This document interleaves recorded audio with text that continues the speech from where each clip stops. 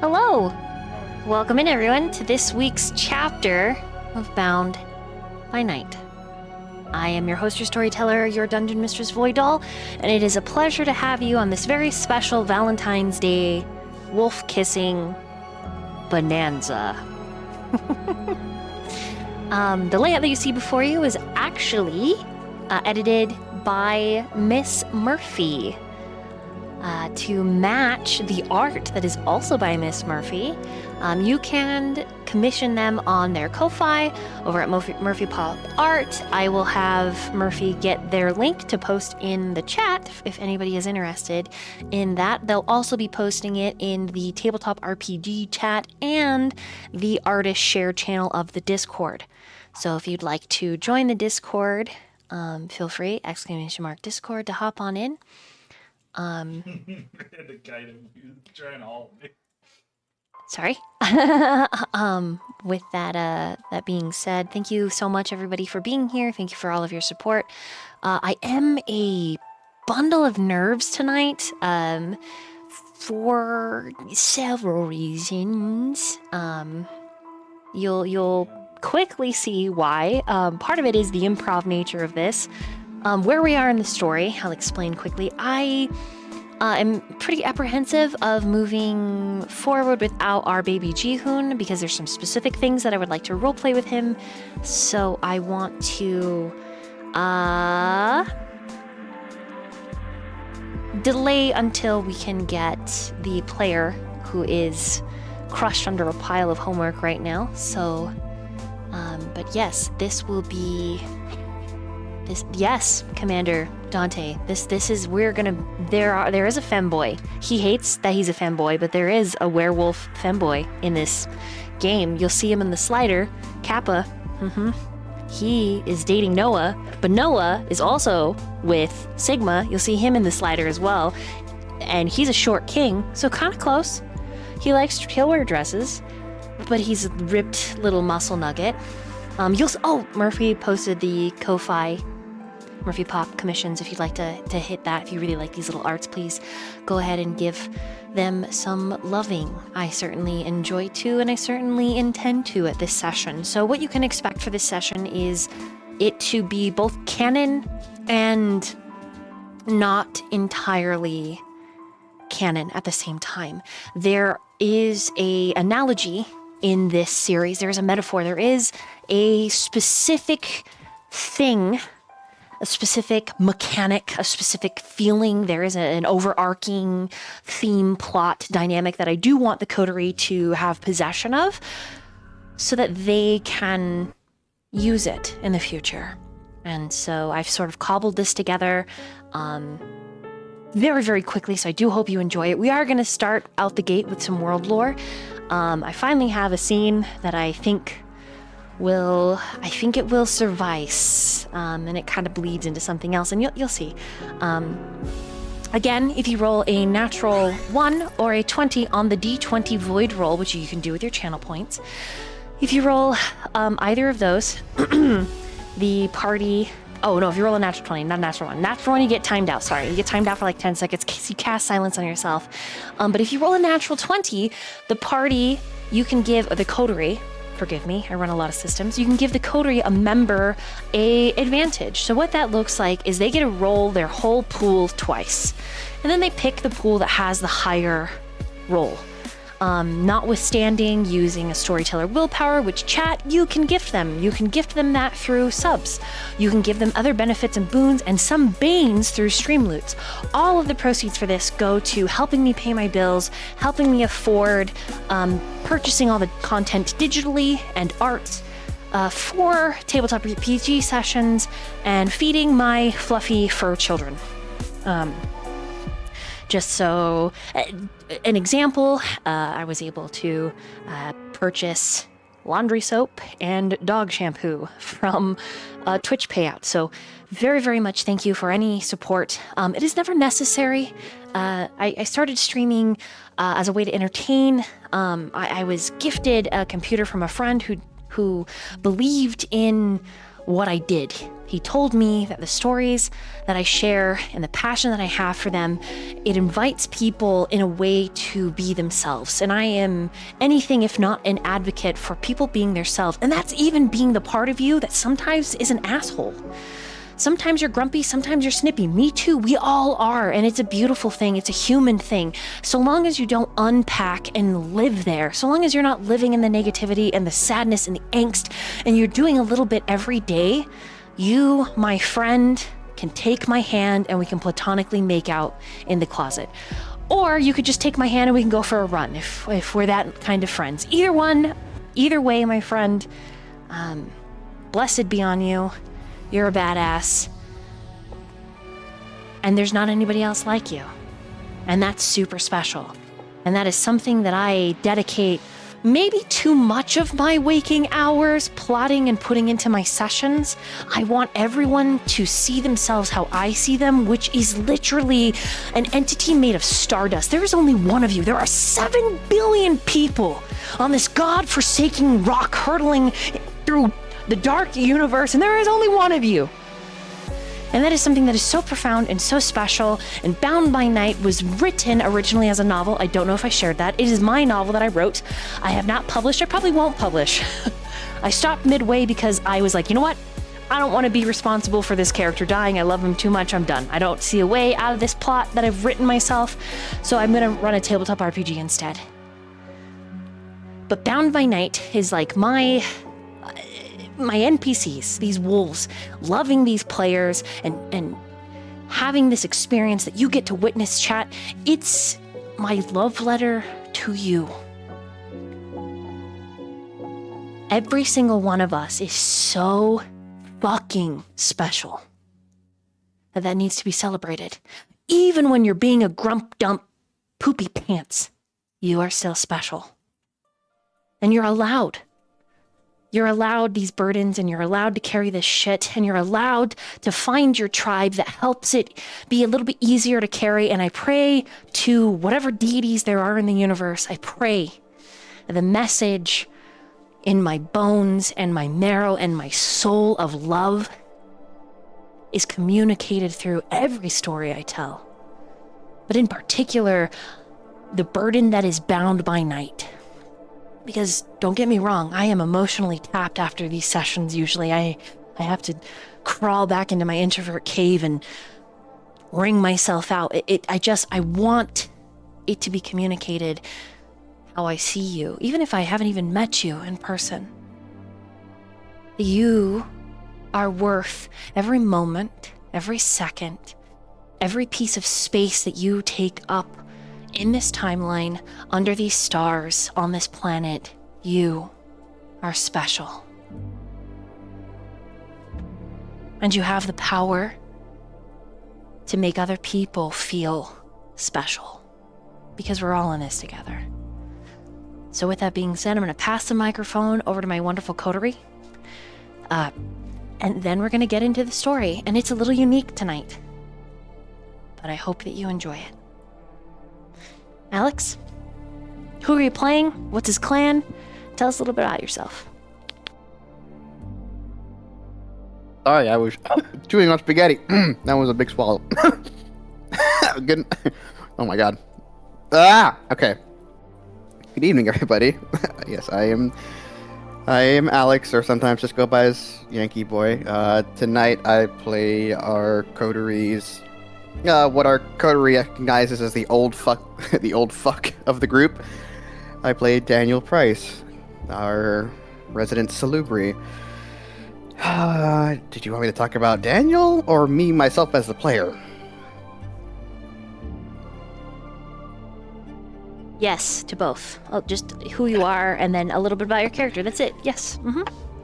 A little bit about myself, if it's not noticeable by Daniel's current art. I'm a big fan of the New York Yankees, much to the antagonization of my DM. As for Daniel, well, I guess I'll talk about him in terms of last session. He the intensity of what the coterie had to go through to deal in helping Gamma took a lot out of him. And he is... In terms of control over himself, he is kind of hanging on a knife's edge. Which makes this session even more interesting to see, because I, as the player, am curious to see in what I decide for him to do. And with that, I'm gonna pass it over to one of our redheads of the coterie, Noah.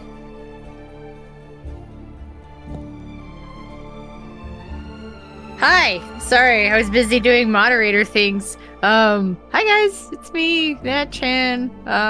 Playing Noah. He's a dude. He wasn't born a dude, but he's a dude now. He's forever been a dude in spirit. He'll tell you so. He's also in a mess of lovely mess. You don't know what to call it, but it's a mess. He loves two people very much, and they are very different people. And therefore, there is definitely a struggle there. But it's a struggle that he is willing to endure to try and make things work. But yeah, so that's a little bit about Noah. He's going through emotions right now because he recently found out that there's a guy that has been actively pursuing Kappa in a very hands-on kind of way, and he would like to end said individual, but you know, we're gonna wait and see what happens, because killing people is wrong, but justice needs to happen. Anyway, moving right along to the other person between two woofers, but her situation is a lot smoother than mine. Quinn. Oh yeah, that me. I was busy typing angry messages about Wes in chat. I saw. Hello, I'm Murphy. Me as a person, I illustrate stuff, I design stuff, I do some podcasting. Yeah, I stay busy. As Quinn, I'm a gangrel with kind of permanent ears and semi-permanent tail. She doesn't know why she's a mess, but she's working through it. And yes, she has two woofers she loves, but it's less a problem with the woofers and more a personal problem, her dealing with all her feelings of being worthy or basically not worthy of these beautiful woofers. And she wants to protect them and she wants to protect their family. But she's just a little fox. She don't know, but she gonna keep trying. Yeah. And I'll pass it to Kron. Hello, everyone. I'm Kron, or Kronathan, depending on what you want to call me. I'm just a gremlin on the internet, and yeah, I play Evan, our local resident Toreador. And he's kind of in between everything right now, just a little here, a little there, just trying to figure out his way. And then... yeah, I'll pass it to our lovely storyteller, Dolly. Hello, I came back to my chair and I saw that there was already 20 subs, so there's even more for Elslore. But right now, the Feast, Frenzy, or Kisses poll is up. The Kisses poll will make a lot of sense when we get into it. If Kisses wins, you'll see. It's I just want everyone to know that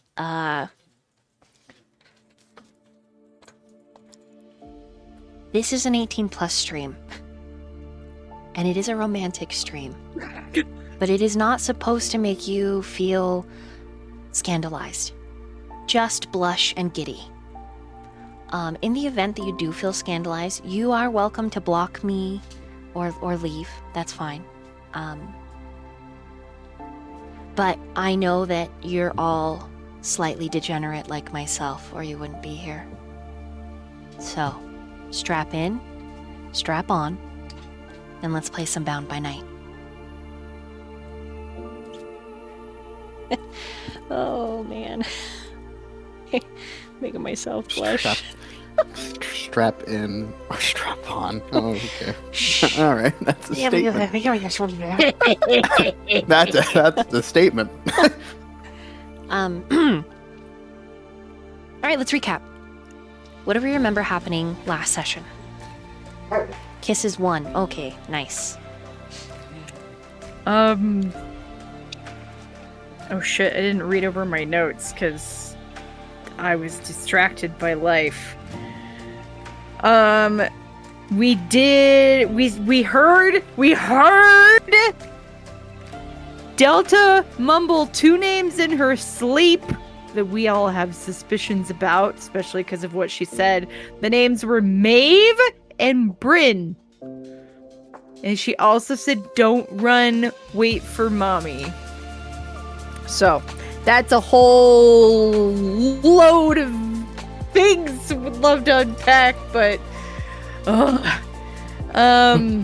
Noah was outside being upset because he wants to do violent things to a person he's never met because they've done things to Kappa and he wants to end them, but he also doesn't want to end them because he wants to find out from Kappa what the fuck is going on. There was a convo between Daniel and Evan about what to do, how long the wolves might be sleeping. They included Quinn on the convo, and she talks about how Beta got shot, and we're all like, oh fuck, because none of us knew that. My cat, stop, get out of there, you can't go, there's no room for kitties in there, get out. Sorry guys. And some cats showed up. Yeah, god damn it. Noah came back inside after Quinn pokes her head outside to check on him. They talk about how they're like kind of in a standstill waiting mode. They gotta feed these woofers even though they're just sleeping. They don't eat because they're sleeping. We're like, okay, what's going on? But it turns out we think they're just kind of in a really deep sleep. We don't know. We're still figuring that out. Daniel found a secret tunnel from the bedroom. Goes outside to tell Noah, who went back outside because there was a raccoon who he met outside. It was like, come back outside and give me snuggles, because he was trying to get inside to get snuggles. So Noah's outside giving a random raccoon snuggles. Daniel was like, hey, I found a secret tunnel. And then suddenly, Sigma appeared after being thrown, God knows how far, into the shed. There was some smooching. Not that was important, but that was a note that I made. He gave us a kind of an update on what's going on with the battle. The fact that Magnus is there, and they're all fighting O. He sees Kappa on the couch, and there was like an instant shift, kind of like in him and in the air. It's obvious that he's upset. He tells everyone basically to lay low and handle things here while they go do the woofer things that they do. Note, Beta now has a collar like Omega, so that's a thing. Noah suggests the coterie vibe with the woofers while they sleep. They notice Daniel hasn't come inside, so and Noah was like, so someone should go check on Daniel, right? And Evan and Quinn both kind of looked at Noah like, yeah, that's you, okay? So Noah got voluntold that to go check on Daniel, so he did that. Also, note, Segment City knew about Noah's dad being a wolf because he could smell him. And then he ran off before he could explain any of that. So that's a whole thing that needs to be discussed and unpacked as well. Delta wakes up. There's a funny conversation between her and Evan about his titties and how she is snuggling them and is very happy about that. Delta was gonna go off to rejoin the fight, but then she gets a glimpse of Kappa and like marches across the room, flips him over, takes the sweater off, sees all the marks, and immediately turns to Noah and is like, "Did you do this?" And he's like, "Fuck no, I didn't do that. You think I'd do that to him?"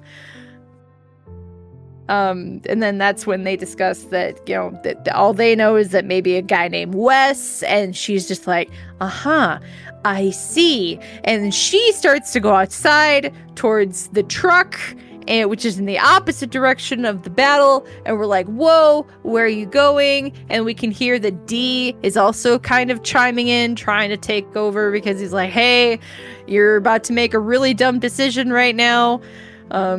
D did end up having to take over so that Delta did not take off and possibly maybe go murder Wes or whatever her intent was. Girl, I get it. I feel you. Quinn and I we want to, yes. There was a really, really,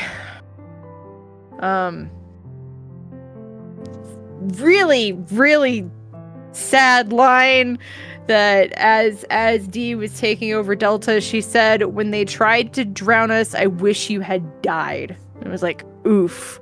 And that's where we ended. It was a rough line to end on. It made me instantly emotional, and I re-listened to it this afternoon while I was at lunch, and I got instantly emotional again. I was like, ow. But that's it. That's what happened. That's the gist of what happened last session. Awesome. Thank you. Yeah. You're welcome. I like it.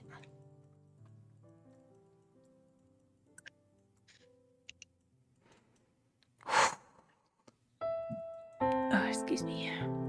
All right, let me see the lore. NPC lore.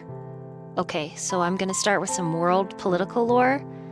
And then I would like the coterie to please pick an NPC. Chat, feel free to post character names. The main NPCs are again on the slider that's right below me. But if you would like even more adjacent, like other NPCs that you remember but aren't in the slider, feel free to throw them out if you would like. Okay. You guys ready? Do you have your notes? Yeah.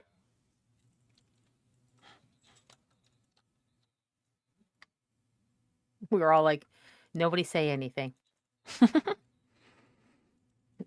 Let's do this. I would like you to imagine with me a dark room, finely dressed individuals seated around a very long, wide, dark oak table. The room is so dim that they cannot make out each other's features. At least they wouldn't have been able to if they were mortal. But these individuals in the dark can see each other clearly. 7 of them in total. 2 of them are not seated. One stands by the case of trophies, holding her glass, though it is for show, tapping the glass slowly with her manicured nails, pointed to a stiletto. Worry races across her spine, and across her chest there is a pain. What worries, you could ask yourself, would an ancient have? What possibly would someone that has immortality, though the immortality is only suspended in an ever velvet night, what worries could they have? And for her, it would be many. There are rumors among those who preach, teach, and live the masquerade that the Toreador are the most human. But they would be wrong. Just because the mean and the average states that one clan errs towards a bravado, false humanity more than another, doesn't mean that the individuals are forgotten. In fact, it cannot erase the individuals. And surprise, surprise, surprise, she, to her own clan, is considered a cockroach. She is considered different, on a divergent path, because she is Ventru. She carries the weight of the scepter and the sword, and yet the crown that she bears, it is not self-sufficient in the political world. No, she worries for peace. For peace. Because all it will take is one tug of the curtain and the masquerade falls.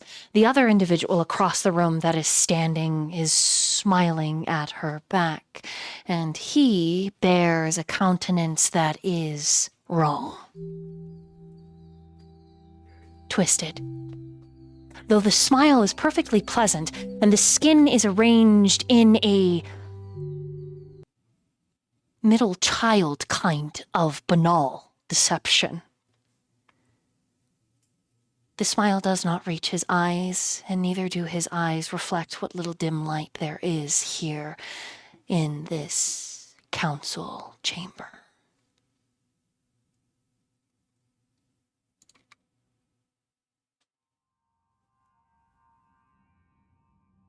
His smile never leaves.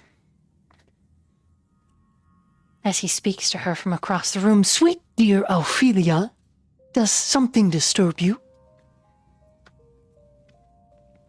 She winces. Her name on his mouth is wrong. "I prefer Olivia. The other name is dead to me." She injects as much venom as she can, but she knows that she is caught. She knows that this thing wearing flesh that is not kindred, but is allowed in their ranks because of a combined problem. You see, all of these supernaturals are up against a tidal wave of quickly producing daywalkers. That is to say, the Second Inquisition. First lighters, if you will. Globally, they have shifted. Great organizations that once bolstered an aloneness have started hiring simple hunter cells to progress the culling. The pulling back of the curtain, and Olivia twists, eyes narrowed, at the demon.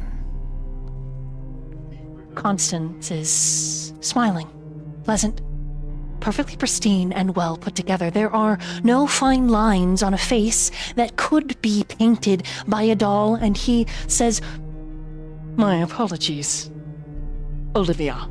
You seem distressed. Could we perhaps aid you in any way?" And a hand, almost electronically, shifts and sets on a Toreador's shoulders. Long, white hair that drops over a fine, see-through lace shirt. A pianist a violinist, a musician of the oomph degree, Lysander. He reaches up with a gloved hand to pluck the demon's palm from his shoulder, flicking it as if it is trash, as dirty. I think we should focus. We are all here for the same reason. And they look to the head of the table that is hidden in the most dark. For the creature that sits in the throne, surprisingly, is from a clan viewed as monsters, as cruel, dark sovereigns. A clan that was once thought extinct. A clan that attempted to rise to power only to peter out and disappear.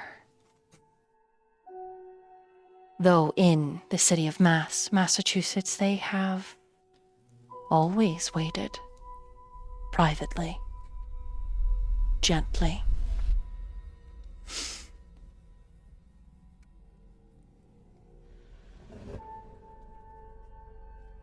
Every head at the table, every primogen turns to look.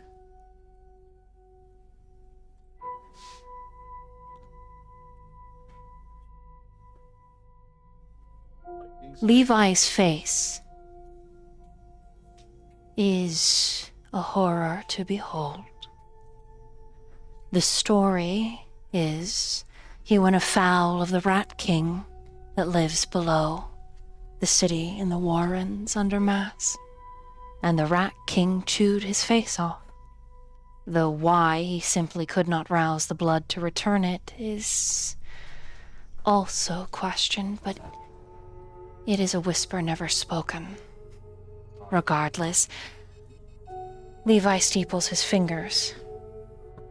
Strong, blunted tips, though under the nails are a little blood left over from his earlier feasting.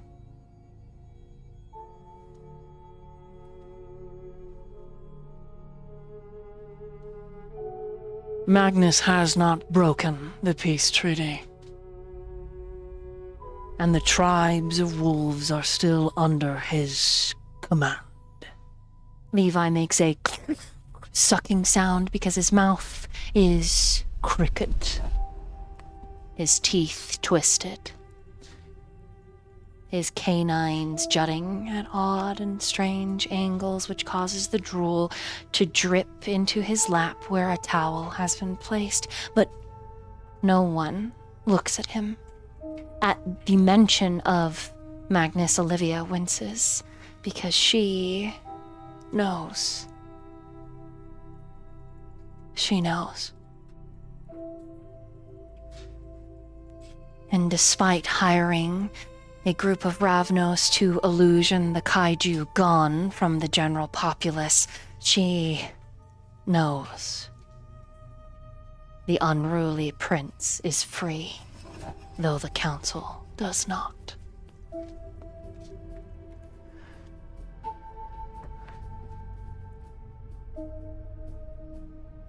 Levi continues. Your fears have been noted.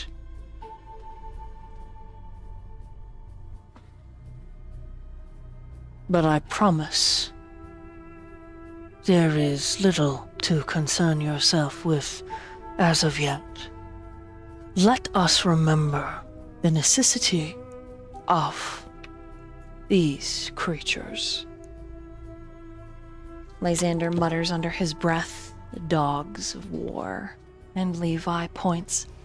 Yes, but let's not insult the wolves.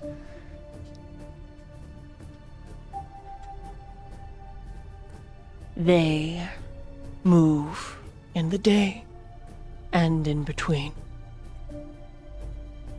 25 years since a K-Knight has walked the city of Mass.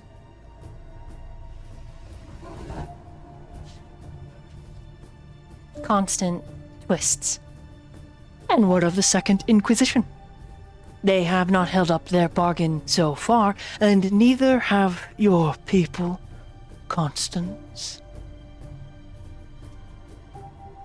Though his name is Constantine, the nickname is a reminder, a political lash to put him in his place. Of course. I mean no harm. My words are simply a concerned warning. The lackadaisical and slow, almost halting way that he speaks grates on Olivia's heart. She stops herself from clutching the glass at her chest. She needs to look regal. She isn't standing because she is standing because she is Ventru. She cannot be seen weak by any of these other clans, especially not in front of Levi. Members of his clan that were deemed dead, that were thought to have been consumed, have been walking upright again.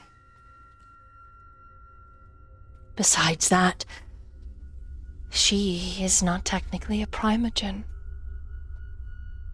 Octavian is, and he is seated before her.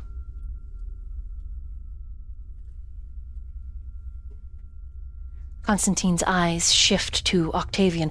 Naturally, your childer is handling it. It being the Wild Prince. So dubbed politely by society, Omega.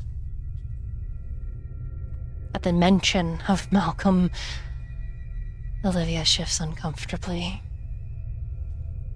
The fact that she was allowed here over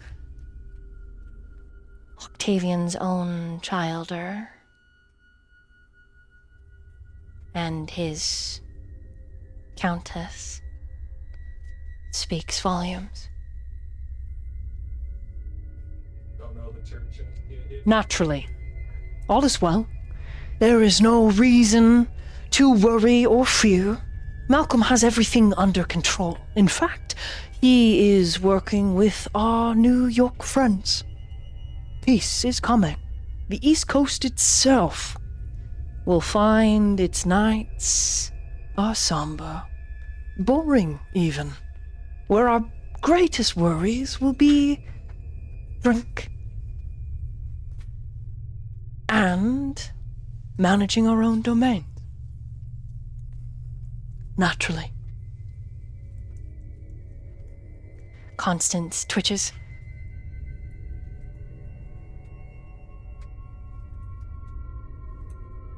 And Levi grunts. And the conversation shifts. So, then, Joseph. and the Toreador jumps. Your sire Says Levi. has not yet come to greet me. Have I laid some kind of offense? And as Levi speaks, Joseph experiences something that he wishes was simply an illusion. All of the lights go out, and his chair begins to twitch. Tendrils of shadow, which change into flesh, into hands of the dead, reach up, grabbing just at his knee, his thighs to hold him in the chair, and standing behind Levi, an undead plethora. Not only kindred, mortals, wolves, and something even more terrifying, mechanics draped in flesh, and beyond them are a faceless, thin figure, commanded by one ancient abomination. No offense, sir. Forgive me, I have been on vacation.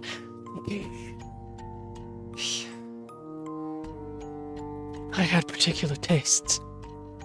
I wanted to see met. The fear. He can hear it in his own voice and it disgusts him, but there is no way he is winning this social combat. I will speak with him. I will speak with him presently. I promise no offense. None whatsoever. Good. See that he reaches out to me, please. I am dedicated to preserving the masquerade that we all so humbly work night to night to maintain. This treaty that extends beyond species is necessary. Joseph. Of course, sir. Of course. He swallows because one of the undead hands has reached under his shirt and its fingers are pressing into his belly, and they are dirty, wicked, broken nails, and they are pushing and they are blunt and it hurts. It is a myth that Kindred do not feel pain, but no one else at the table is reacting, so perhaps it's simply in his own mind, and then he feels his hunger increase. His appetite. 1, 2, 3, and the frenzy causes him, the borderline of it, the very tip of it causes him to grip the chair, and his teeth unsheath into his jaw, and it is Constance who chuckles that brings Joseph's attention from Levi's gaze to something else, and Lysander stands. I think this is enough.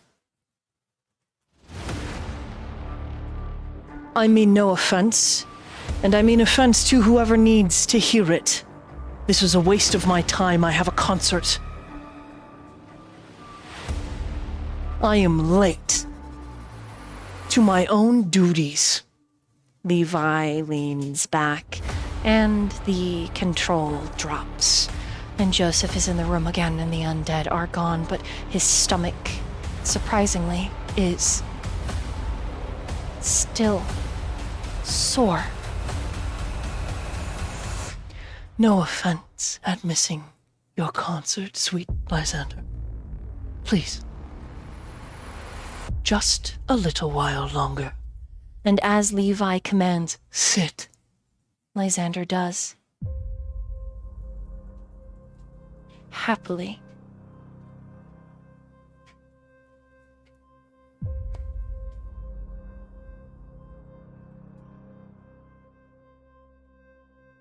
I want all of you to meet the newest addition to our treaty. And as the doors are willed open, standing there with his own entourage is a prince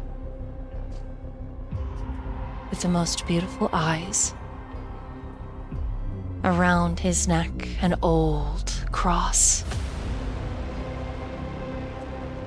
Such a beautiful man, and an even more wicked beast, as Levi introduces the Prince of New York. And that is our world lore. That is a political scene that is happening.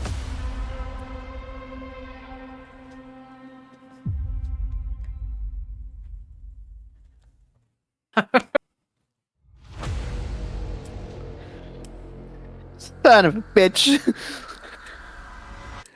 Hi.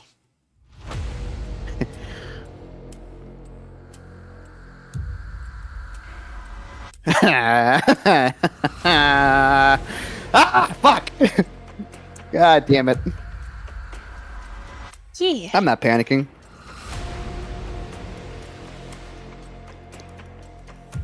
I blame you.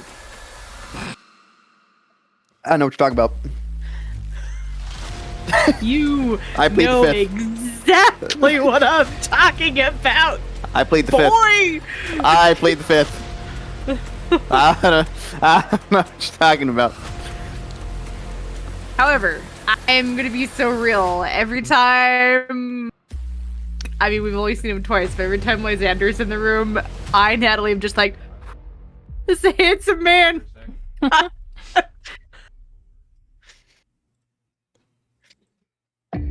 Hee hee. Hee hee. Hee hee. Okay. Fuck. Beta lore. Is that a good consensus? What are we thinking? And that's what chat was asking for. What I'm about sure. the coterie? I'm down. I like all the NPCs a lot, so I'm down for beta lore. I'm sure that someone in the coterie will agree. I feel I shouldn't vote. I feel I shouldn't. I feel I shouldn't. Maybe you can sense it though.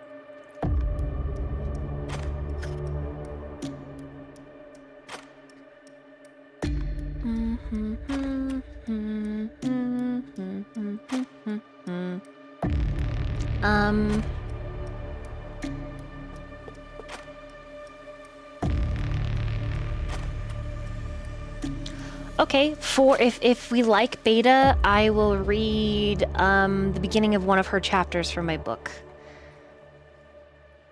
Oh hell yeah. It's not anything we don't already know. It's just a peek into some of her personal life, and then maybe I can give you a little bit more if you would like. Not too much, because spoilers, but a little. So, okay. If everyone is okay with that, then I will simply read this as if it was her. Will Evan have time for his date? You know what? That's a good point. Kron, It is 11:30 Eastern time. do you need to go soon? Should we just start? Should we end with Beta Lore instead? We can end with the beta lore. I think that's a good idea. Let me just start. Yeah. I am good with whatever. But yeah, I have to leave at my normal time. Okay. Tell your boss you have to take tomorrow off because it's President's Day and Wow. kissing that day. Wow. All right, sweet. Okay, so we're gonna start for the sake of Evan, and we'll have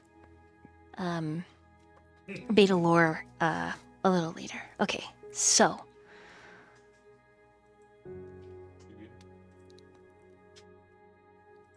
it is some moments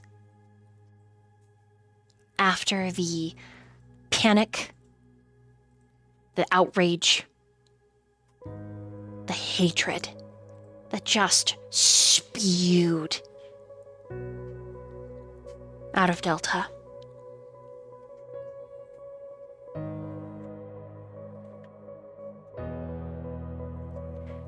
All of you have made your way inside once again.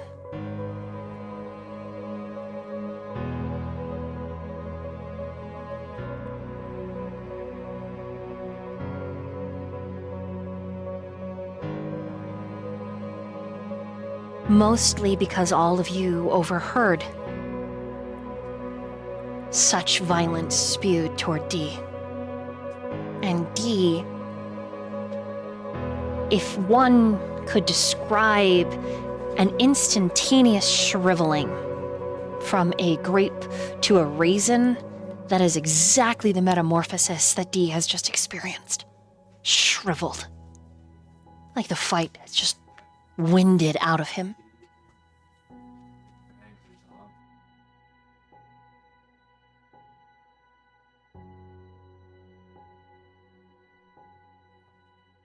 There has been only tension. Not any talking, just some more finding of food.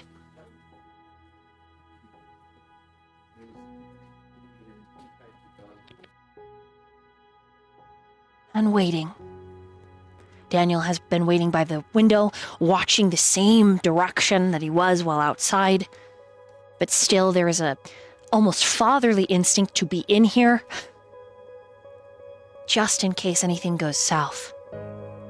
But what is most curious to all of the kindred in the room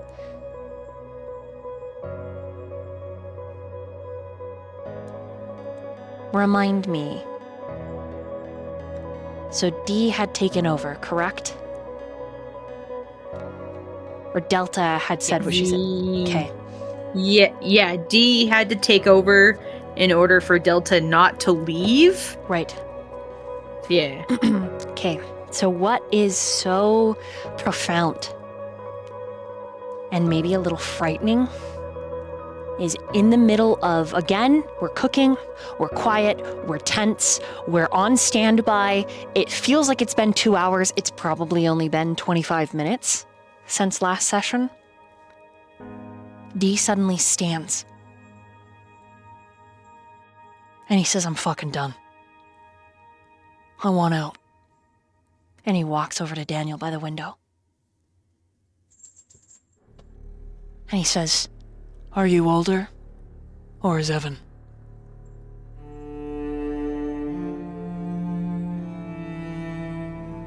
Daniel raises an eyebrow. I'm the oldest, yeah. okay. He grabs your hand.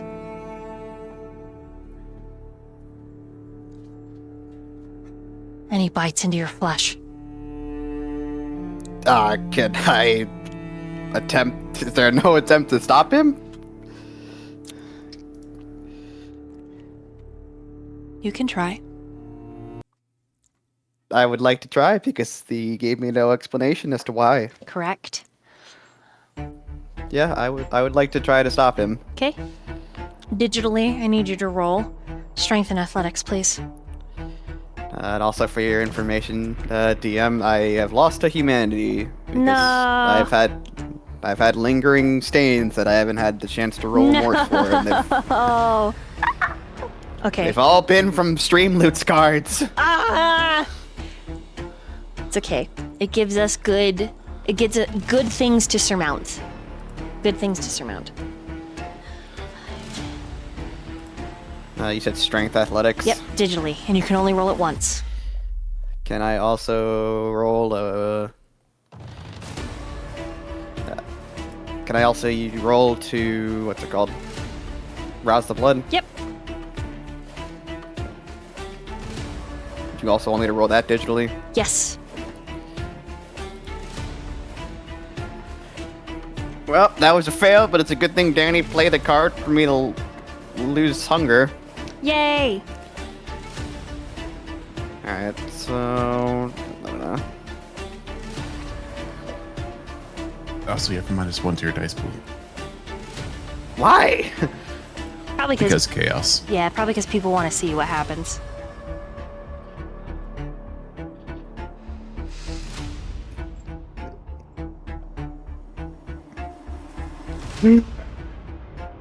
Okay.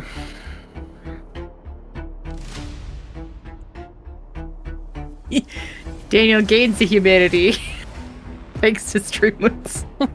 What the fuck is going on right They now? love you. There's so much... Nightwind, listen, Nightwind loves you. What is happening, man? I'm getting both ends of the barrel right now. Alright, so I lose the dice, but then I blood surge, math. Yes.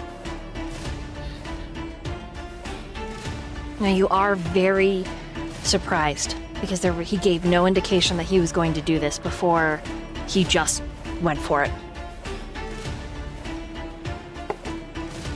Wow. 12 dice, and that's what I get? Jesus fucking Christ.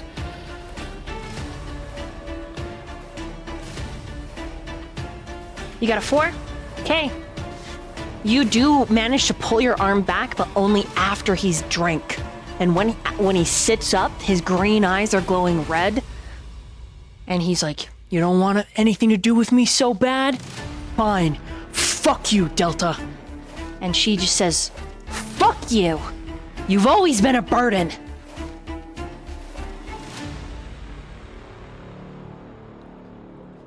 I need everyone to make a composure and resolve check. As a vile red aura and energy explodes, centered on D.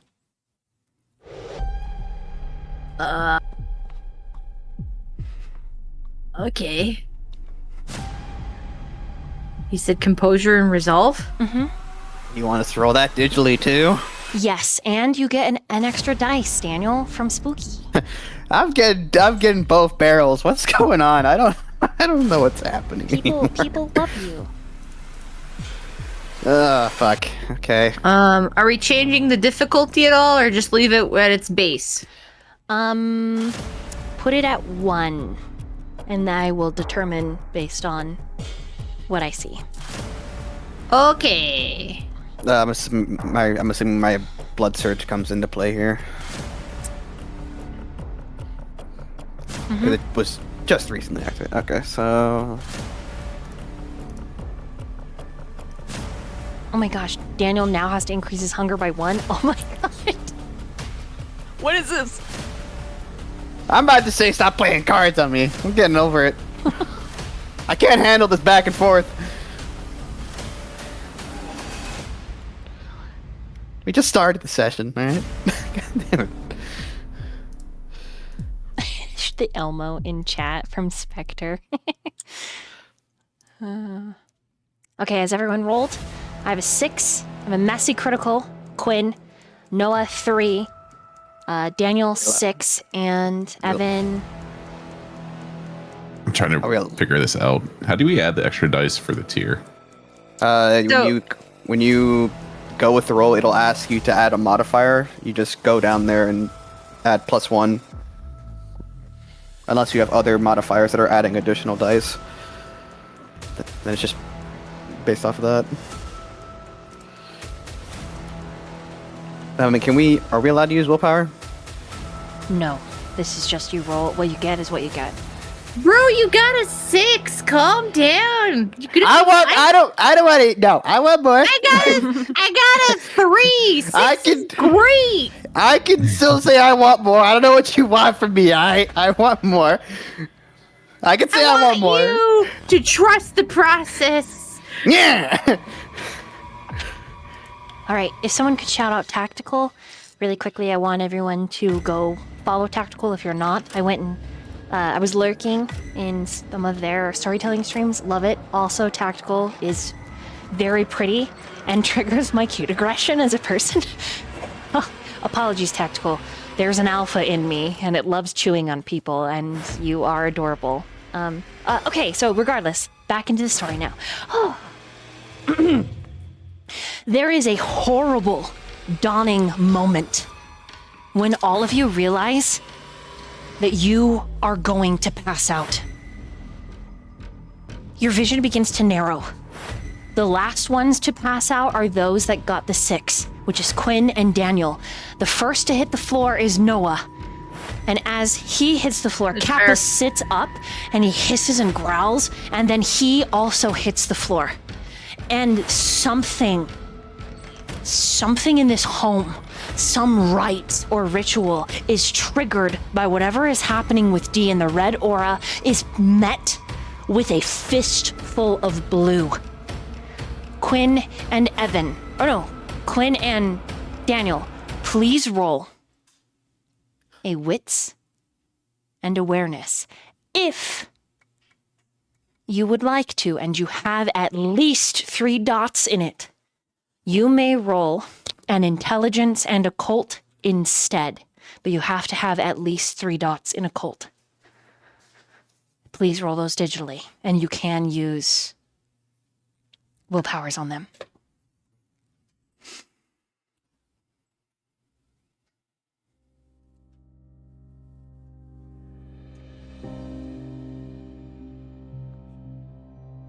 I'm gonna use a willpower. There's so many dice in that pool, and I'm getting such small numbers. I don't like it.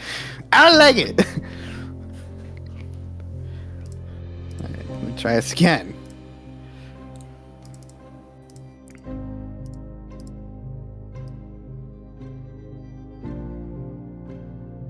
Oh my god. I'm gonna do it again. I have Wow. willpowers to spare. We got 20 subs Okay. earlier. Yeah, so everyone will have 5 storyteller willpowers gifted by chat. Thank you so my much gosh. again. Yeah, thank you. I'm gonna promptly give one of mine to Kappa, one of mine to Sigma, one of mine to Dad, and then I will keep 2. Just make a note in your notes for me. Yeah, I will. Oh my Oh, gosh. oh boy, Daniel. I fucking hate. This roll 20 is being mean tonight. Okay, I guess it's a total of 8. Also, Quinn, you have 1 level 1 random discipline. So if you would like to look at that while you're waiting for your turn, that would be great. Oh crap. Yeah. Okay. Mhm. Okay. Okay, so Paperwork. before you look though, what did you get on? Did you roll an intelligence and occult or wits and awareness? Wits and awareness. Got a 3. Got a 3. Okay, I got an 8 on intelligence and occult. you have 3 dots in occult at least. I have exactly 3 dots in occult. Ooh, you lucky panda. Okay, Quinn. I'm old. I'll describe what you see first. It seems like a triggering event. The entire small cabin shakes ever so slightly, and there is a vision that moves before you as that red aura explodes out of D. The vision before you is of a dark wolf, half-shifted, biped, moving in front of you to protect you, and then the ephemeral vision.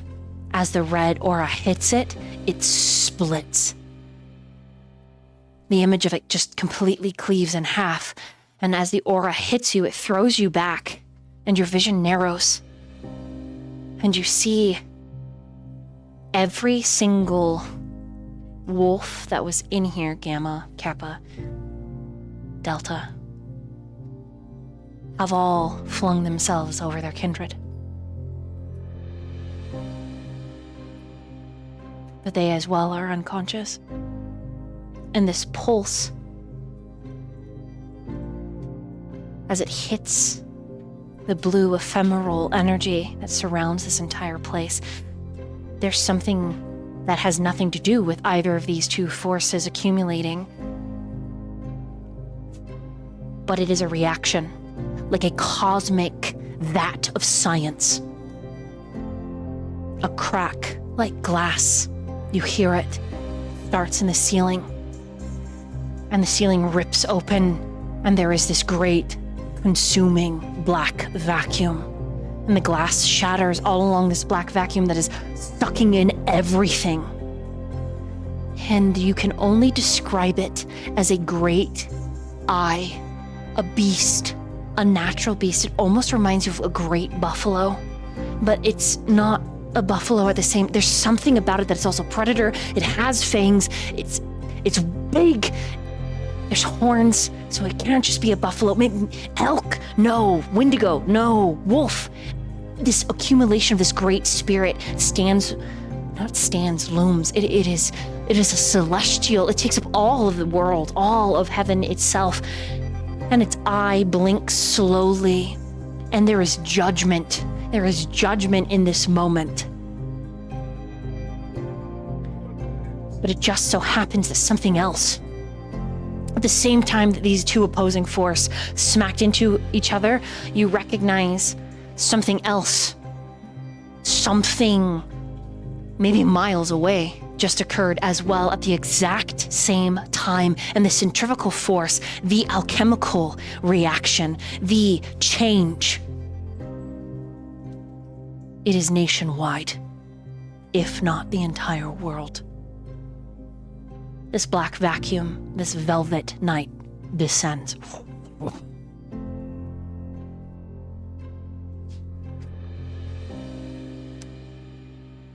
Quinn, your vision goes dark. Daniel, You witness the same thing as Quinn. The Great Spirit, the all-consuming. But you know this for what it is. Wolves, as far as you have surmised, make connections, deep bonds, not only with their lovers, their mates, their pack, but with spirits. And an entire pack, an entire tribe. The tribe that houses the pack can make connections to greater beings.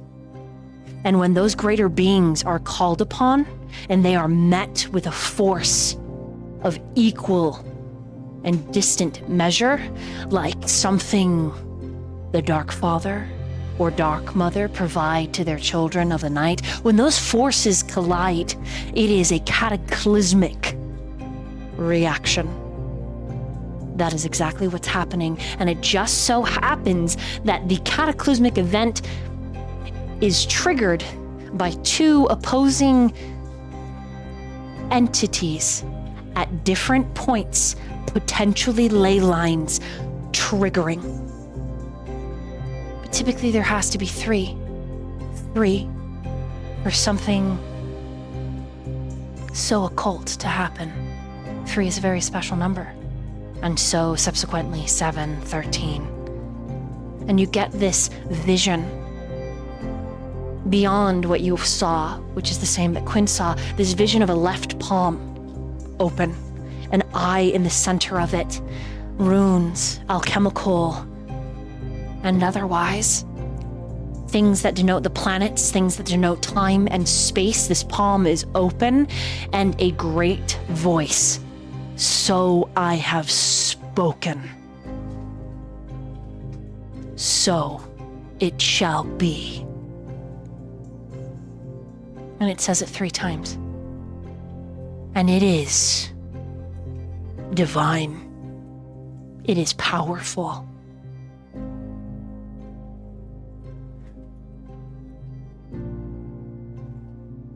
As you drop to your knees, Daniel, and the roof and the siding and everything in this cabin has been ripped asunder, you see the mountain, the wolf creature, and meeting it, you see these dark tendrils. Something that reminds you of the game Cthulhu reaching up to wrap around it. And the wolf is a spirit of blue, and the tendrils are red, and they are clashing. The mountain next to them explodes. And the earth itself screams, and you are surprised that you hear it. And for a second, like the eye of Sauron, you are shifted to the battle between the wolves, and there is a great evil, a progenitor of all bloodlines below him, and he has awoken, bled upon by an abomination chosen by the very god of all Garu. And as he sits up in his coffin, the world descends into darkness.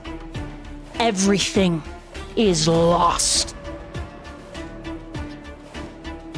Save for your coterie and a distinct purpose to rewind time using the unique, once in existence bond with your wolf. It is not Gaia that reaches you. It is not pain. It is something else. Wild weaver worm. Something else. And you drop, consciousness consuming you. Evan, please roll a wits and awareness as the scene completely shifts. Alrighty.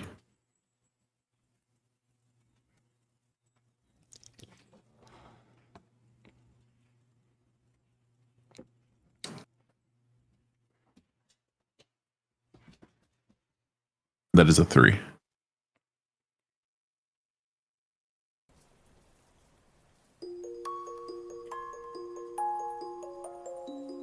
You find yourself in a location that is perfect for romance. A vineyard. The vines themselves, the fence line that they grow up over, tiny twinkling lights within. It casts everything in a gentle and soft glow. You are wearing a suit. It's beautiful, well spun. You wear all of your typical dressings, watch, rings. You even have your wallet and keys. But you know that this is a dream. A nice one, but a dream. You are seated in a gazebo, and a table has been set for 2. There is candle, a meal for your date, a glass of blood for you.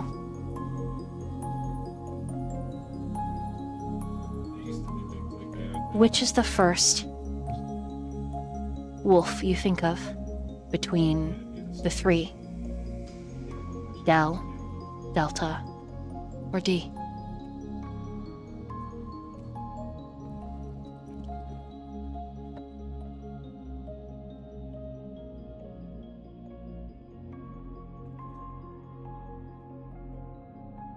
He would go with Dell. You almost immediately hear the clumsy apology, and you can see on the fence where some of the vines are shaking, and you imagine she's fallen, and she steps around the corner, and she is dressed short skirt, little bolero. The bolero itself is a type of lace made like eyelet lace. There's something about her that isn't as badass as a desert eagle in her underwear. There's just something feminine and adorable and tiny about her. It's very motherly, and it makes you ache because you know about Maeve and Bryn. And in her hands, like typical, Del is a basket with gifts for you. Something she's always done that you now recognize as a tell to which side of Delta you're dealing with. Sorry, Delta. Yeah, this is Delta. Del's the... I need to check my notes. Regardless, you get the soft side of her. And the minute that she sees you, she brushes some of her hair back, which it looks like she's curled, and she grins. There's a little bit of dirt on her nose. Her knees are a bit scuffed. Hi. Sorry I'm late. That's fine. I'm glad you can make it. My car is still a little broken. I did manage to get it mostly fixed, though it has a door from the junkyard that doesn't match the paint, but that's a tomorrow problem. And as she steps up onto the stairs, her gaze sweeps over the spread, and her eyes water a little. Aren't I lucky? The decorations, which you have no memory, or the memories that you do have of laying the decorations out for this Valentine's Day, they're not really yours. You don't know why you are getting this, why this is happening, but there is something to achieve here. Instinctually, you reach for her hand, and the moment you take her hand, Evan, I need you to roll an intelligence and insight. Unless you have 3 dots of occult, and then you may roll intelligence and occult. Oh, you know Evan doesn't have that. Yeah, sorry. All right. And as he'd reach for her hand, he'd go to like brush a little bit of dirt off her face.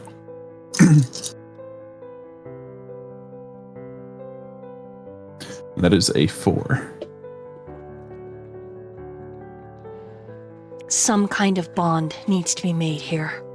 Some kind of vow. There is some emotional, significant purpose in what is left of your human spirit and hers connecting.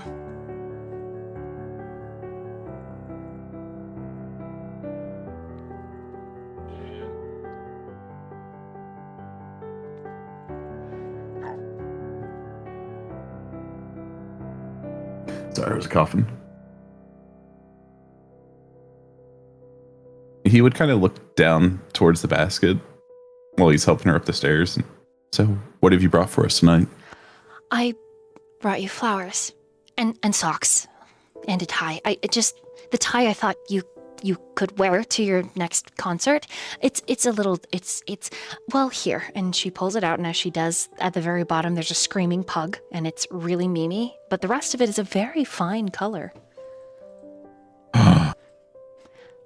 He would immediately undo his tie and put that one around his neck and then start making it. I just thought it would be fun. The socks are mostly just because I really like fuzzy socks, and I noticed the other night while you were laying in bed, your feet look a little sad. I know it doesn't change much, like every night when you wake up, they're back to what they were, which is essentially perfect, but I know that when you work, when you're moving equipment and on your feet a lot, they can get sore. Just when my feet hurt, I just, you know. And this, I brought this. I stole this, but I did bring it back. And she pulls out of her pocket some keys and change.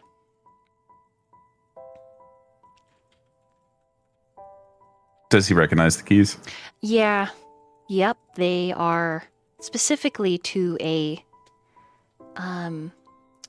it's not a drop box, but it's like a UPS box that you have, like a lock box, right? That keeps a lot of valuable things, things that assist in keeping you hidden from the populace, the fact that you're a kindred, just like important documents.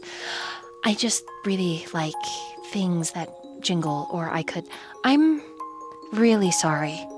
I'm trying to not steal since we talked about it over the donuts. It's just... He just leans in and kisses her. She chuckles and is gonna kiss you back. And as he pulls back, thank you. Thank you for trying. And if you like things that jingle, well, what about a bracelet with the little charms? Oh, I have plenty of those. Yeah, but we can go get one together. Oh. Is anything open right now? I'm sure they could be with the right persuasion. You can tell that she thinks about it. She thinks about it. She really does. But a shadow moves across her gaze. No. I think we have other things we should talk about.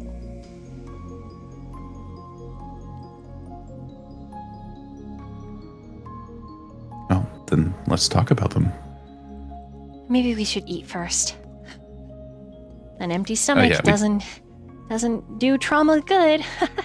Oh God. He would take her hand and kind of lead her over to her chair, pull it out, the whole 9 yards. Some of her favorites just appear. And it's a little fun to see them appear as they do. The pesto pasta, the Pop-Tart adjacent pastry with the icing spread over it, chocolate milk, sugar-covered strawberries, and she's giddy. She eats, Your conversation is light while you're eating. She doesn't really bring up anything significant. Does Evan bring up anything significant?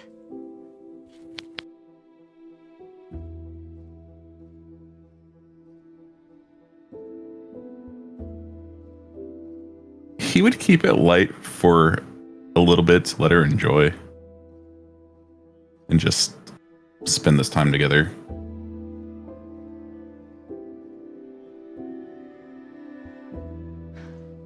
Could you describe what finery, like if Evan was in the most fine thing he's ever worn, what does it look like? Could you describe that? Just so we have a visual, unless it is literally what his chibi's wearing, and in that case, feel free to describe that.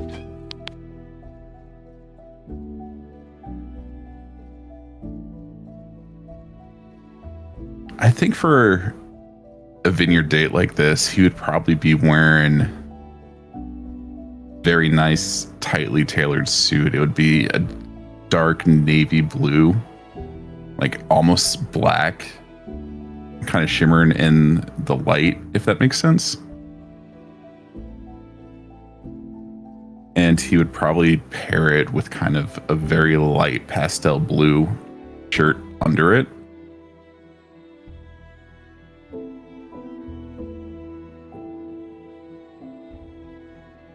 Like I think that's silver lovely. cufflinks, hold 9 yards. Yeah, like when the light catches the fine fabric, it's almost satiny. Mm-hmm.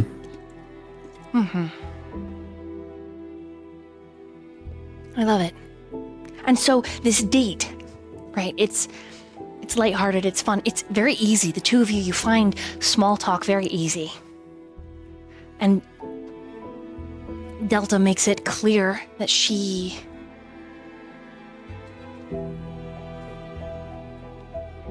is aware of everything that has happened in the Chronicle so far. But it's as if she's kind of almost viewing it from a distance, and you think that is simply this haze, wherever this spiritual realm is that you are. But afterwards, when more strawberries, this time chocolate dipped and sugar coated, come out, she says, "Can we walk?" After eating a couple of the strawberries. I think this might be easier to talk about if we're moving. Oh, absolutely. And so the two of you walk. And she's moving as if she's been here before. And you think that this is a location that she would take you to on a date. And it kind of warms your heart. You walk. Surprisingly, this vineyard is next to a pier, and you walk it. And you can see that there is a yacht that is dedicated to the Valentine's Day theme. Lights, little hearts, roses. But she doesn't take you on board. She continues down the pier to a more shadowed area.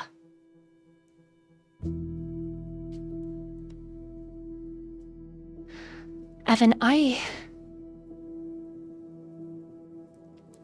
You what? She doesn't look at you, but you can see that she's twisting her fingers over each other. Like she's twisting the knuckles as if there were rings there, but there's nothing. Her hands are bare. You can see that she wets her mouth.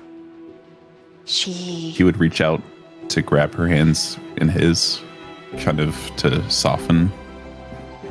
She gazes up at you. You can see that she's grateful. And then she steps away, putting distance between the two of you, and it makes your stomach clench. I haven't been entirely honest with you. And I'm not really sure that I can really be. I don't even know why I'm bringing this up now. With Dee on the fight, I just think I really like you. I really, really like you, and I don't want to fuck up again. I don't want to run What do you away. mean?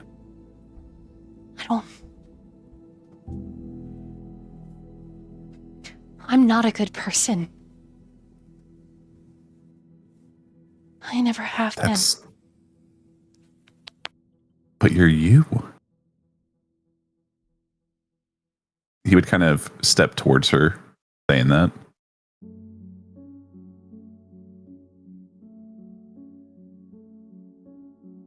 Like, that doesn't matter to me. What matters to me is that you are you.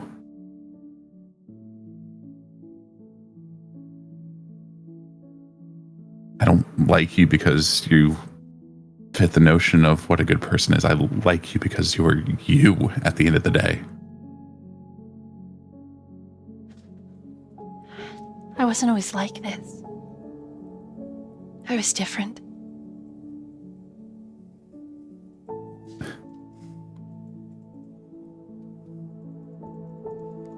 I was too. I ran away from everything. Me too. Me too.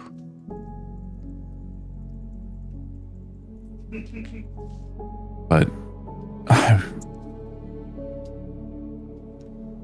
want to stay and fight with you, if that makes sense. Not like actually fight you, but like work with you.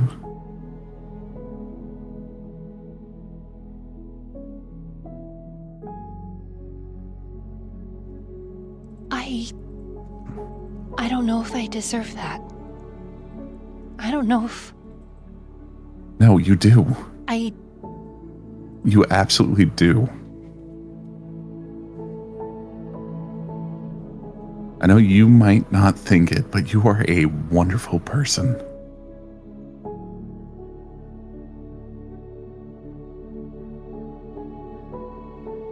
And that's all there is to it. Roll a charisma and persuasion.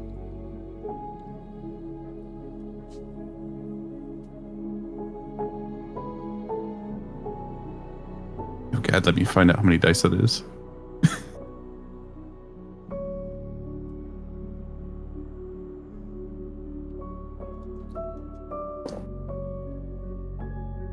Does he get any of his bonuses for that? Or no? What is his specialty in it? I think he's talking about his good looks advantage. Oh, Well, I have negotiation and persuasion as well. Yeah. But I also have stunning. sure. Yeah, you go You ahead. also have a +1. Yeah, from tactical, I think. Yeah. So the +1 from the dice, +2 from the other. Mhm. All right. Sorry if you heard me kissing my dog. I was mooching ASMR. It's Valentine's Day. More dog kisses. And dice ASMR.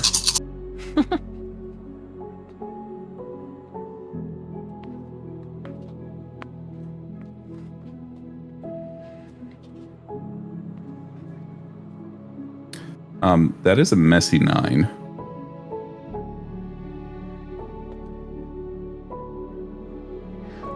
I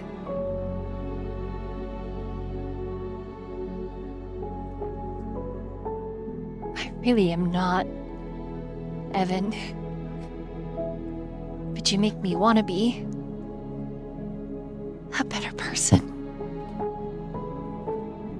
Then let's do it. I don't know how. I don't know how. Every time I feel backed into a corner, I just want to run. Or steal. Or I take things because I feel like I will never have enough. And I just... Here. We could find out together, okay? Oh. I don't even know what that looks like. Well, it starts with this, and I want you to take this. He holds out his hand to her. She holds out her hand. Whoa, what is this? He's going to grab her hand. He was offering her his hand to take. Okay, he takes it. And he is going to pull her into him and hug her so that he can whisper into her ear. Look, you've already taken my heart. And yeah, it might be hard going forward. We might not know what to do. but we can just take it one step at a time and do it together. Like,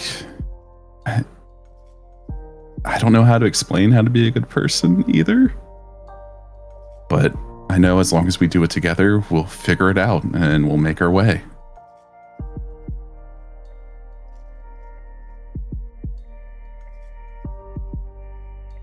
And that's all there is to it. He'll give her like a little kiss on the cheek just above, or like just above the ear, if that makes sense.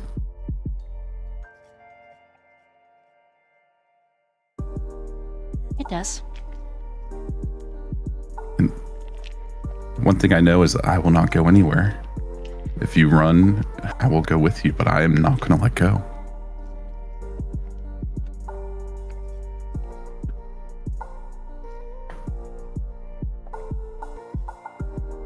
I don't know if I'm allowed a second chance after everything I've done. Second chance, a third chance? Like, this is my second chance, so I'll give you as many chances as you need.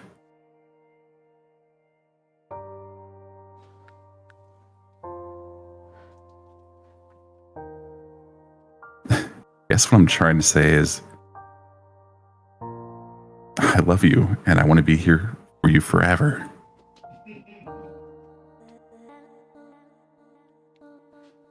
She hugs you around the middle, really tight. The kind of tight, like, you know, she's gonna flee the minute she lets go. He is just gonna hug her even tighter. I can't stay, Evan.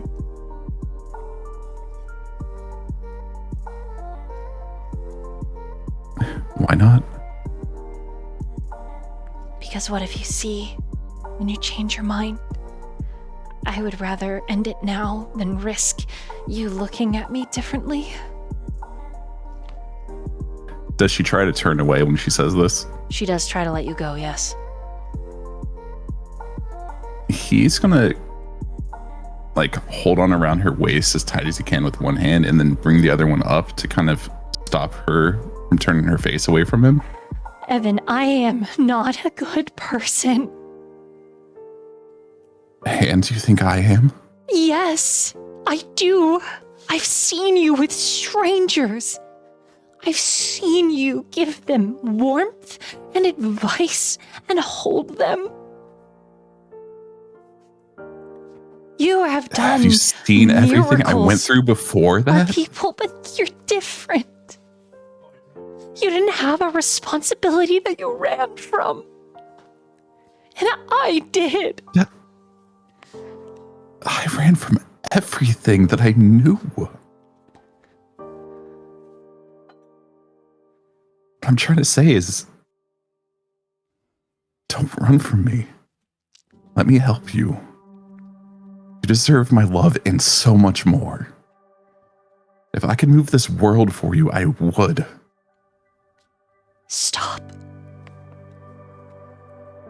Stop. You can see that her lip is quivering. And her tears are flowing freely. And you can feel the tension in her body. And the moment that she uses her Garu strength to pull away from you and flash away, you know at a heartbeat before she's going to do it. You know that she's going to run. You know that she is. You know that this is the nature of her beast. Don't. I will chase you until the ends of this earth. You cannot hide from me. To hold on to her, I need you to roll a strength and athletics. All right.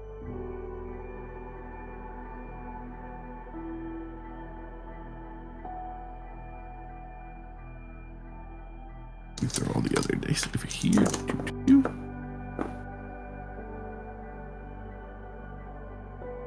Or actually, he might actually rouse his blood too.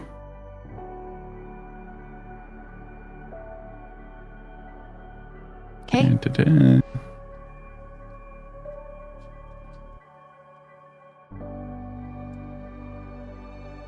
Woo. Okay. And then with blood potency 1, what do I add for that? Should be 2. +2 dice. Yeah.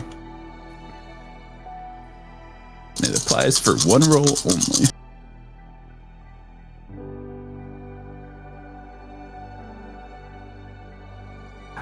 That is a messy 7.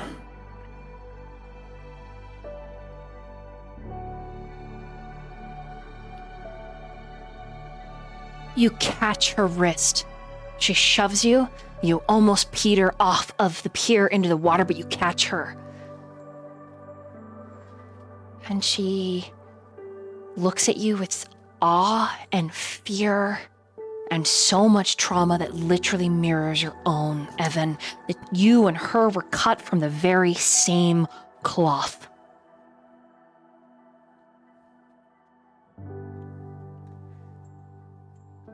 She yanks her wrist away, but the two of you are caught as if in stasis.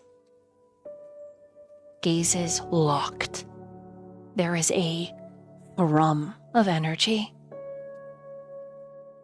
You know that she believes you. I'm sorry.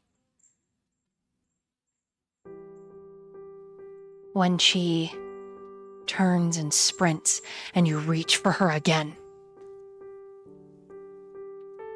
there is a flash of red. And there is no one in the pack faster than Dell. She's gone. And as you are sputtering, catching at empty air before you, smoking a cigarette on the pier that is suddenly dingier, darker, dimmer, the yacht is gone. Warehouses loom up all around you. D is smoking. And as he exhales from his nostrils, and he turns to look at you. You're never going to be able to pin her down.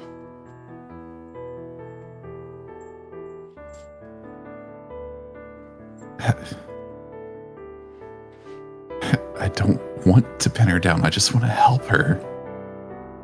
I want to show her that I love her and have her believe it. I think that's the problem. She does believe it.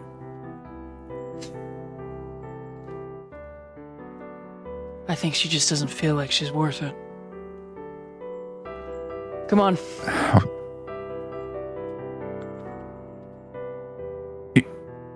He could see like Evan was like about to ask a question, but when he says come on, he just straightens up, fixes his jacket, and goes over towards D.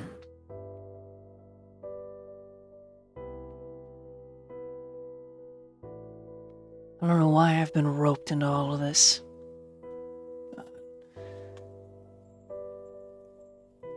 I guess,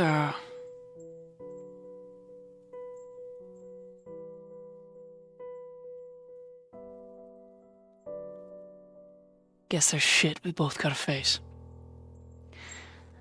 A card has been played. You have a jacket. It's changed. While meeting with D, what does it look like? So you know what D looks like. Leather jacket, covered in patches, studs, tiny shirt. It's all torn. It's only tiny because it's so torn, but it is the kind of torn that's clean. Probably purposefully distressed and bleached to look that way.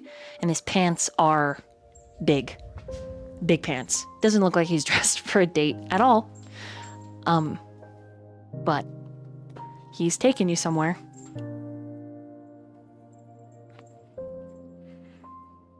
Okay. Well, I guess per the card, if it's one of D's jackets, maybe it's a newer version of what he's wearing. Okay, so That hasn't been quite broken in yet. Evan in a leather jacket with studs and patches. Little anarch looking. Little rebel. Okay. All right, cool. Cool. D brings you around one of the warehouses, and you can hear, sounds like shouts and this really dull sound, like thudding, like doo, doo. As you cross one of the open doors that's guarded by 2 big bouncers, you can see that there are fights going on among the fishermen. Probably some military folks in there. Bets are being passed around. Dee doesn't stop, he keeps walking. Are we not going to talk about that? Huh?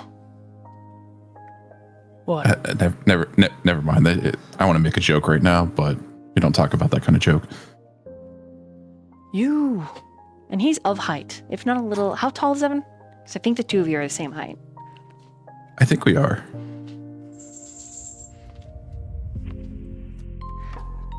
So you're of height, he's just thin, and he points at you with the lit cigarette. You get me fucked up. Like, I think I need to say that. You fuck me up in here. And he touches his head. I don't really like it.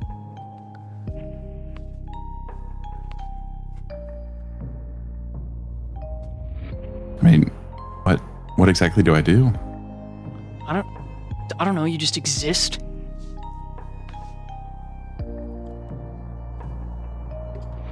And it's like a weird, I get all sweaty feeling. I don't like it.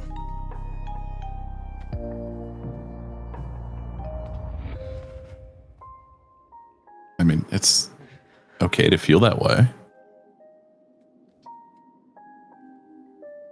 There's no shame in that. I'm not ashamed. It just feels weird. Why does it feel weird? Stop asking me questions. Just go over there. That stuff's for you. Oh, Go.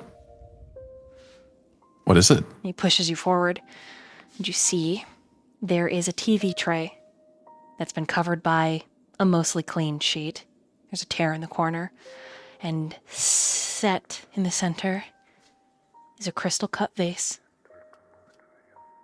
with over 24 roses inside.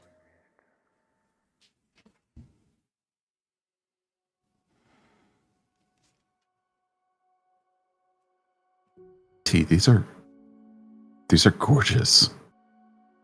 Yeah, well, you're gorgeous, so.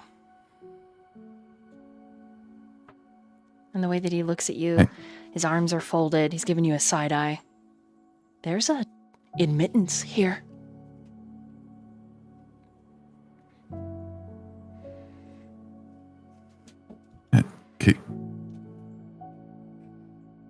Could you say that again? I just want to make sure I'm not hearing things. I didn't say shit. No, I distinctly heard you say that I am gorgeous. Shrugs. Doesn't deny, doesn't affirm. I'm pretty fucked up, Evan. I don't want to kiss. I don't want to hug. I don't want any of that. It's fucking gross. I don't like it. It just. Hey, I can respect that. Thank you for letting me know. Like, I really respect you letting me know. And he looks down at the roses and back up at D. It's just beautiful. He's a lot closer than he was. You never heard him move. You see that he puts the cigarette out at the bottom of his boot, then puts it in his back pocket.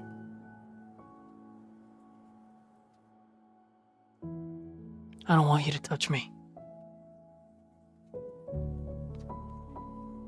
And then his I gaze, won't. they narrow. But I want to touch you. Is that okay? That is okay. And I'll put my hands behind my back if you feel that would be best. He kind of like just gently tucks his hands behind his back and holds them. He reaches out, and with calloused hands that are so gentle, he has beautiful hands, long-fingered. You can see the veins and the tendons. They're very masculine hands, but beautiful. He touches your cheek, and it is so soft. It's trembling, like it bears the weight of decades of emotional fragility. And this goes on for several moments. And the scene around you, you see it start to warble. Becomes a little less dingy, a little less grungy. You're still by the sea, which seems important to all of Delta, D, Del. Like the ocean always calls them. And then suddenly he touches you with both hands, both fingertips. And it's like little electrical pulses are sent as he slides his fingers up over your ears, into your hairline, and then back down your neck to your chest, just under your collarbones. Even though he's touching the jacket, it feels like the inches separating you are non-existent.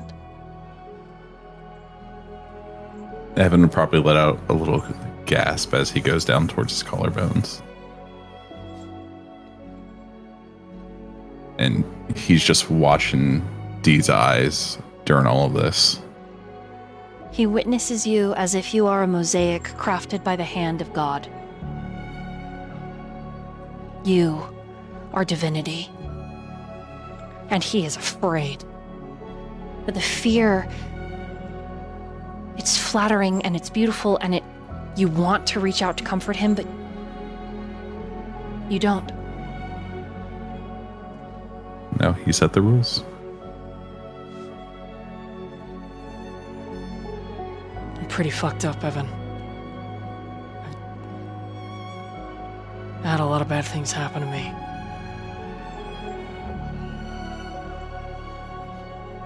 So many fucked up things. And he turns away from you, letting you go. And his shoulders shake. And he steps away from you, and you know that he's starting to break down because you hear him suck in a tortured breath. I'm fucked up. And he starts walking away.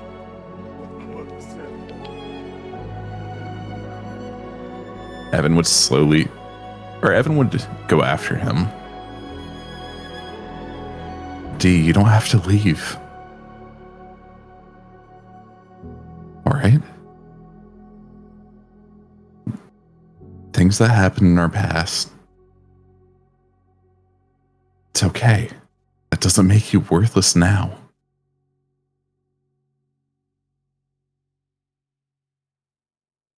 I want you to come back here.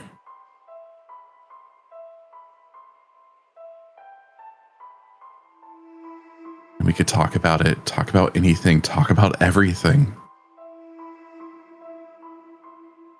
He's hugging himself in the middle, and it makes him look so thin. The jacket pulled in tight. He is edging twink territory with how thin he is, but his shoulders are so wide. He's built like a dancer, you realize. You could see it. Ballet. Modern. He would be beautiful. I've only ever talked to Gamma, kind of. You can talk to me too. I don't know how. It doesn't have to be all at once. It could be little by little.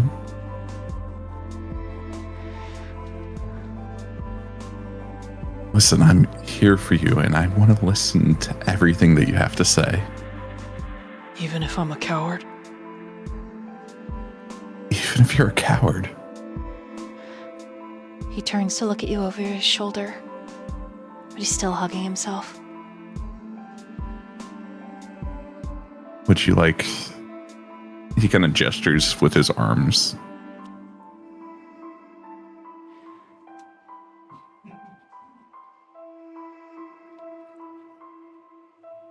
I don't want you to touch me. Okay.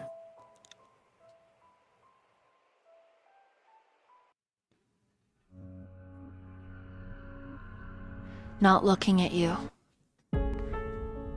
but looking out over the pier and the dark waves that are moving with a violence that they are foaming, and that foam is reflecting the light from the wharf. Dee speaks to you, Evan.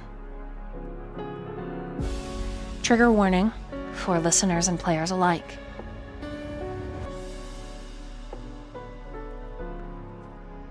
Dee is an assault survivor of every variety. So if you would like not to listen, now is the time.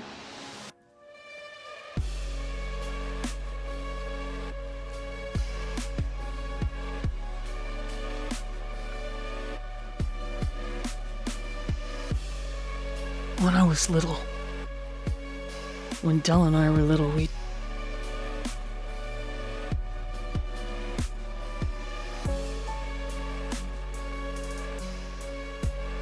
we were twins. Just small.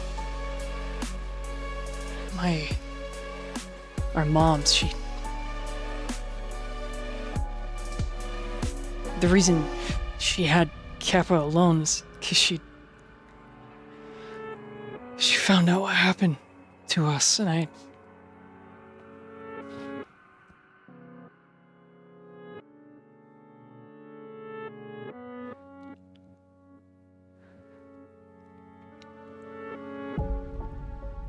He swallows, and it looks like he wants to throw up.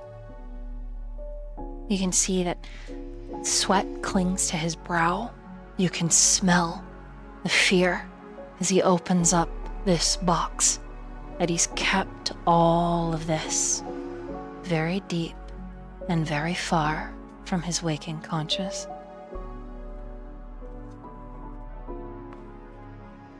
Do you say anything? Sorry. No, Evan is just listening intently, and he would probably open his mouth like he was about to say something, but seeing D catch himself, he would hold that.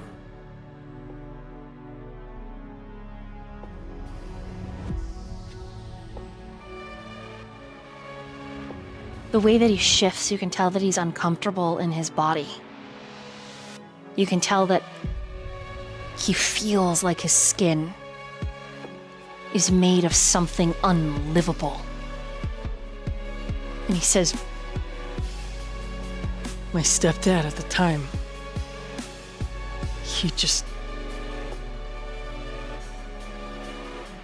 I couldn't stop him.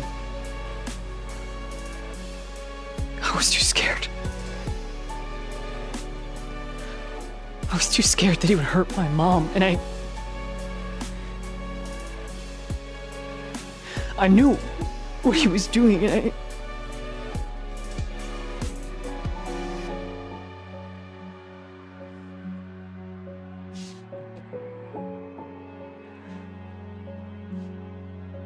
he suddenly launches himself forward at a quick pace.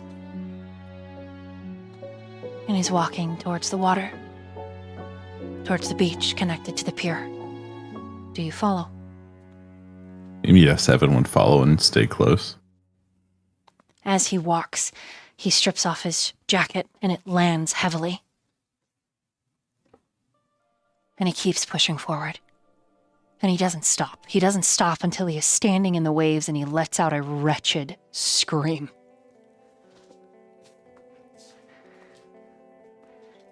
And he pounds his fists into the water, kicking up the spray, and then he sits.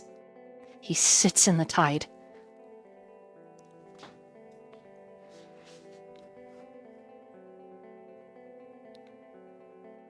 Like the water can wash him clean. What do you do, Evan?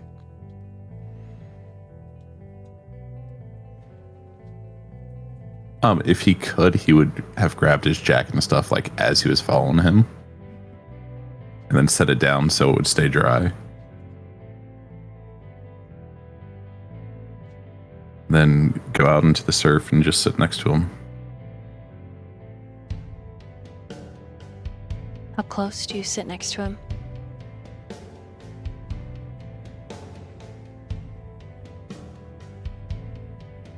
Respectable distance, close enough that D knows that Evan's there, but not like trying to invade his personal space close.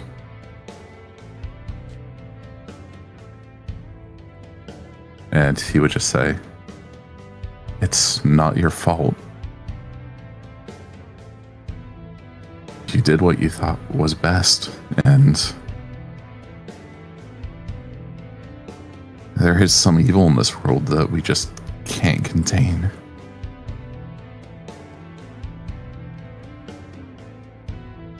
It is torture to watch the expressions darken, his gaze, his face, how it twists and contorts with pain. The innocence of that little boy, you can see it on the man before you. And he can speak of it no longer. But what he does say,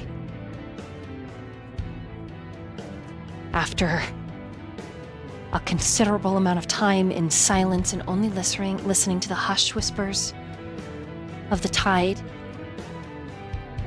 as it battens the two of you, finally, after the emotions like a tide have come and crashed and receded back into the ocean of everything that Dee holds, he admits, Every time I think about being with anyone, it's all I can see. It's all I can feel.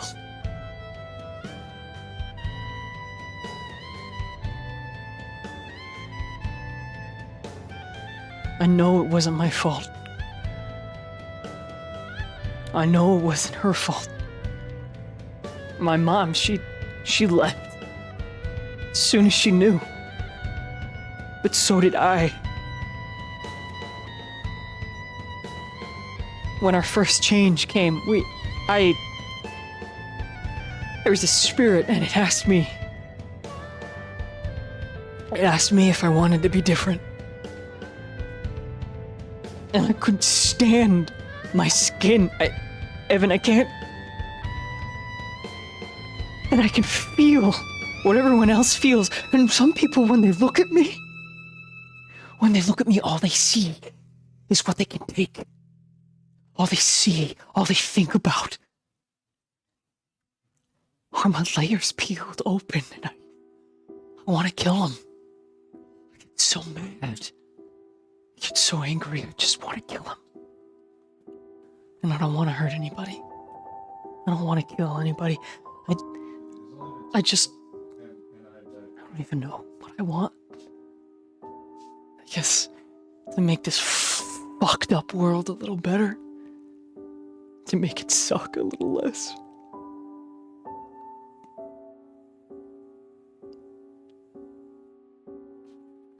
It's part of why she's always in charge.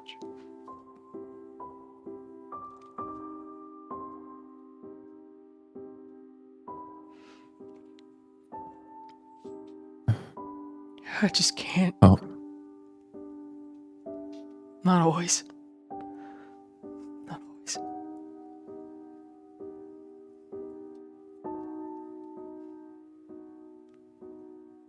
and he finally turns to you, and he's on all fours in the water. He crawls over to you, closing the space, and you can feel how cold he is. You can see his lips are turning blue. You don't feel the cold of the ocean, but regardless, he's so close to you that you can feel him without touching.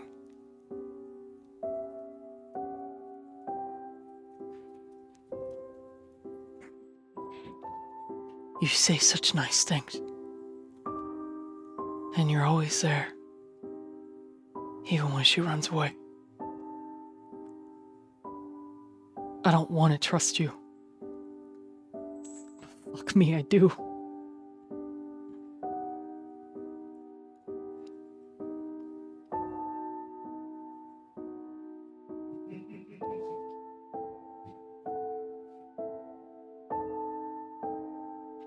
Then trust me. And let's do this together. Make the world a better place one step at a time. And that includes your world. I'm scared. That's fine. It's okay to be scared. Being scared means you're doing something right. That's what Gamma said.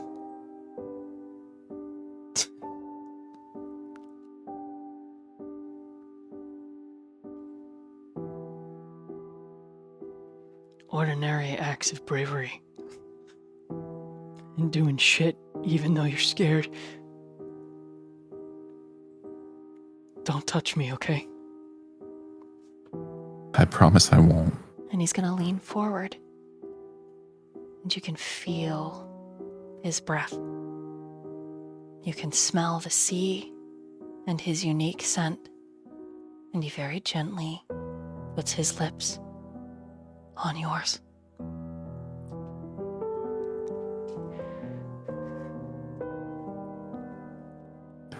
Evan's going to do his best to be as still as possible and respect his wish and let him be in control.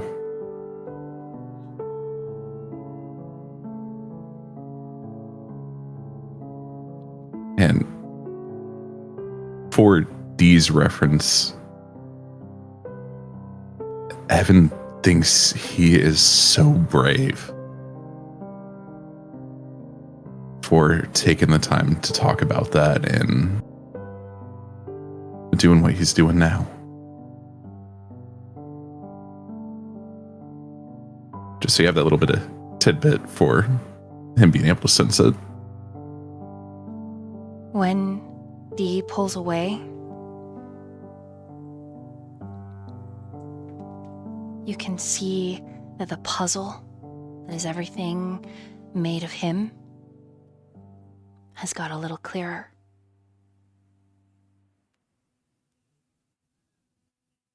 And he gives you the sloppiest side smile you've ever witnessed. And God, it is so charming. And his eyes are so green. Part of it is because he's been crying. The other part is the fact that they're red-rimmed. They're so green. And you hear, beyond the tide, a voice, and your head and Dee's head swivel over as she says, "Are you gonna fucking get out of the water already? Jesus, Evan." And when you look back, Dee is gone.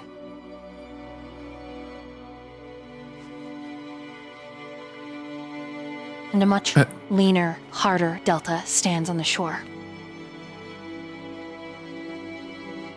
Hello? I mean, don't get me Yes, wrong. I'm coming. I love me a wet t-shirt contest, but have you been crying? Hold on. And she walks into the water. She's like, fucking gross ass water touching me, son of a. And as she gets to you, the entire energy shifts. And she grabs you by the wet shirt. Did someone make you cry? Because I swear to God, Evan, if someone made you cry after 6 months of planning this fucking date, I am going to murder them and bury them in a shallow grave, or I'm gonna mafia this bitch, cinder block, and dunk. She motions, dropping them in the ocean. I'll pull a Dexter, even though the ending of that TV show sucked. Why are your cheeks bloody? Oh my gosh, she grabs some water, rubs it on your face, grabs some water, rubs it on your face. Ah, the salt. Does it burn? A little bit. Oh, okay. Does it again? I'm gonna cry more. Oh, well, then let me comfort you. And she looks at your wet tits, grabs a handful of them, and shoves her face there, and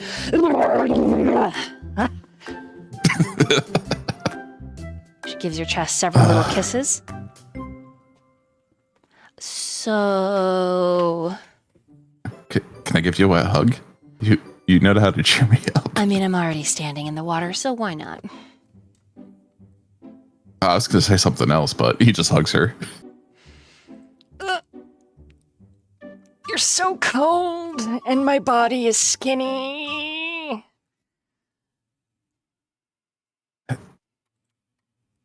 I mean, we could go get warm. Oh, you naughty man. Are you suggesting we go to the bungalow? And the entire scene is some island vacation. Bougie, private. There are servants waiting in unobscured corners. This is quite the lavish vacation. On some tropical beach. And you and her are in a swimsuit. Evan, what does your swimsuit look like? Okay. He is wearing what is essentially a front pouch with a tea bag. What the oh my god, oh no. No, Evan. He is wearing the skimpiest of skimpy Speedos. Okay, so as she says the thing about the bungalow and you and her move out of the water, she does make sure to spank you and cause all of that muscle to shake. Ooh. Mm-hmm. Then she grabs a handful of it and shakes it again.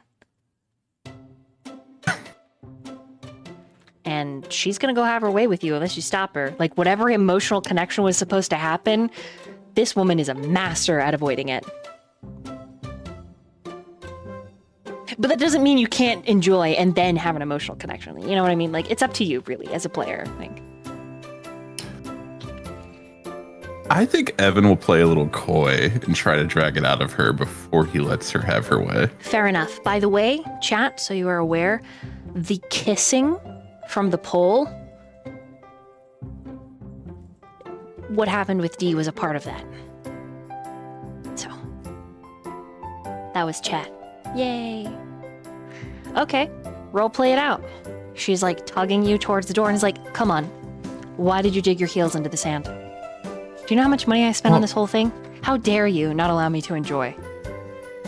Oh, I'm not allowing you to enjoy. Well, what is Just- this? What do I need to do? Do you want me to get on my knees? Because there are people that you don't see them, but they are here. They are here. On your knees? Her eyes darken. Ooh, you on your knees? He is going to grab one of her hands and fall to one knee. She just has the most Cheshire grin. It's very evil. In public, you nasty boy. Oh, definitely in public. Where else would I do this? What? What do you mean? She blushes a little. And you think she's actually like a little like, hold on. Oh, wait a minute. Like, whoa. Whew. Okay, I was hold on. Voyeurism What is do you mean? Voyeurism is great, but not this public. Okay, like maybe let's find a bush or like over by the showers over there. You know? No. You, me, forever? She takes her hand back. You are not proposing to me right now, are you? No, just throwing it out there.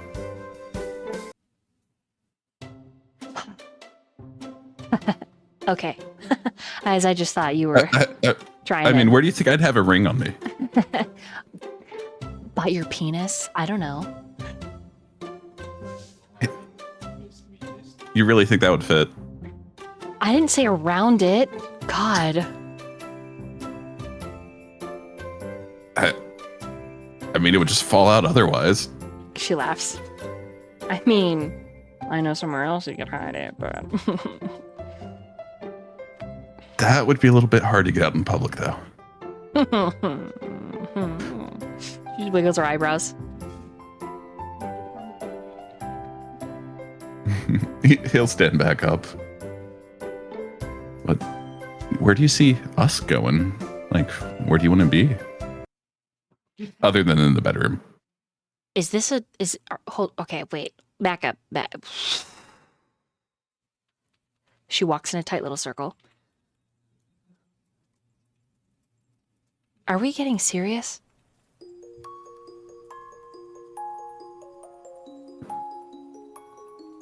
I mean, I would like for our relationship to be serious. I don't think we'll ever be serious, though. Yeah, I mean, of course. Yes, my honey, my darling. We are committed to one another, you and I. Yes, of course. I wouldn't have it any other way. But you're right, we're always going to be dorks. Mm-hmm. Speaking of, I bought a boat. The lie is so obvious now. She stole a boat, but she holds out the keys. Ah?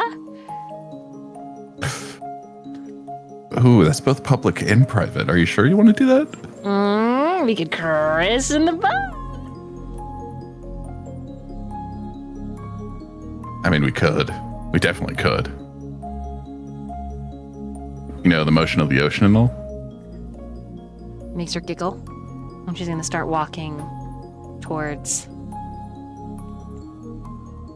a yacht. It's not as extravagant as the first one, but regardless, still expensive. He's going to be a little gremlin on the way and take the opportunity to give her a little smack on the butt. And while she's distracted from that, just pluck the key from her hand.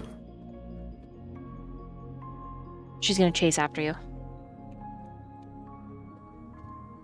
He is going to joyfully sprint, but make sure to throw in like a little bounce every now and then just so she gets the full view from behind. Oh yeah. The moment you climb up the ladder leading to the deck of the yacht and she climbs up as well, she 1,000 years of death pokes you in the butthole. Just boop. What? Why? Why the hole? There's two perfectly cut cheeks on either side to smack. Don't tell me what to do. What if I tell you to love me? I do love you. And I'm going to make love to you right now. And she's going to tackle you to the deck. But you're strong enough that even her tackling you, you just can hold her. She's very slight.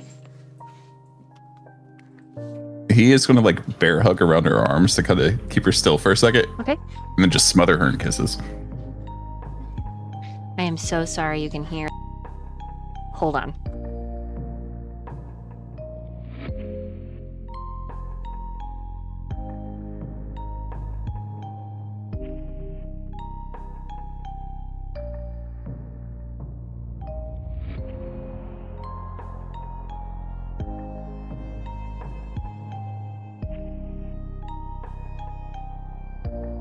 Sorry about that. It's gonna be a pain to edit. Do you stop her, Evan, or do you let her have her way with you?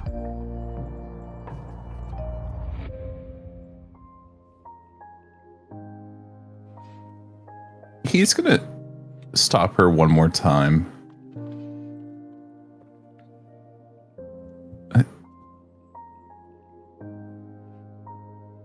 Let's actually make this serious, though. Oh. That sensation of being in alignment with the first version of Delta.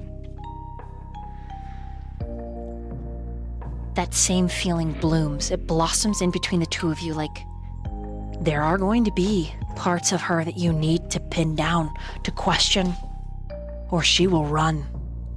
She will never be serious. She will dandelion her way through life and float. If you let her.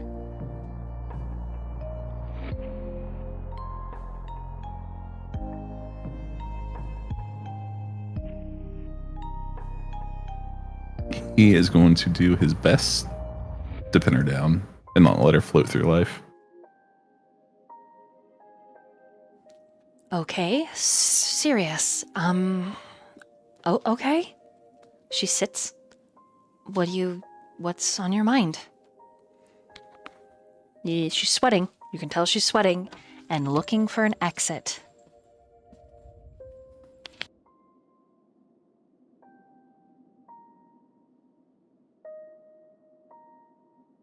I just mean, I love you, and I just want to make sure that you know that, and that I'm committed.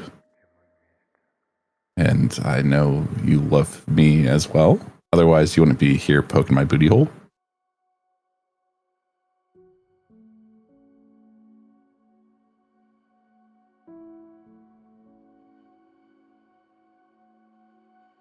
But I don't.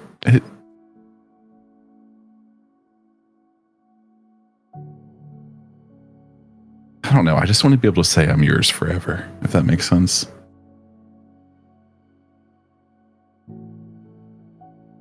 She looks a little nervous at this conversation. I mean, of course. Who's else? Who would you be? No one's. He grabs her hand. What are you nervous about? Nothing. I mean, It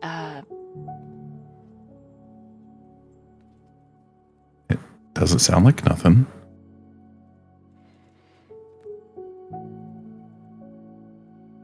roll a persuasion and charisma, and you can add your extra dice to it. Oh no, I had to go count all that. Sorry.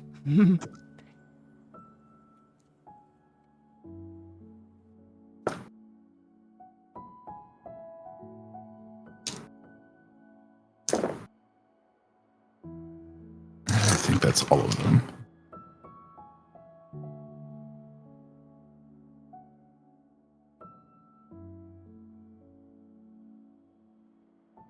You get another dice from Streamloots. No. Mm-hmm. Right. Okay, that's 12. 2 crits and 4 singles. Mm-hmm. Also, your hunger was lowered from Alex from Streamloots. So. I did catch that one. Okay, good. What'd you get? Sorry, say it again. A 12 with 2 sets of crits and 4 singles. Damn. Okay.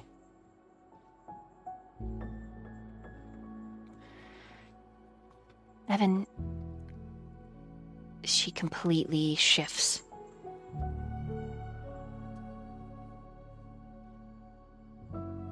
She ends up moving over to the deck's chairs built in, drawing on a small shawl. It's a very balmy, warm night. The boat itself, docked, is rocking gently. You instinctually move to sit near her. Mm-hmm.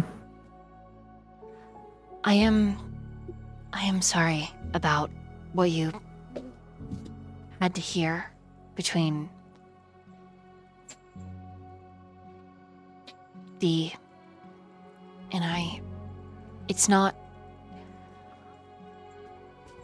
I was mad, and I didn't want anyone to hear that.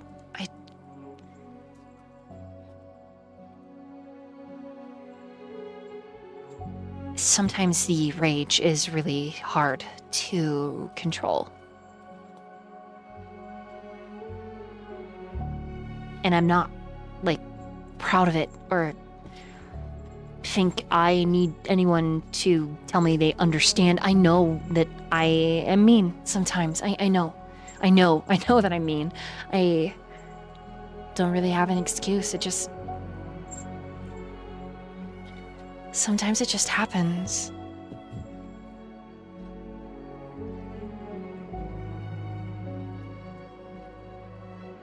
And I'm sorry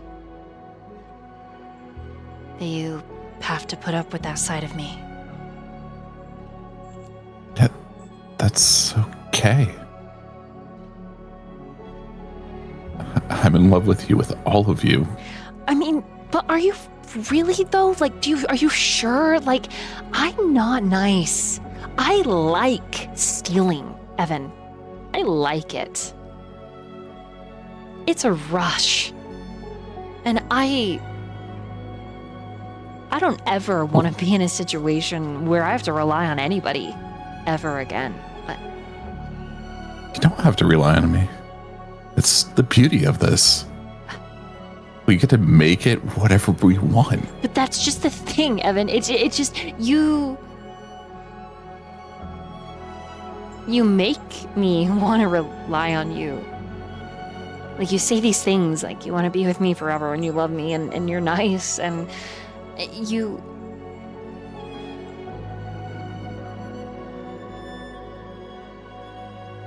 an enigma. And you're a puzzle I just don't quite get, but I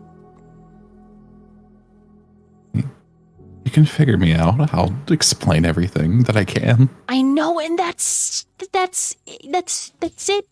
You are you, and you're nice, and you're smooth, and you're... Hey, one correction to that. I am yours. Are you sure you want to be? Yes. If I wasn't sure, I wouldn't be saying this right now. I wouldn't be saying I wanted to be with you forever. I am a fuck sideways and a half, Evan. I'm like 2 chicken nuggets short of a meal. And she leans close, putting a hand on your thigh. But I know I'm really good. Especially with the... And she makes a lewd motion with her fingers. You know, I know I'm good. I know I'm fun. I know. I just... He nods to that.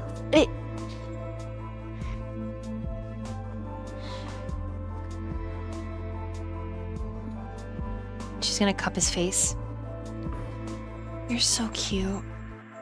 It's disgusting how cute you are. He just gives a slight little grin.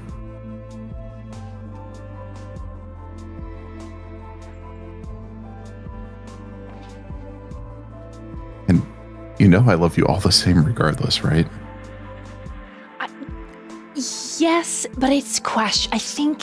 I think it's you should question your decisions. Honestly, I think you honestly should take. Maybe you should. You think I haven't? I have over and over again, and I come to the same result. And that's that you want to be shacked up with crazy? Like you wanna.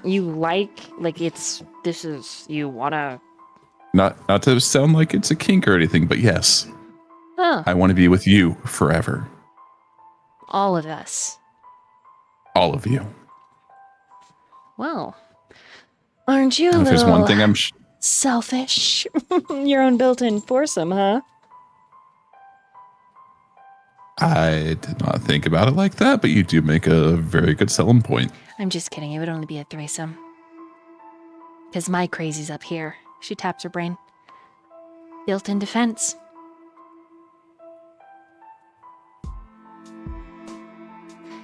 Think of it like a dipped cone, right? You've got the gooey, creamy center that just melts, and then the hard shell outside.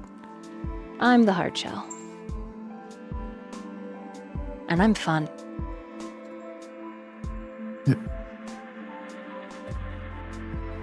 He nods. You want to know a secret? Sure. She straddles you, putting her arms, interlocking them over your neck. So you're in a cage of Delta. I'm the only wolf in the nation that shifted during a full moon eclipse. And because of that, it fucked up everything that I'm supposed to be able to do. Kinda neat, huh? Honestly, yeah, that is kind of neat. Well, apparently there's spirits connected to the eclipse that a lot of wolves use to make bonds with. And my brother is the only one to bond one of those spirits on the East Coast. Kinda neat, huh? I don't know too much about the spirits, but no, that does sound kind of neat. She kisses you, and against your mouth, she whispers, "That's one of the reasons we're so fucked up," and kisses you again. The other is a slew of addictions and drama, and she's kissing down your neck and your throat, and all sorts of other bad choices we've made, but can't go back and change them now, so let's just live lavishly, right? I mean, of course, we're going to murder people that hurt Kappa because he's innocent and perfect, but apparently, Of course. apparently other people didn't get the message. And she gets up off of your lap and she starts breathing. Sorry, I'm gonna get a little hysterical. I need to calm down. Oh no. Come. Emotions for her to come back. She backs it up, wiggling her tiny booty until she's plopped in your lap. Ba-doop. He's gonna pull her into him, like arms across the front, like pulling her neck back towards him, and just kiss her softly on the neck. Welcome in, Raiders. Welcome to our Valentine's Day shuffle. Werewolves kissing vampires. Mwah, mwah, mwah. Welcome in. So sitting in your lap, the energy shifts from her again. The rage bleeds the tension out of her spine.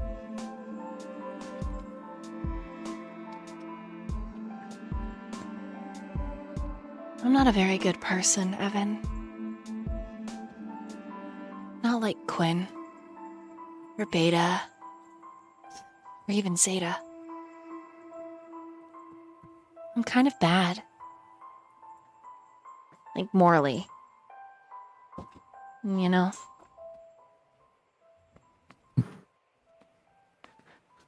That's okay. Is it? Do bad guys gotta have HEAs?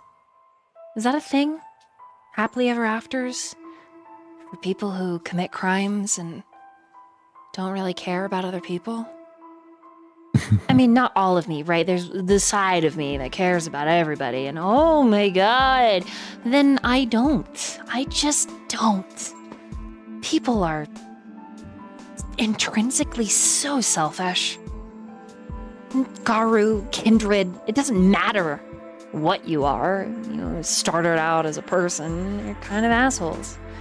Intrinsically, like they just make me kind of angry. No, I get you. If you dig deep enough, everybody's a walking nightmare.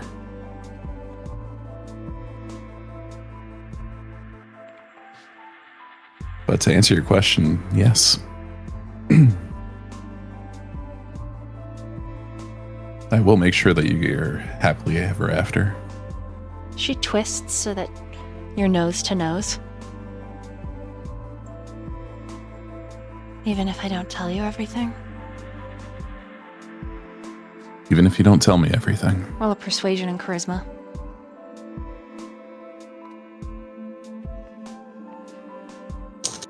All right, -1 dice.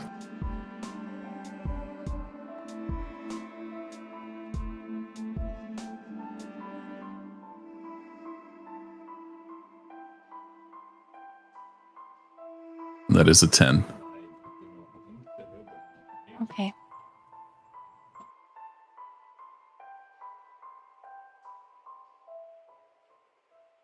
Wait, I'm being told I was supposed to rouse my blood. I mean, if you're gonna do the Ewok shuffle, yeah, you're gonna have to, but you know. The what? Sorry? Oh, the card was No, played. Ah, I see. Yeah. Okay. You heard me, Alex. The Ewok shuffle. The Ewok shuffle. Go into detail on what you mean by the Ewok shuffle. What? I mean, I'm not wrong. What? This isn't Star Wars. What the fuck are you talking about? So I'm going to add 2 dice to it. That is an 11 now.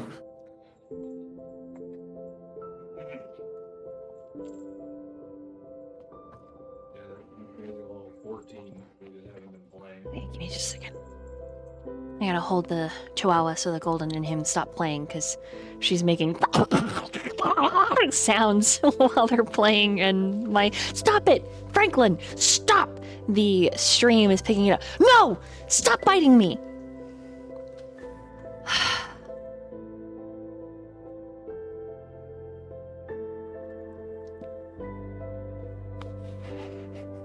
Okay, give me just a moment. How about the coterie for just a moment? Talk about. Stop it, Franklin. Talk about what you think so far. I'm gonna try to manage the puppy. Stop biting me! He's chewing on my clothes because I'm holding the dog that he wants to play with. Oh no. You fucking. So I'll be right. Ow! I'll be right back. So you guys go ahead and talk. I just stop it. I just need a second. This little fucking shit bag. I'm coming for you.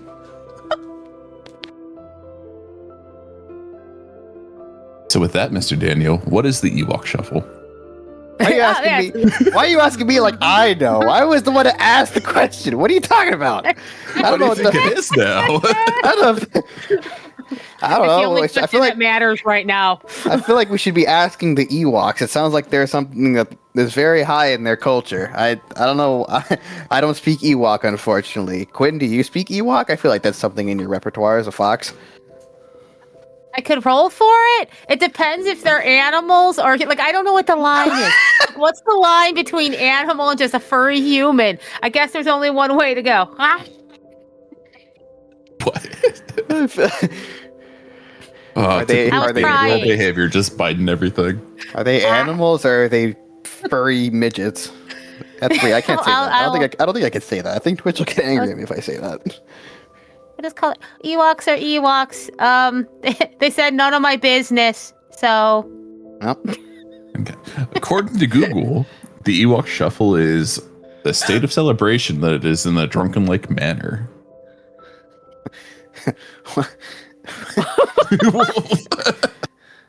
they're Wookiees with advanced height disorders. That is a statement. oh my god. It must be the gravity on Endor. That's what it has to be. Dude, all I Is this could think of entertaining, is chat? Are you having fun yet? You feel it now, Mr. Krabs? I like that Evan had to come up with at least 3 outfits. What's Evan wearing now? what is he wearing now? He's about to be wearing nothing, if you know what I mean. Yeah. Right now, he's in Okay. basically the banana hammock. I may have solved the issue. I ran around with Franklin like 8 million times. Nice. In Oh the my God. meantime, we tried to. You need to catch your breath. A little. I'm okay. In Oh, the man. meantime, we tried to have Quinn ask the Ewoks what the hell the Ewok Shuffle is. They said the equivalent of none of our business. So Oh yeah, it's I think so. yeah. I want you to use your adult imagination. That's it. Ooh, woo. Yes. Okay. Oh, apologies. Also, apologies to the editor of this session that makes it podcast ready for Franklin. Because by God, he was just very handsome and very cute, but chewing on me. But he's playing with Fury and Alice. And they're all like a pack, like eye pace, so they're all like running at each other behind me. So, yeah. Whew, okay, decrease your hunger. All right, Evan. Because Row check's no good. Decrease your hunger by 1. Perfect. Okay, so she had just said, even if I don't tell you everything. Mm-hmm. Even if you don't tell me everything.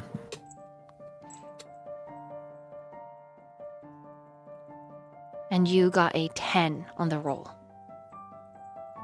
An 11 after the 11. Rouse check dice. Okay. She kisses you fiercely. And in between these kisses,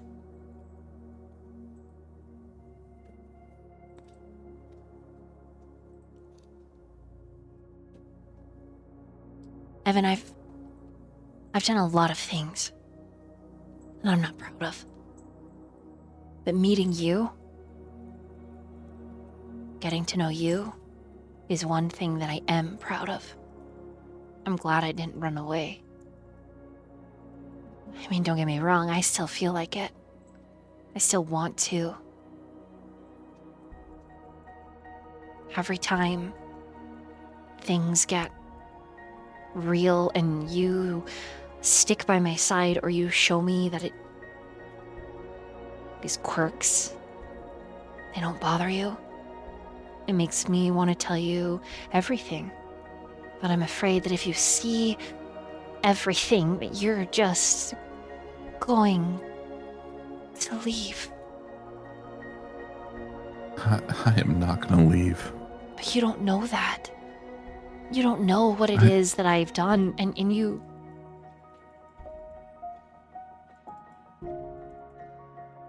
The same could be said about me.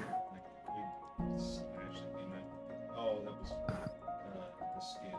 But the things that I do know is that I love you and I want to be with you forever. Regardless of what comes through thick and thin, all of that.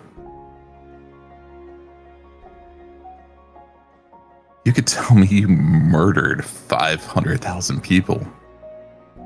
I'd be like, oh, cool, continent. But that doesn't mean that's who you are right now.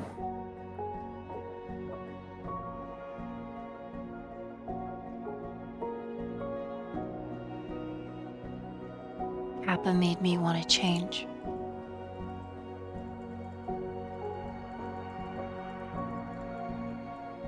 And not in the way you're thinking.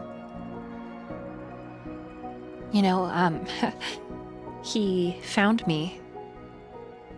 Like, I ran away and he was just a kid and he booked an international flight to come find me. He forged documents that his parents had signed.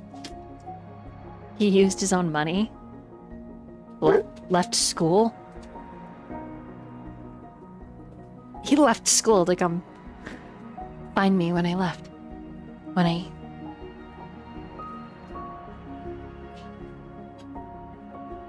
God, I still remember the way he looked at the train station.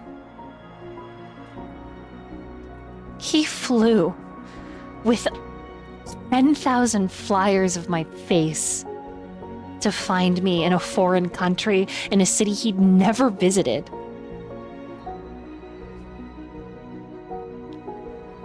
He didn't even pack an extra pair of socks or clothes, nothing.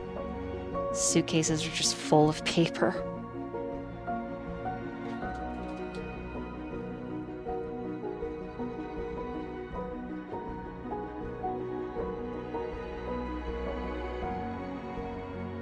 You can, or she could see that Evan's kind of tearing up a little bit here and that.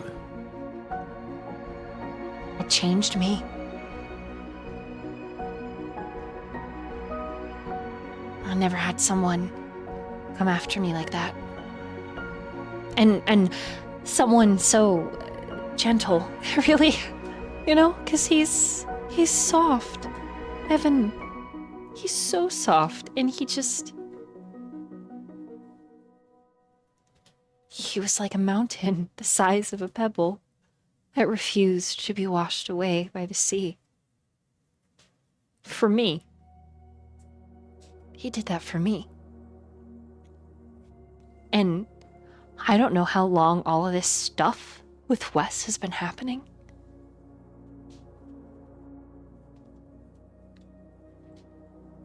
We're gonna stop it though. I don't know if we can. It's probably punishment for everything I've done. Oh, no, we are gonna stop it. He's probably paying for it because of what I did.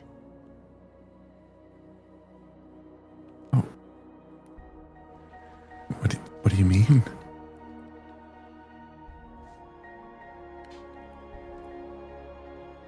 Wolves are so intrinsically connected on a level that's spiritual, and when you break one, there's a chance to break others.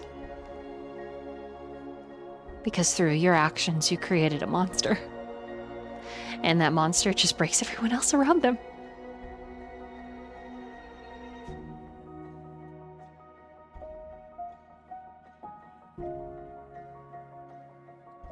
No, if that monster's hurting everybody around them, that's because they're a fucking monster. They wouldn't have been a monster if it wasn't for me.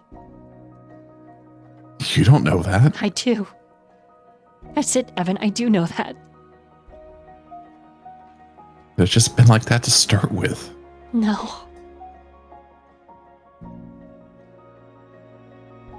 No.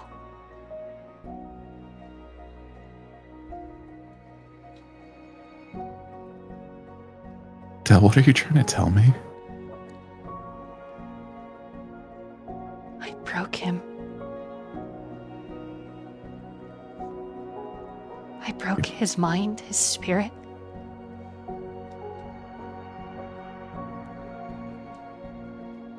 And I took our girls and I left.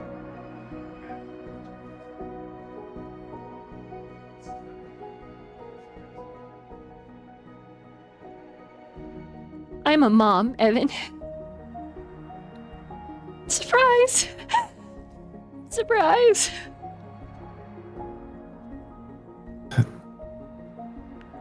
That's okay. No, I'm a terrible mom.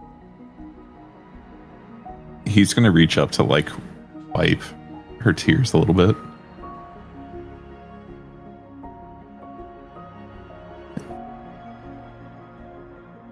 Why do you say that? I can't see them.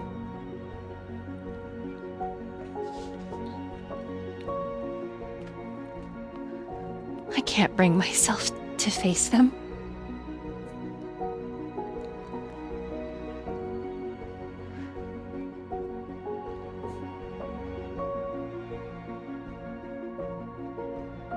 You feel like you don't deserve to see them?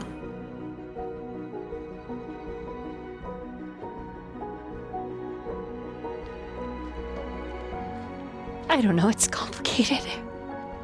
It's complicated. But I know if... Not if, I know. I know. I know I ruined Julian. And every sin that he commits is because I broke him. And I would do it again. And that means that what happened to Kappa, what's been happening, is adjacent my fault. And he was just a little boy who flew to a country he didn't know to bring me back. And I ruined him. Mm-mm. She gets You out did of your not lap. ruin him. Oh, yeah.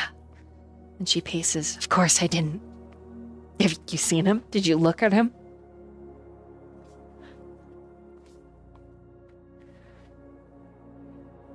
I did.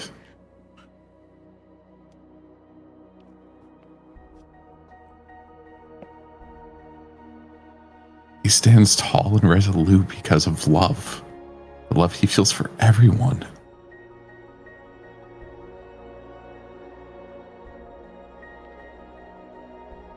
I'm tired. Yeah, what? I don't think I want to talk anymore. I'm just... We don't have to talk anymore. I think I'm just gonna go to bed. She starts to move below deck.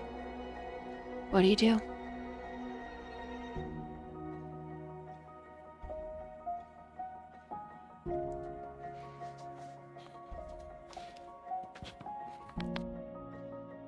He will go with her.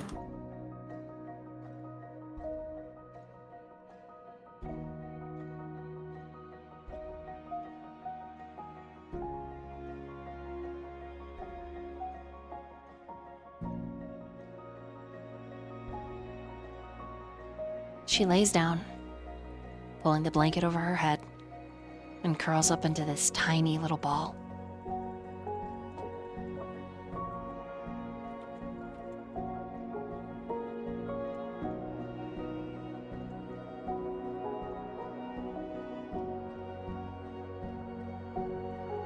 He'll go sit next to her, like on the bed, and just gently stroke her back.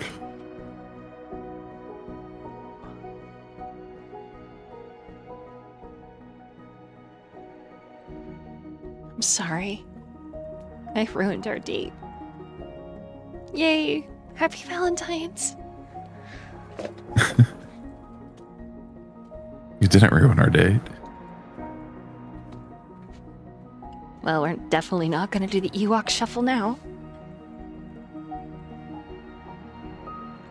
That doesn't matter at the end of the day. What matters at the end of the day is we get to spend time together. We get to talk, we get to learn, we get to grow together.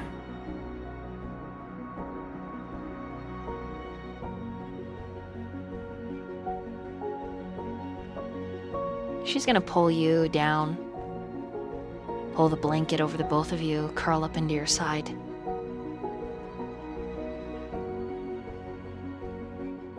Let's just lay here for a minute, okay? Okay. I'll give her like a little kiss on the back of her head, top of the head, like however she's curled up to him.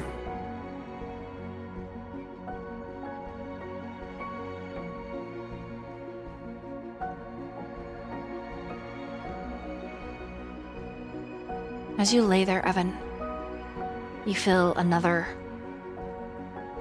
join the bed, not touching. And when you glance over, you see Dee.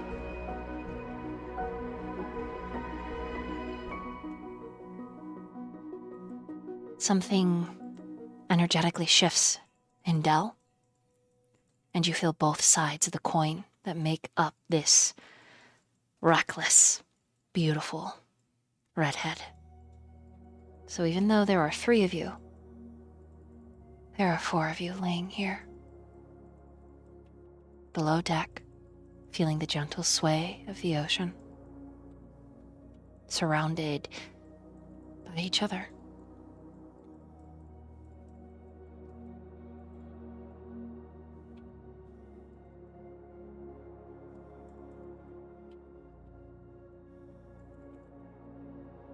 Is there anything else you would like to say, Evan? Any other role play for you? No, I think with that, I know it's not the correct way to describe it, but he'd feel kind of like at peace.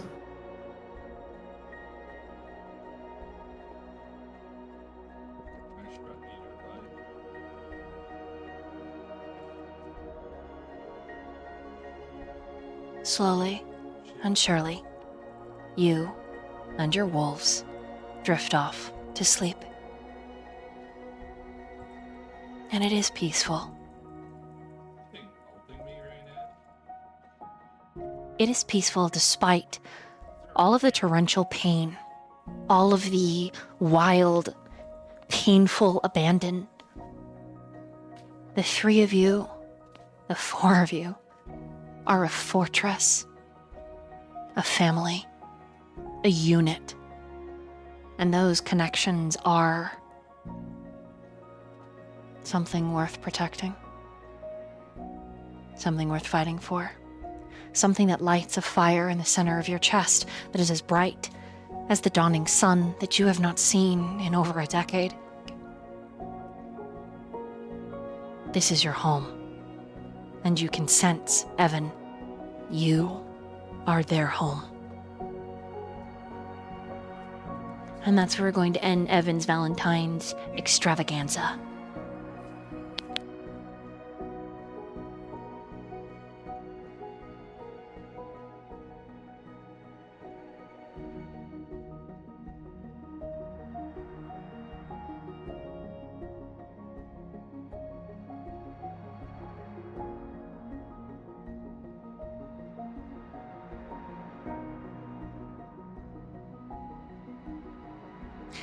Yay!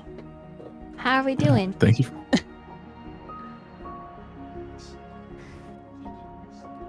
A glass box of emotions. That was so good. Okay. Kron, if you need to skedaddle to bed, well done. That was the kissing portion. Yay! Yay! The kissing. You got a kiss from D. Woohoo! Which kind of hints at what's going to happen for the others. Ooh. Ooh. But yeah, now we're at that point of who would like to go next of the three of you that are left.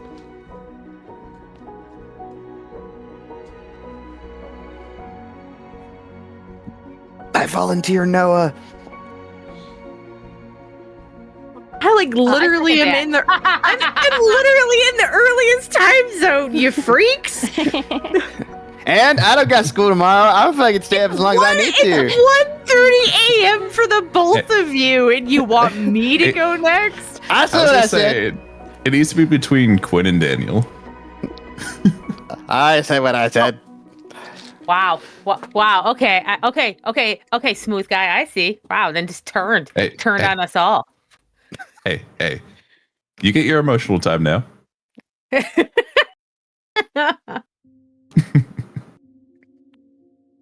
I can go if Nat is rejecting the call.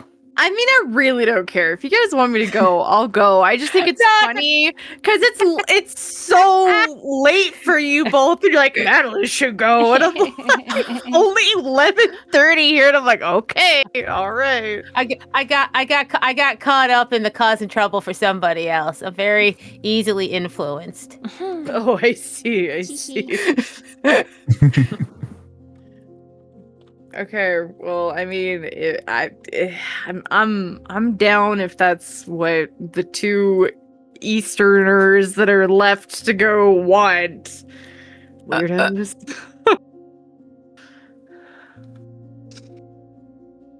I was literally expecting to go last, but I'm good to go. Okay, so Daniel, when we get to your scene, just so you know, there's going to be a jacket you're going to need to describe. Okay. God damn it. Frank. Yeah. All right, but before we do that, I want to take a small break to shift gears. My brain needs just an emotional moment to like detach and then replug back in to different woofers. So we're gonna take a quick bio break. Thank you again, everyone that's here listening. Thank you for the raids, Bat, Dork Tales. Thank you, Tactical, Wolfman, Nightwind. Thank you for everybody that's purchased packs, for the gifted subs and everything. I really, really appreciate it. I'm really grateful. I don't know what else to say. Just thanks. I'll be right back.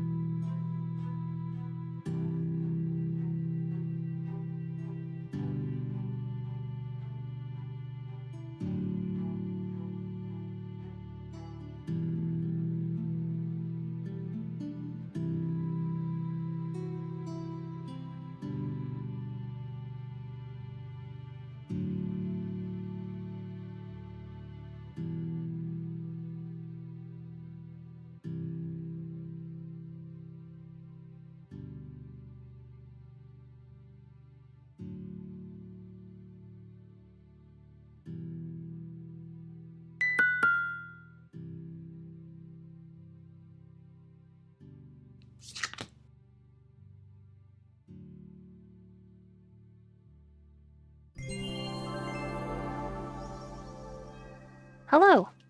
We're back. Evan has gone to Betty Bye. However, we will continue, and everybody will get a section. And we begin this section with Noah. Hi, that's me. Yes.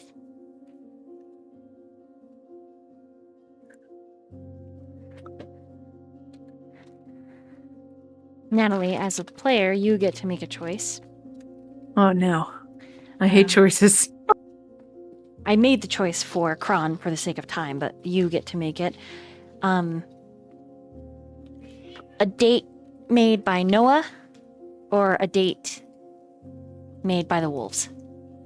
I already know what a date made by Noah would be, so I want to see what a date made by them would be.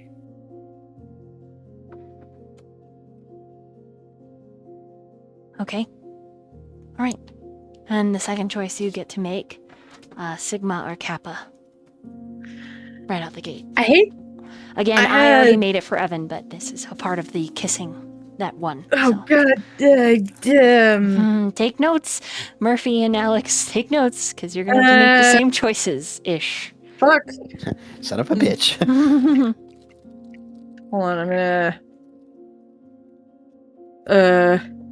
I'm gonna flip a coin.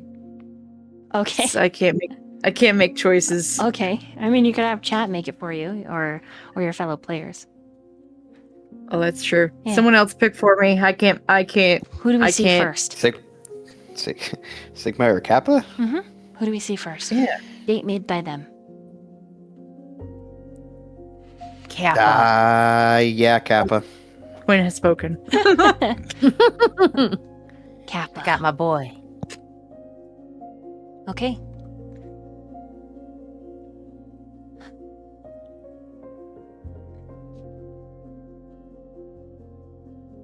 Noah, you find yourself in a glade, surrounded by nature, beautiful. It's a summer evening, at least it feels like it. A open tent has been erected, and in this tent there are several carpets laid out. And on these carpets there is a picnic. Glamping, one could call it. Decorated, maybe a little cheesy, maybe a little cliche, with cutout hearts and stickers. Valentines drip everywhere from the shape of the heart pillows that form a base for the picnic to the decorations hanging from the tent. But when you step into the tent, you look up, there are little red and pink lights that are twinkling behind tissue papered flowers that look handmade. Some of them are very ugly, others are not. You can tell which ones were made last. And you hear the sound of something heavy being dragged. You instinctually set your helmet down, which you didn't realize that you had your helmet. You were just in the camp, that cabin. But you're here, and it feels natural to be here and normal to be here. And as you move all the way through the tent to the other side, you can see through the tree line. There is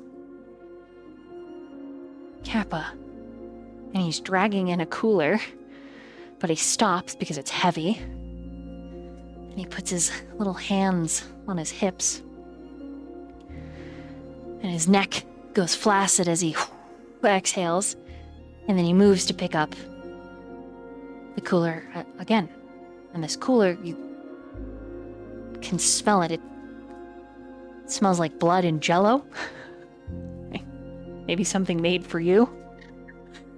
but I need you to roll an insight and an intelligence. Or, if you have 3 dots, an occult and intelligence. In my dreams, I have that many dots in a cold. Let's see.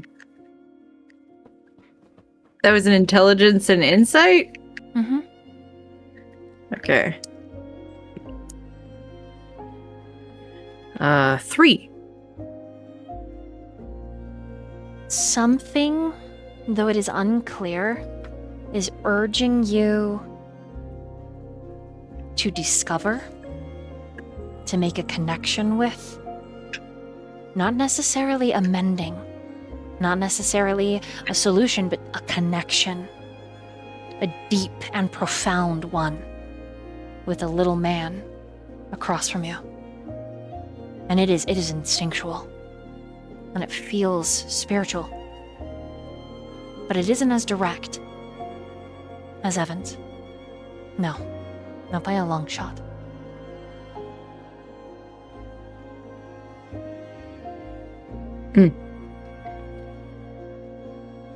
I think you'll... Oh, sorry, go ahead. Something feels like it needs to be discovered and connected. Mm. What do you do? I think he'll set his helmet down and he'll move over to Kappa. Okay. He'll clear his throat and be like, can I... Oh, God. Sorry. No. Sorry. You're early. What? You're You're early. Here, I'll close my eyes. What? No. Oh, he bumps your shoulder as he passes with the cooler. Way to kind of spoil the surprise. Sorry. I got excited and... It's fine. Here. He's gonna hand you the cooler. Can't take it. Some of them are really bad. I tried to make them, but they're not good. But Some of what are really bad? well, What? just take it over the tent. Come on.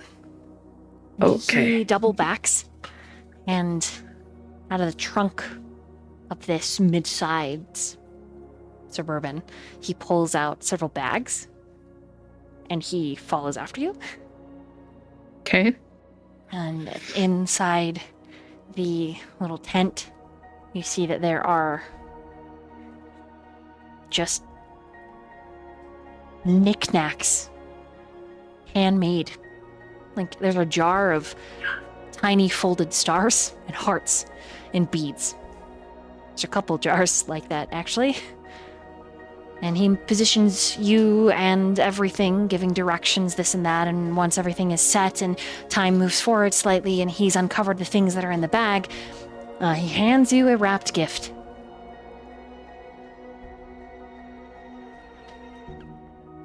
Look down at the gift in my hand and then I look up at him. Go ahead. You want me to open this now? There's a couple. And he slides over an entire bag full Oh. of gifts. Jeez. And he sits I on feel the pillows so cross-legged. unprepared.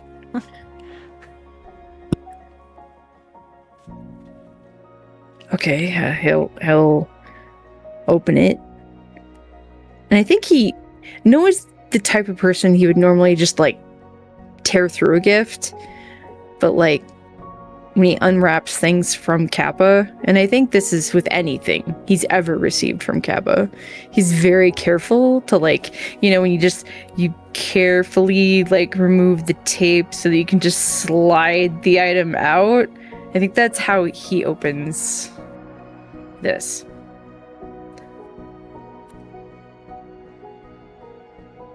Because it's Close. just obvious. It's close.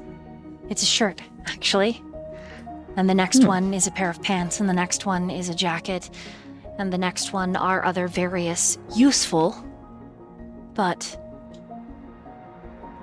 considerate items.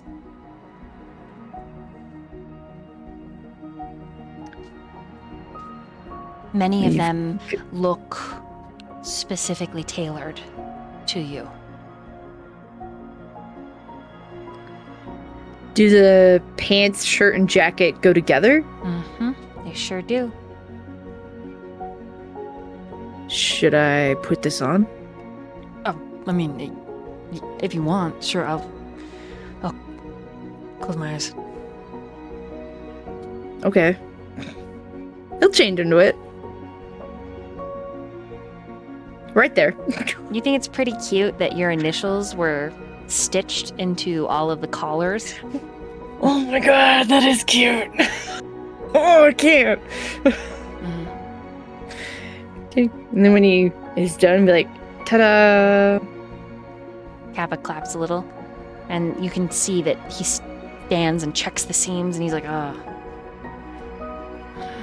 Maybe I should have cut it a little shorter. Is it okay? I mean, the length, is it... I know you usually like belly shirts, but I thought that this would maybe... No, it looks great. Makes him smile. And there's a very faint blush. I'm glad. Thanks. You're welcome.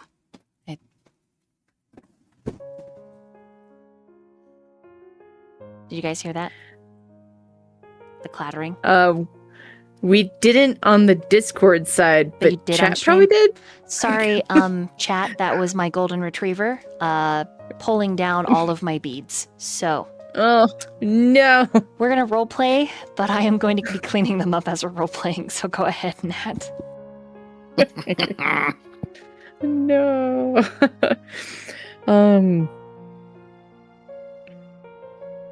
No, I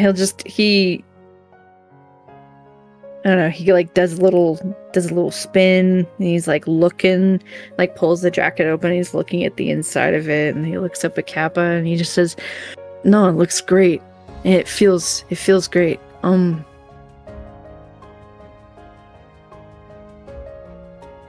mean, I love it. I've never. The only reason I wear the stuff that I wear is because it's like easy, and I guess I've just never been.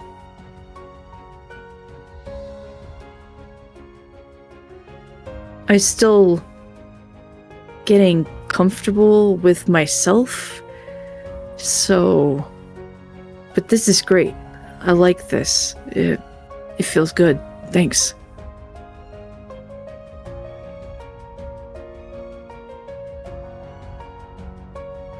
Well, I just thought that it would help. Because I know you want a more masculine silhouette, so I just cut it so that it would... Maybe I... It's great. Thank you. And the fact that, like, you took that into account, like, thank you. Of course. You're welcome. I'm just glad you like it. I love it. He grins. And it's a small smile, but it causes his eyes to glitter. I brought some other stuff. Not just like clothes, but this is another present. It's a gift card. That's why it's only in a bag. I just, if you need repairs for your bike, I thought that this would be helpful. I don't know a lot about bikes and their mechanics. I'm a much more a robot guy, but it'll also, if you need any tools, I saved up a little, so it's only 1,000, but if you need more, there could be more. I just had to wait a couple paychecks, but No, that's great. Thanks. Yeah. Wow. That's only 1,000. I could have done That's great. more, but I had a bill I had to pay, so. You've done a ton. already. I mean, he gestures at just like around them, like this whole thing is a lot. He grins. I still feel like it's not enough.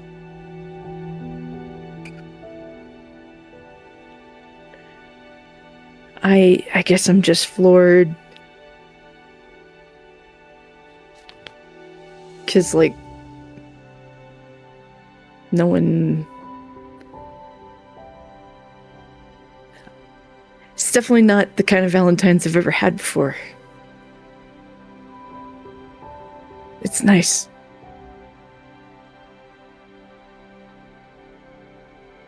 It's great. He moves to sit by you, his knee touching your thigh as he's sitting crisscross applesauce.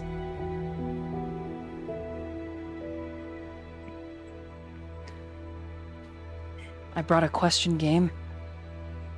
Oh, The lady at the store said that it was good for her and her boyfriend, so I thought we could play it and ask each other questions. It seems... I'm nervous.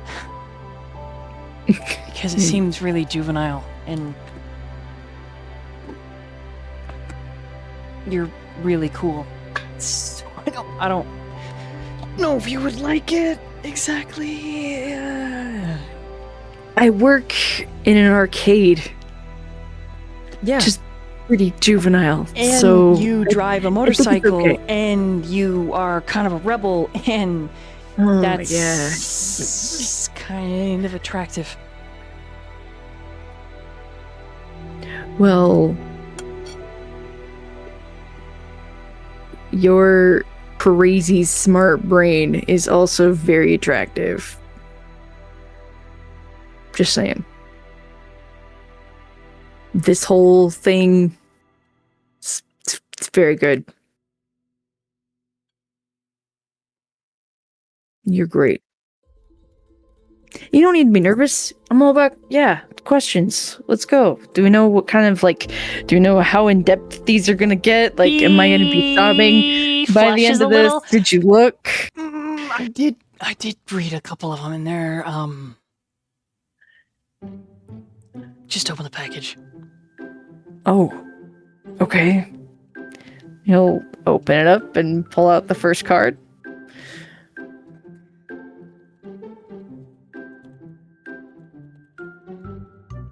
It's actually, you know what? I'm gonna have you randomly roll to see what kind it is. Roll a d10 Okay. for me. A regular D10? Or a... Yes, a regular one. Okay, hold on. I got some D&D dice right here. Hold on.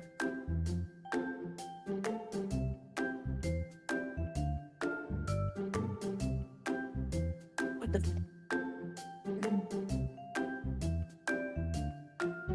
Hello, my nation for a D10? Here we go. 7.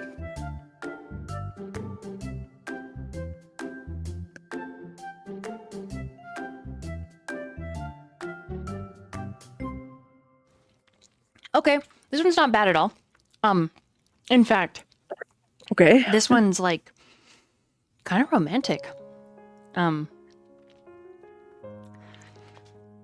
It's basically says, "What do you wish I understood about you without having to explain?" Both partners answer on the little card. And Gab is like, "Oh, that's." there's one in there that literally asks if you're top or bottom, and I might have taken it out. I don't know. But there's some that are, you know, like they're naughty. And he whispers it, leaning in conspiratorially, like maybe the chipmunks might hear you. We're both adults. Yeah, I mean, but it's not like we've. I mean, a little, but you know, those are really private questions that a company they put in a game for couples for Valentine's Day. That seems crazy to me. Yeah.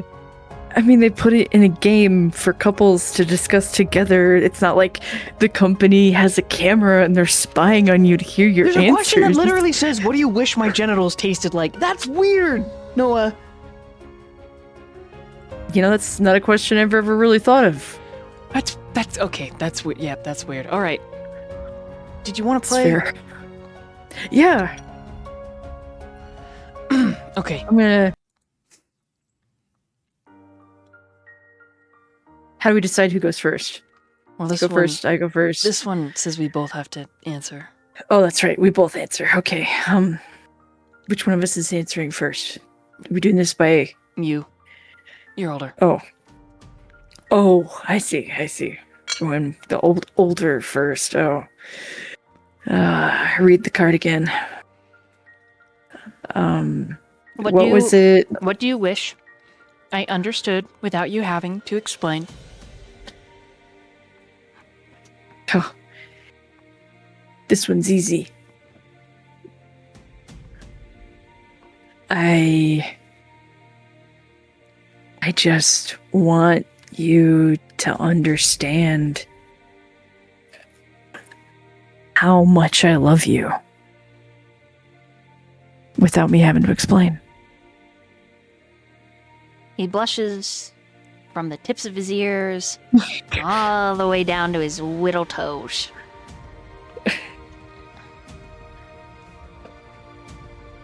And then he Okay. I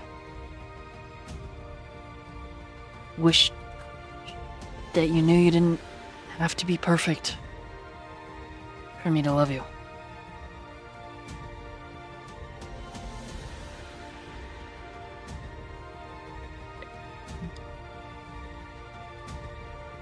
That makes Noah think a second. I think I'm starting to understand that.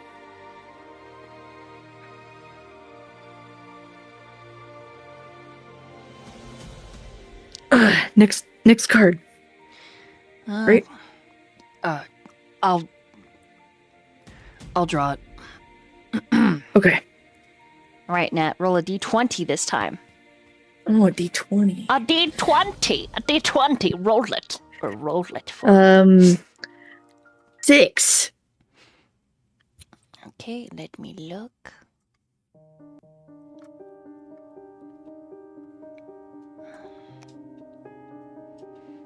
Okay, he says, this is for you to answer. What part of yourself are you most afraid I'll stop loving?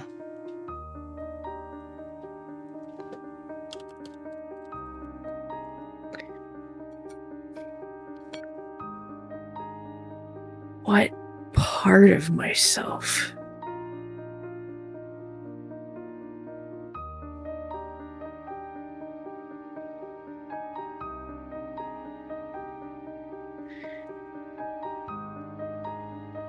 Gosh, I mean, I guess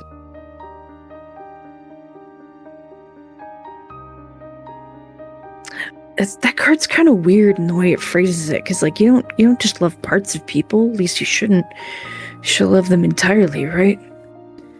And so I guess the part of me would be me in general, but I guess there's a couple things that, like, I don't know, I live in constant fear that my explosive anger is gonna finally pop off in front of you and you're gonna be scared of me and not love me.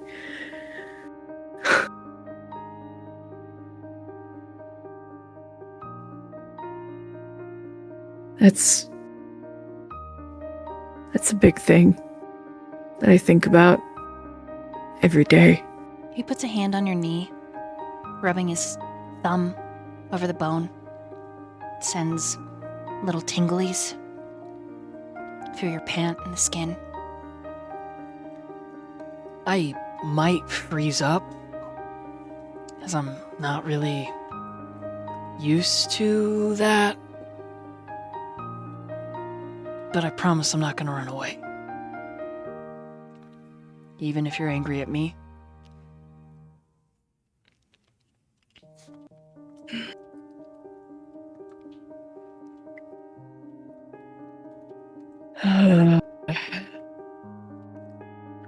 Okay. It's pretty bad. You've been lucky to not see it. He nods, a very serious gaze etched across his brow. Like, I have beat the living shit out of people before because they've pissed me off. I've been in trouble for it more than once. I mean, I launched myself at Sigma and stabbed him with a pair of kindergarten scissors. That's fair. That was both terrifying and really kind of hot. No. I'm not gonna lie. Noah! I know. It's terrifying because I thought, oh fuck, what if he kills Sigma? But then it was also like, oh fuck, look at him go. That's pretty. It was a very weird moment for me. I'm gonna be so real. It was very. I didn't know where it was like being scaroused. It was weird. Sorry. Wow. Oh. He cracks open a Tupperware nearby, and inside is a very poorly heart-shaped jello blood. Honestly, it looks like a bleeding ball sack. It's supposed to be a heart, but I made this for you. Just if you... I'm gonna open the ones with my food, but I made this. I don't know if you can eat it. I tried. I asked some kindred. I really didn't want to ask for this. Oh. You talked to Kindred about making blood jello? Uh-huh. Oh. Quinn was with me, Well, so I wasn't alone. But Oh, it was good. it was I'm glad. really weird. It's probably weird for them too, honestly. You know, I think it might have been pretty weird for them. But It's all right. if you want to try these, you can. They're not kindred friendly. And he pops open deviled eggs.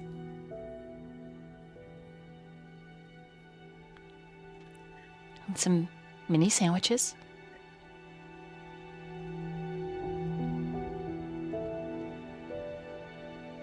I am so blessed that I can actually eat that. I just can't digest it, which means I have to get rid of it later, but I could eat it. Oh, okay. I mean, I brought these. And he pulls out But I'm strawberries, raspberries, blueberries, and a little tin of sugar. I mean, while we're asking questions, I'm yeah, a little. but I'm definitely Hungry. gonna slurp up this jello really quick. It is weird. Like, as you slurp it up, he starts laughing because it does kind of, you look like a Balchinian for just a moment, but it tastes okay. Huh. Crazy how that works. It was. Huh. Some of them look better, but they're pretty much all. They look bad. I'm sorry. No, that's pretty okay. All right, Nat. What question would Noah like to ask? Or do you want me to have you roll? And I'll read off this Google provided list. Since you already have a list pulled up, because I am coming up on a blank here, I'm happy to roll for now, and then if I think of one, Okay. I'll let you know. Okay, roll a d20, and I'll just copy and send it to you so that it's like Noah's actually reading it first. Okay. Okay. Yeah, if you just want. Okay, perfect. I'm rolling a d20 again. Yes. 17. Oh.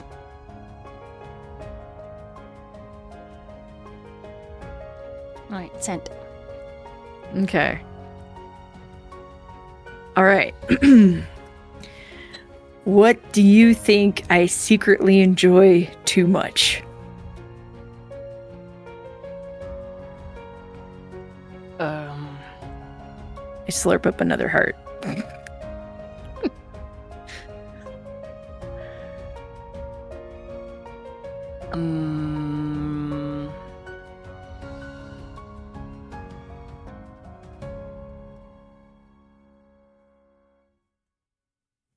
There's a very petty side of me that wants to answer. Is that allowed?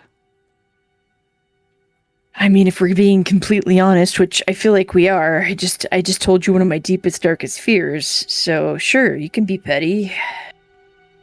I won't take it personally.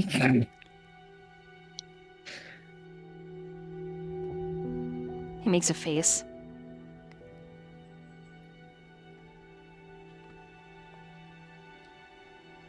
Sex with Sigma.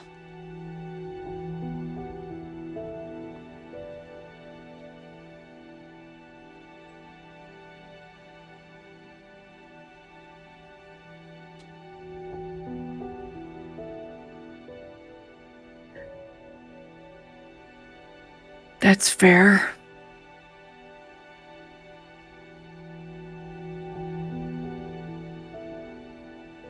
He coughs a little, takes a bite of the little sandwiches.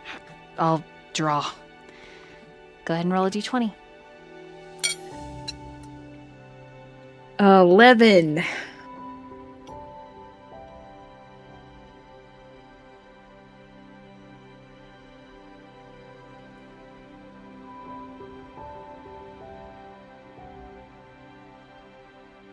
Okay.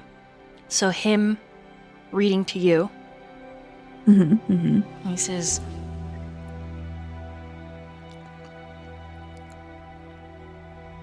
what part of your, and you can tell he's adding, Kindred nature do you hide from everyone but me? and then he just reads it again without the add. What part of your nature do you hide from everyone but me?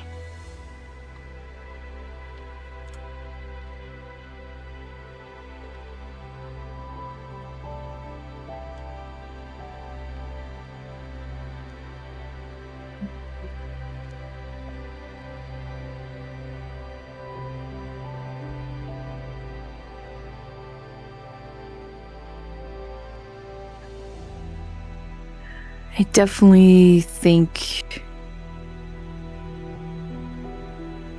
you see the softer, more vulnerable side of me. I don't, especially when I'm out with other kindred, I gotta be a badass, you know? I gotta be tough. I can't be emotional. And I guess that stands true with a lot of people. I try to be a hard, solid rock. But when I'm with you, I don't feel like I have to be that.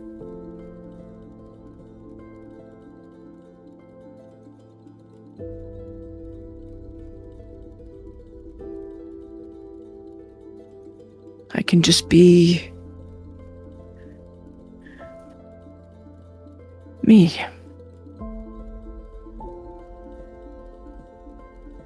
Just a dude with some anger issues. I like to tinker with things. I like to cry at movies. I like to laugh during romantic comedies. And I think you're really the only one that knows that. He's quiet for a second. And he looks out over the glade. You can tell the moment he sees someone, because his body language shifts, and your gaze is drawn out over there, and he says, I don't think I'm the only one. and trouncing completely at odds with all of this beautiful nature and this very lovely Valentines, everything. Holding a drink holder of coffee, sunglasses on at night, unlit cigarette bouncing in his mouth, or maybe that's just the edge of a lollipop, wearing glittering pants and a crop top. Sigma waves. Hey! That's kind of rude that you started the whole thing without me. I thought we were supposed to be like a three-way sort of thing, and Cap is like, we are not! We are a hinge! If it even becomes that! Why are you here? Well, I mean, I think you know why I'm here. But I came from, there's a parking lot over there, and I just asked the camp lady. I mean, I had to schmooze her a little bit, but it wasn't like a lot of smoozing. It was just like a little bit of like tit showing. I mean, not a big deal if she let me in. You told her you were with me, didn't you? Well, I mean, and he's coming closer. Yeah, I did. Sort of, yeah, I did. Hey, Noah, you look really nice. And he just sits. I brought you a coffee. Kappa, your favorite? No, I brought you one too, but I know you gotta later, you know? Oh my god, I love deviled eggs. These are the best.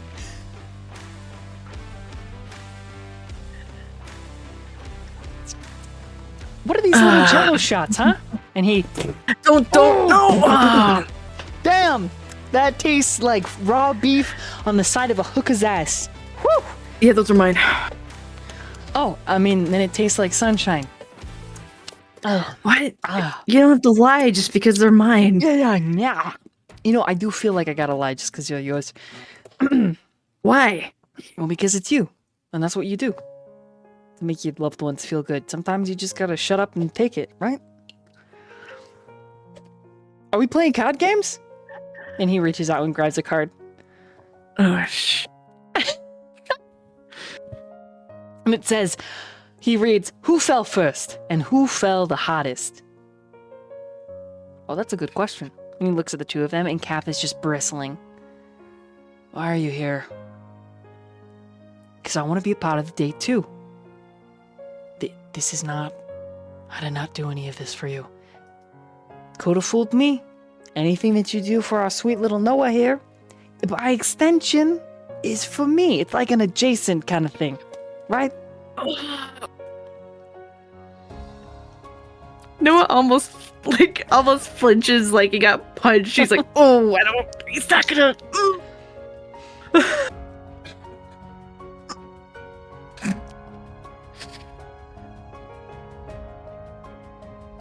Sigma takes off his muddy boots and just flicks them on a pillow.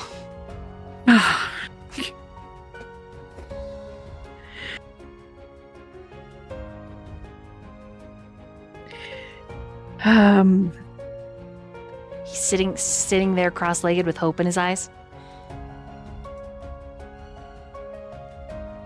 Maybe we just try and keep playing the game. It's okay. Roll a persuasion and charisma, Noah.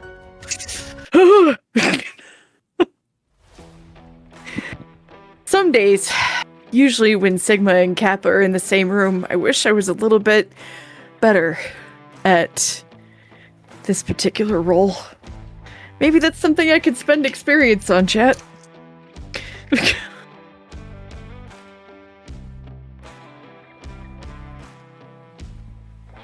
Hey, that's a 4. You get an Which extra. is- You get an extra dice to your roll.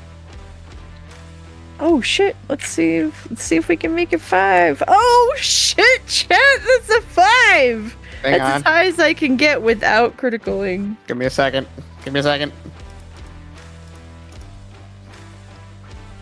Just going through virtual cards. Just Oh my I goodness. can hear it. Okay. Oh god, wait. Oh. In the reroll. Mm-hmm. Oh no. Oh. You got this, Noah. I don't know if I don't look though. And you get a rouse. There- Make a rouse check. Oh, what the? Okay, hold on. And you get to God, decrease oh your God. hunger by 1. Yeah, you rouse the blood, you get your blood search bonus, and that's just in case you fail the check, and then you hate any hunger. Okay, Wait. well, I roused the blood successfully. All right. Well, if you had hunger, there's definitely probably not any more hunger. Yeah, I didn't have any. Okay, so we're re-rolling this. Okay. It's literally the same, but this time it's because I got a critical and a success, as opposed to just all successes. Question, DM. Still 5. Since Noah roused the blood, doesn't he get his blood surge bonus? Mhm. So you get 2 extra dice. Uh, That's Oh, why I was shit. wanting you to rouse the blood and like cover the shit. hunger. that makes a 7. 7? Hell yeah. All right. Yeah. Kappa was literally about to like do something rude, but you convince him, and he Thanks, guys. lets out a Fine. Thanks for letting my fake and date not. somehow crash in flames. some fucking Sigma's got like a mini cooler that he pulls out, and he pops out a frozen fucking hot dog that he just bites into, and he chews loudly, Of course he does. open mouth chewing. Yeah. All right. What was the question on the card?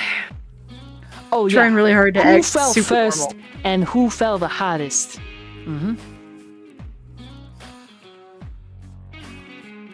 I think, says Kappa, that's a little unfair, all things considered. Sigma squints. Well, Huh? What do you mean? You met Noah before I did. Oh yeah. So I guess that Okay, means so I'm we're the gonna- best. whoa, no, that is not what that means. There's no whoa. Let's divide it up. So, let's answer that card between us, gestures at Kappa, and then can answer the card between us, gestures at Sigma. I dare say between you and I, looking at Kappa, I dare say I fell first, because literally all it took was you walking in the room.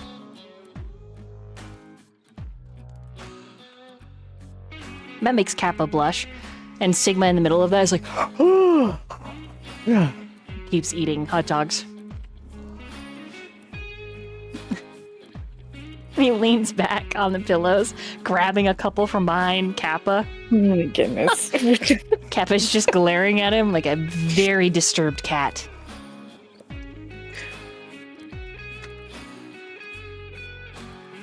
Kappa, it's like, I think between the two of us, fell hardest.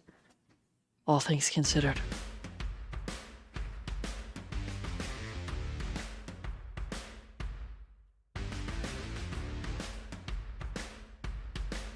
Now I feel like it's a competition. I'm like, well, but what if I fell really hard? What if I fell first and okay? No, you, it's all right. You can have that. I mean, look at this. It's gestures at the tent.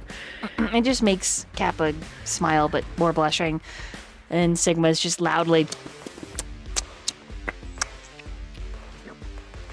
Okay, hear me out. Here's what I'm thinking. Okay. I think you and I fell at the same time. You know, because there was all that stuff that we were doing. And Kappa's like bristling. Yeah, you know. But then there was just one time where we were clapping it, and it just sort of worked. Could you say that any less eloquently? What? I'm just trying to speak the truth. Why are you so mad? Look, I didn't mean to crash your Valentine's Day. I was just like kind of sent here, and I was like, all right. I got the sparkly jeans on. Do you know how expensive these things were? They were like $300. I think they're called Silver Company or something like. I don't know. Anyways, they got really neat pockets. Did you want to see my ass? No, I don't want to see your ass. I don't want to see it, please. Okay, all right, fine. I'm just saying, Noah and I think fell at the same time, and hard-wise, I don't know. We both go pretty hard. We both hit pretty hard. Do it hard, you know? Could you just not make everything as sexual innuendo? I think it's impossible, you know? It's just wired into my marrow. Okay, let's do another card. Next card. Yeah. Yeah. Whose turn is it?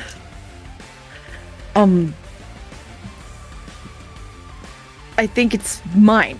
Yeah. My turn. Okay. I rolled a 10. 10.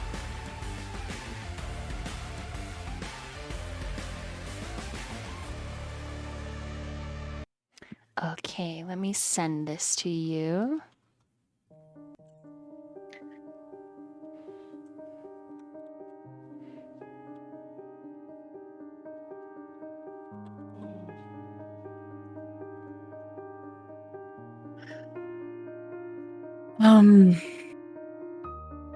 Okay.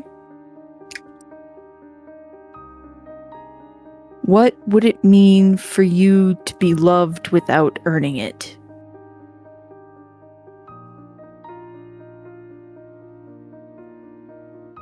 The energy in the tent kind of shifts. And both of them look pensive.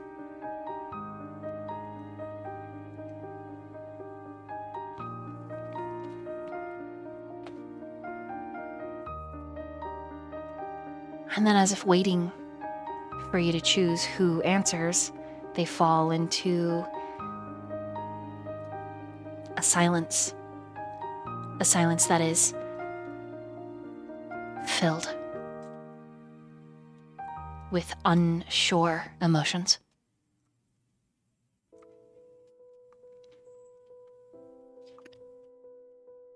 Okay.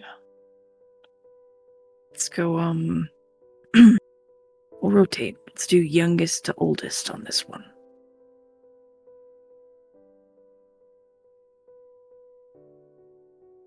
Kappa looks nervous and looks at Sigma.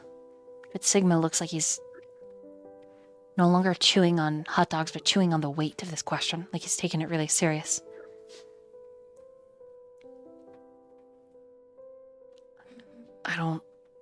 I'm not really sure.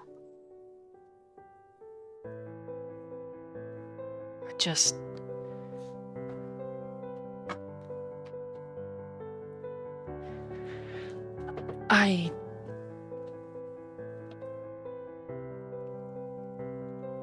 feel like it would mean a lot to me. But I don't know if I deserve it, I guess. Like, I feel like loving someone is not just like a thing. It's like it's work. I mean, it's just not always gonna be happy. It's not always gonna be like easy. Like, I mean, sometimes there are days I wake up and I just go back to sleep. I just can't face the day. I'm too sick, or maybe a treatment didn't go well and I just don't have the energy to get out of bed. And I mean, our messages are something I treasure, and I feel like that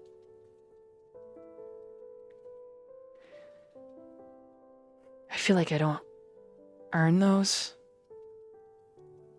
But I would definitely be really sad if it didn't happen. You're really important to me, Noah. Like, really important to me.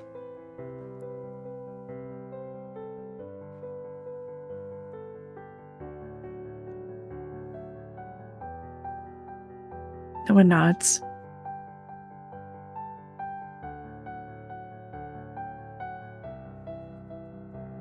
Well, I can tell you right now that while love is work, you don't have to earn being loved.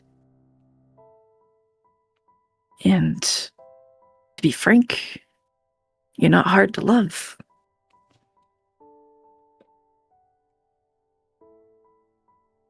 You deserve it.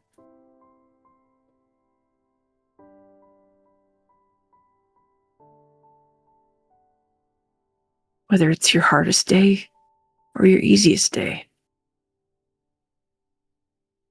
Whether it's something like this, again, gesturing at the tent, or it's just a text because you couldn't get out of bed. You deserve it.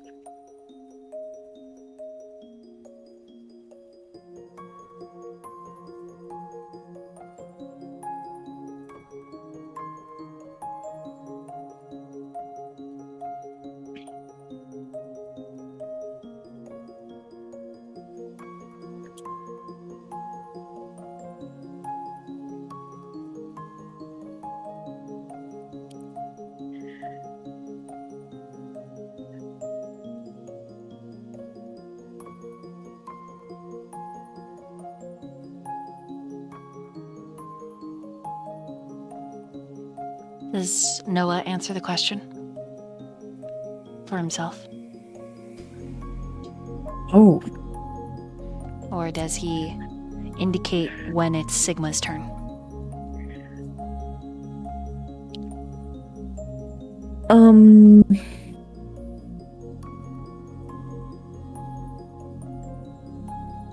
Trying to think. I don't think he thinks to answer it himself because the card doesn't say for both.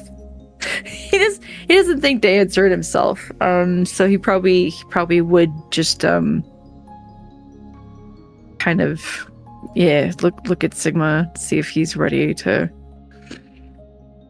give his answer.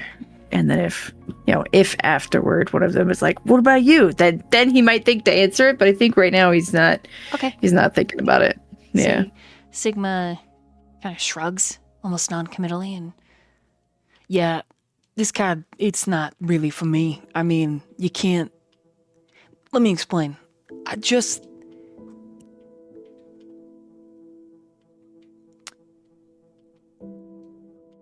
Somebody like me, they've gotta earn it. Or I'll walk all over you. I know what I am. and Kappa shifts. He was looking at his lap, and then his eyes flick up like he's seeing Sigma for the first time. And Sigma continues. Being an addict and fucked up like I am, it feels good when somebody kind of draws a line, I guess. You know? When they say, like, this is how it is. I'm just all up in here, in my heart, in my head. It's just a swirl of chaos and noise and just a lot of things that are just constantly, they just go. They're just always there. And when somebody, when they're like, Billy, you gotta show up to the meetings and you gotta do the thing, so that you can see your little princess. I do it. I mean, I do it. Sometimes I fuck up, I fuck up a lot, but it's nice to have the boundaries to know, because life's really hard. It doesn't make a lot of sense, and there's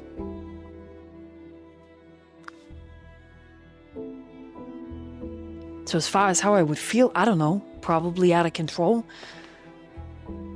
But I kind of live in that, I guess. So sometimes it's fun to be out of control and fucking and fighting and all that passion. I love that. I'm here for it. But I having to work for it it's nice, Like it makes it matter to me. Like if it was just easy, it doesn't matter to me. If I didn't have to work for it, I wouldn't really. I would just tap it and leave, because it's easy.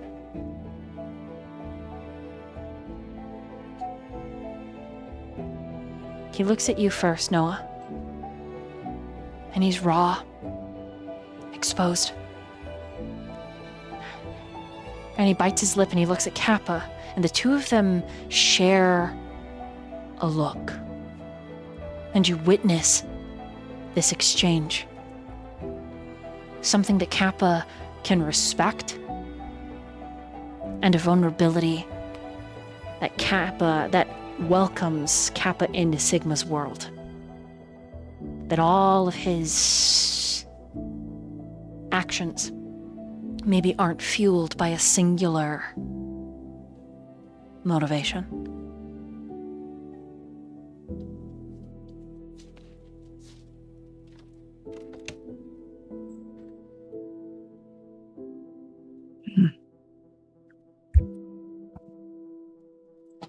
Noah definitely takes note of that. But he also, when Sigma says that, he also kind of seriously, he says, is that why we had so many problems? Because I didn't push you. I didn't draw a line.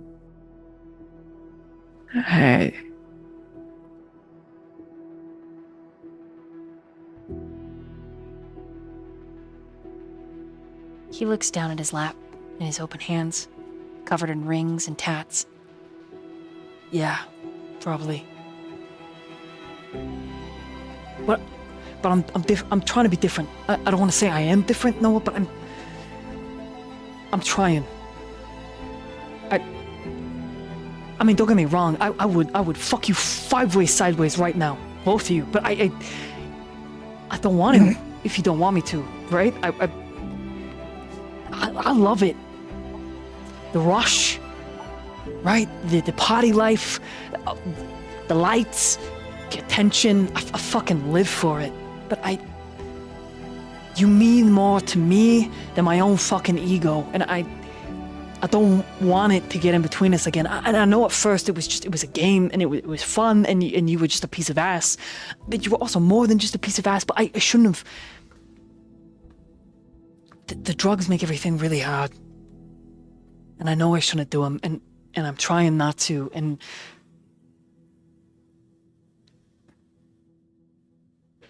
I'm trying not to. Right. You're making changes, so I gotta make some too. Kappa Right. says, however, you're trying, not you are doing. What does that mean? You don't really miss anything, do you? No, I He don't. really doesn't. Your IQ is like crazy big, isn't it? You're avoiding the question. What do you mean? You're trying, not doing. There's a difference in the vernacular, Billy.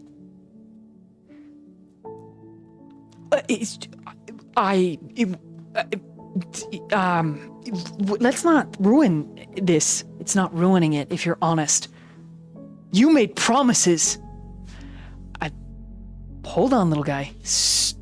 Don't fucking patronize me. I mean, but you are little. Like, you're small. So are you. Sigma puts up 2 hands.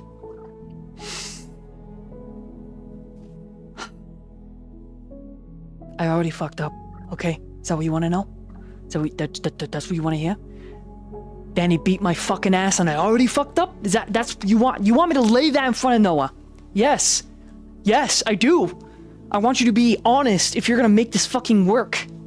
The 3 of us, unless there is absolute honesty, is not gonna fly. And I'm the better partner. That's not fucking true. That is, and you know it, that's not true. I'm good for him. No, you aren't. Not while you choose to do stupid shit, you aren't. Fuck you. Do you know what? Fuck you. You're high and mighty. I've never done drugs. I've never had a problem. Fuck off. You don't know what it's like. I know exactly what it's like.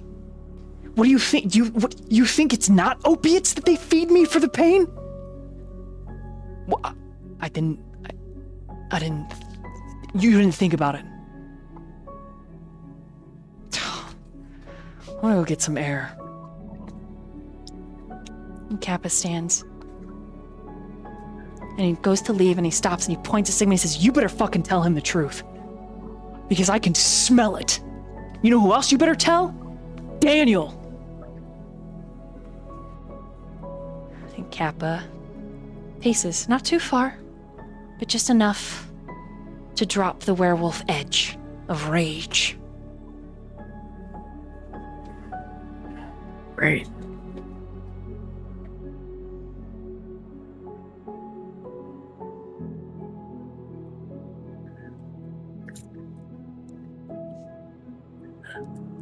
I want to be able to help you.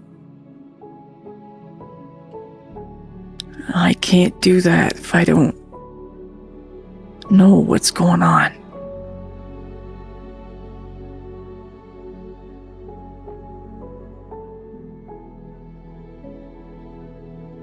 Noah, it's not that serious. It is, though. It is. For so many reasons. Reason number one, your kids. I'm not even reason number one. They are.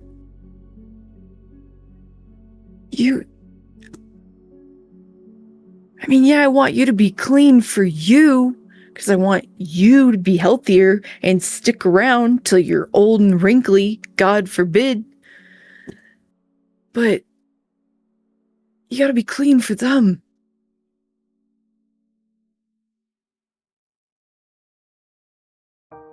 You know? I mean, I know I didn't know about them until recently. But watching you with them, they love you so much.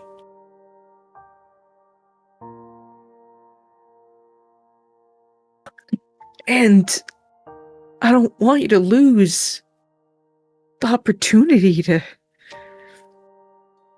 be in their lives, watch them grow, help them grow. It could have been worse, okay? It could have been worse. Yeah, you could be dead. Yeah, I could have OD'd, but I didn't. I gave the drugs back, but then I found an old stash of mine, and I couldn't. It was literally like a siren's call, Noah. Before I knew what I was doing, I was already in the bathroom in a belt around my fucking arm. I just. What do you want me to say? There is no bigger fucking battle for me. I mean, other than maybe trying to fucking seduce the prude of a fucking raccoon. That's fucking hard. Because he's literally an obstacle in the way of us. You realize that, right? Like if he says no, then you're gone. I don't have a say.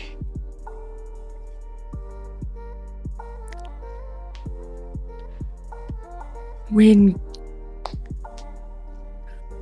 it's just nice to float away sometimes. Okay? It's nice to just not be me for a minute. Cause being me fucking sucks. I'm not smart. I'm not particularly good at anything.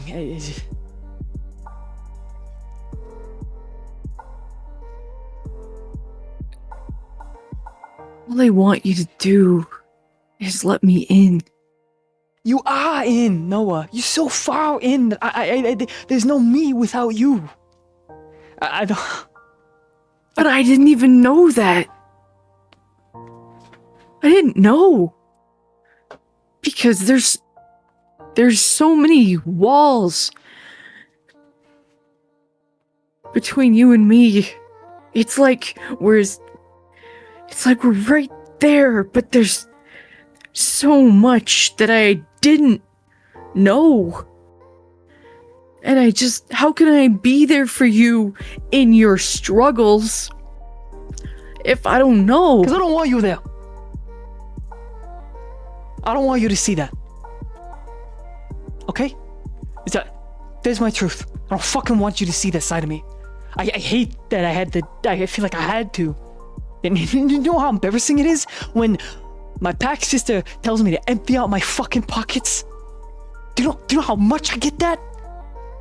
My socks, my shoes. I mean, I might as well walk in naked wherever I'm going because nobody fucking trusts me. And you know, they have every right to. They have every right to not trust me.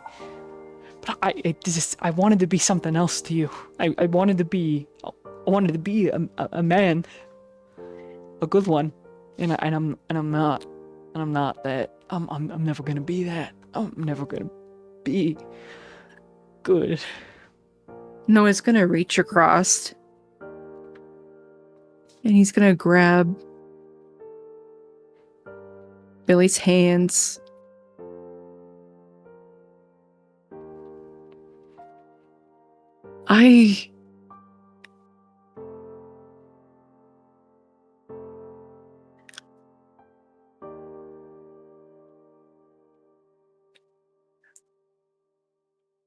You are so much more than you give yourself credit for. I have seen the man that you are. I've seen it. It's just sometimes it's lost. And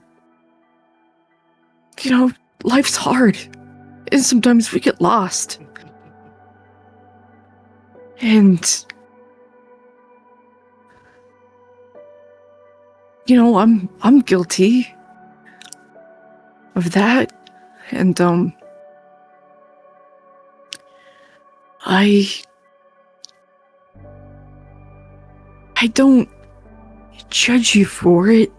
I don't think of you less for it. I just want you to know, yeah, it's fucking hard. But you don't have to do it alone. I would literally be here. Help you through whatever shit. I just don't want you to miss out on beautiful things in life.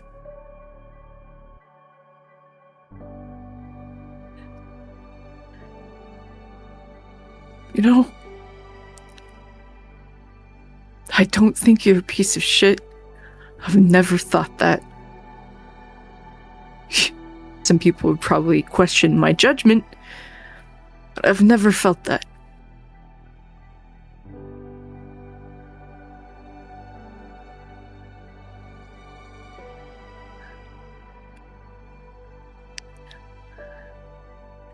And I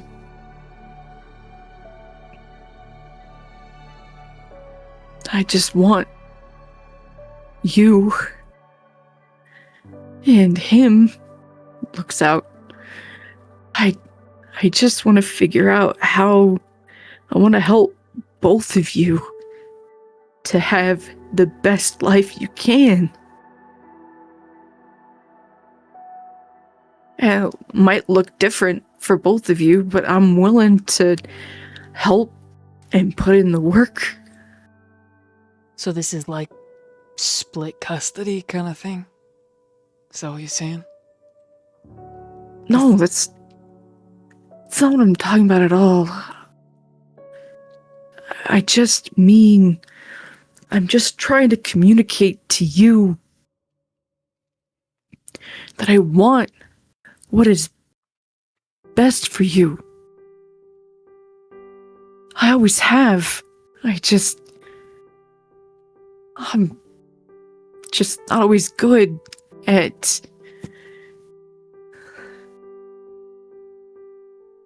being there for the people I care about. Cause I'm dead during the day, and so shit happens and there's nothing I can do. You know,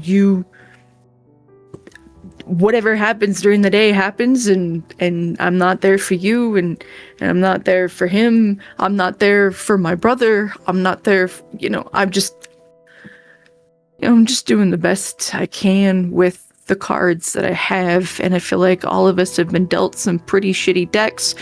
But if we put our decks, not dicks, together, maybe we can get a better set of cards. You know, I would really like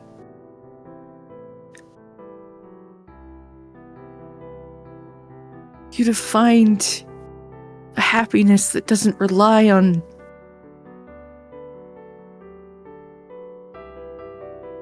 drugs. You know, I don't care what other.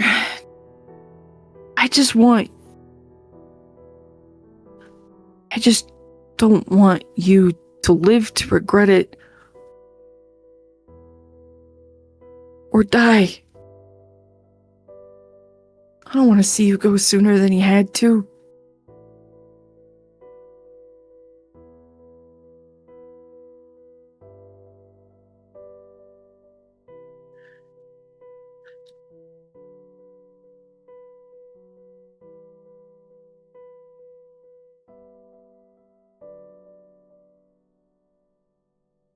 He's very quiet.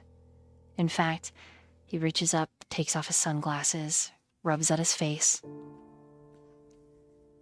and then he just pulls you into a hug against his chest.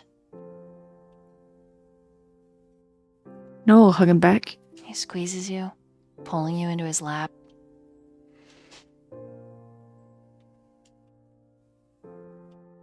When he's done, he leans his chin on your shoulder.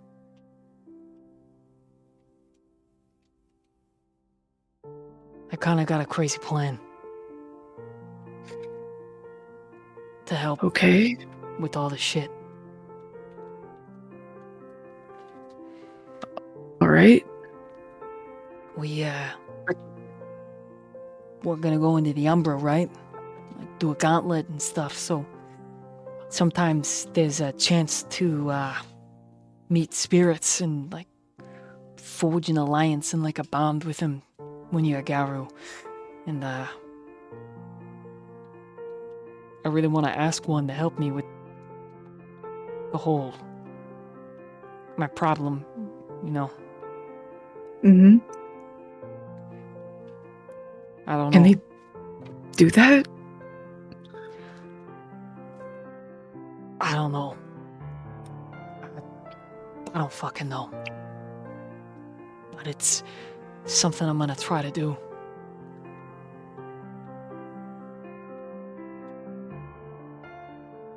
Okay.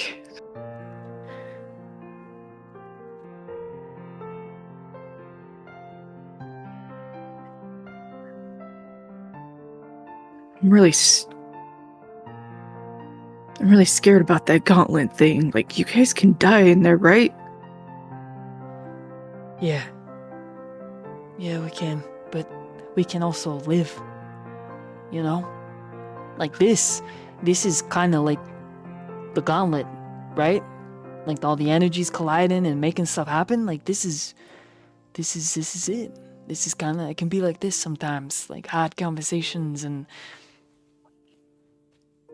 tough moments. I mean, and then there's like a bunch of like serial killing monsters in there too, but I'm tough.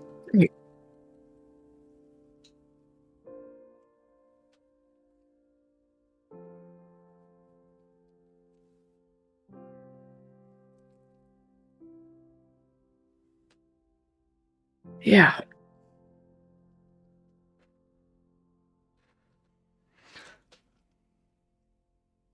Do you want to drink this coffee that I brought you? Not to change Yeah. the subject, I just thought maybe you might like it. If you open the lid, you'll see it's kind of stupid, but well, I mean, I know I didn't like put together like a whole thing.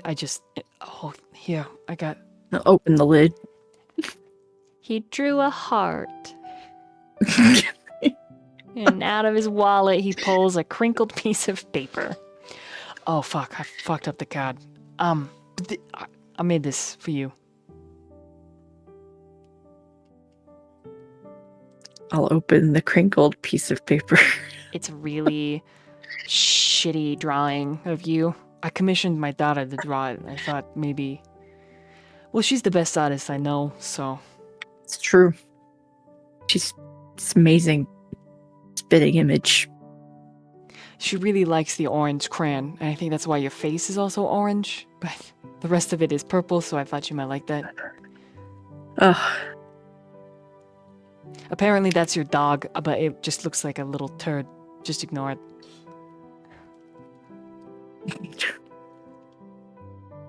Great turd.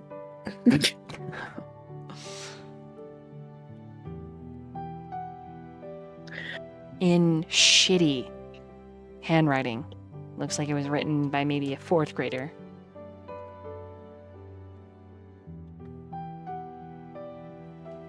It says, "Loving you scares me, but I like to be scared. You're the best thing I've ever dared. Happy Valentine's Day. Love, Billy." And then Billy's scribbled out and he put his whole name, and then he scribbled that out and then he just put Billy.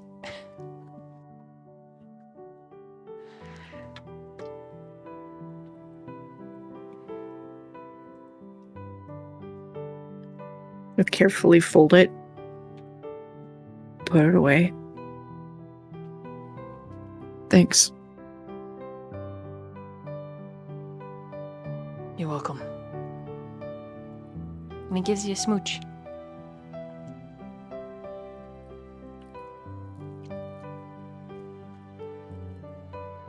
I mean, Noah smooch him back, but he's also like, oh fuck, Captain and I haven't smooched yet today. He's gonna be so mad.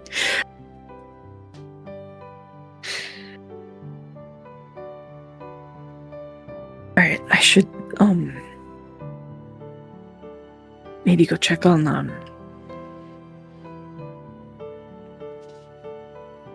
we'll be right back.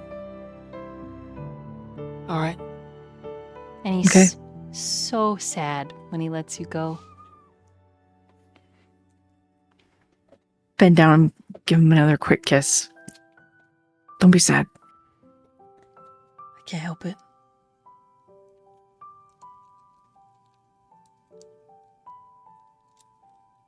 Guess that's fair. Gives him one more kiss.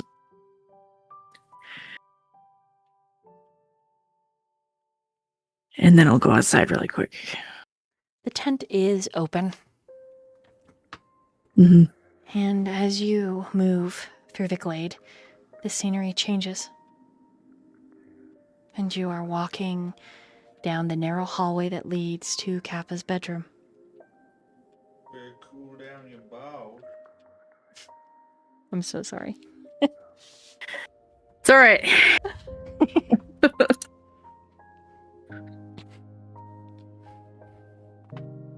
His bedroom door is slightly cracked. There is light spilling out into the hallway.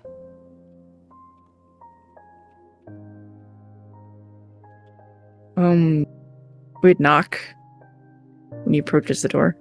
Kappa looks up. His hair is cut short, glasses perched on his nose. They're the kind that magnify, and before him is a small metal puzzle that he's gluing together. Hey, That looks exciting. He shrugs. it's okay.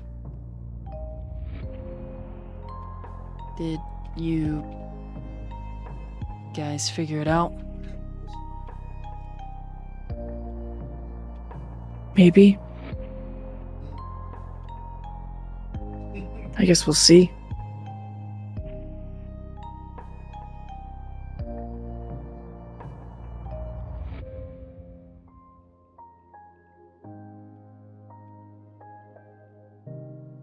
Is there like another chair or like a stool that I can pull up right next to him? Mm-hmm. You pull it up to his Alright. desk. Yeah. There's like an antechamber that's like his office, and then like an archway covered by a very thick curtain into his bedroom and like the in-suite bathroom. Like it's quite a luxurious, almost studio apartment bedroom. Right. Yeah.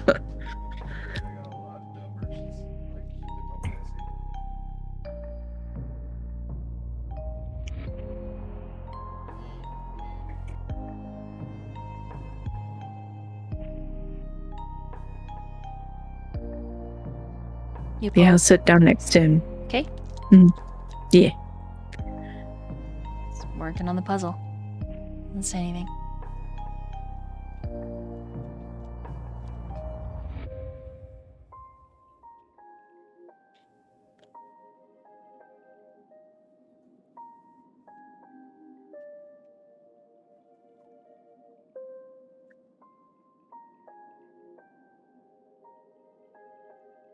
Does Noah say anything?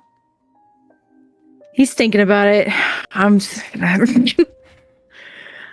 think he does watch him for just a hot second, and then when it seems like maybe a good spot to maybe like he's not mid positioning a glued piece.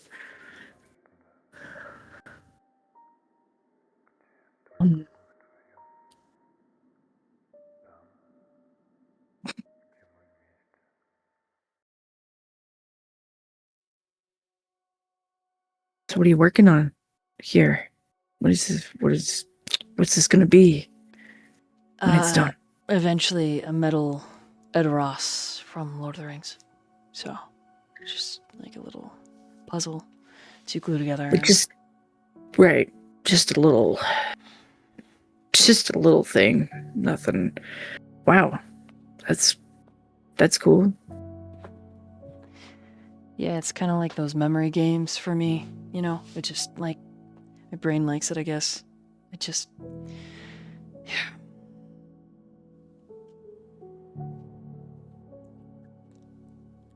He Yeah. takes the glasses off.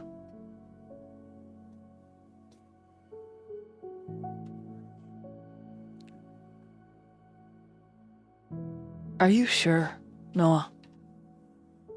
I mean, like, I know we've talked about this. I know you've said you want this, but and he turns, he swivels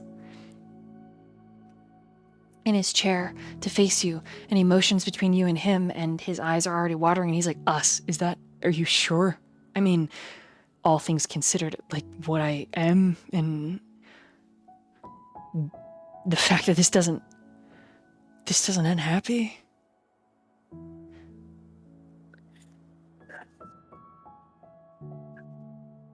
I told you the night that you gifted me your hair that however long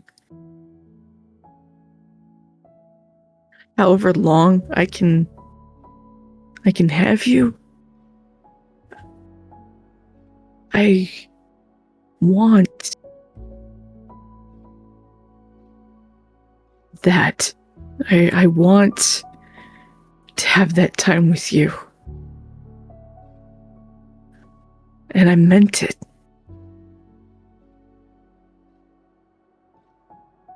But the question, I mean, I guess it's, are you sure? Because I feel like I've just been kind of a fuck up since then, and I'm the one that feels like I don't deserve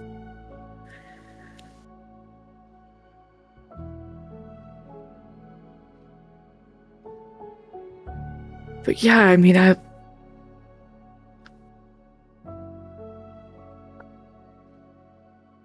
I'm not lying in the least when I say how much I love you and how much I want that.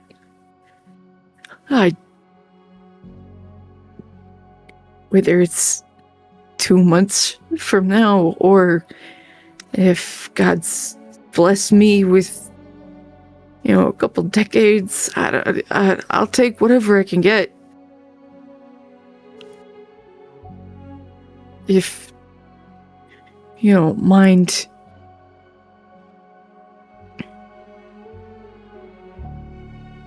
me.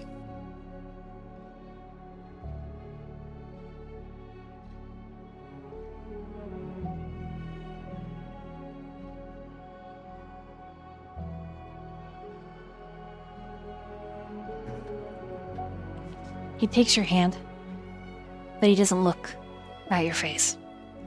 I need you to be really honest. What I'm about to ask you, okay? Okay. And even if it's something you don't think I want to hear, I need you to tell me what you want. Or this is never gonna work.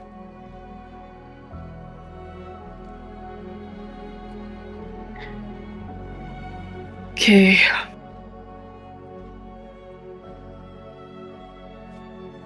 I know that you care about me, and I know that you care about Sigma. But what does that look like to you, the three of us? Is this you want Sigma and I to be boyfriends? Do we get days with you, just us? Like, what does that look like? What do you want? What is it in your dream world? And he's drawing little pictures on your palm. What does it look like to you? What is it that you want? And I don't want you to say what you think I want to hear. I want to know what's in your heart. I want to know.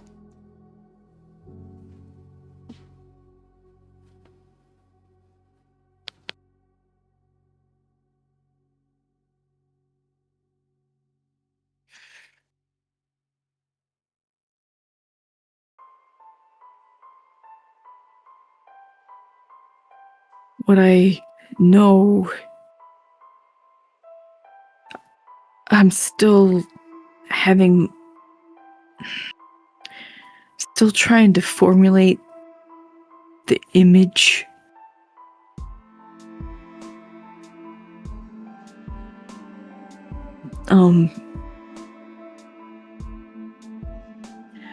I would like it to be harmonious.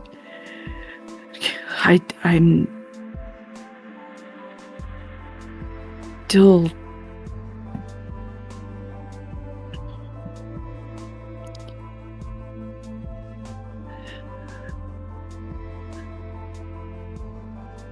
I would love us to function like and like I would love for us to be a unit, but that doesn't mean that you two have to be involved that way. Does that make sense? Like I know that there are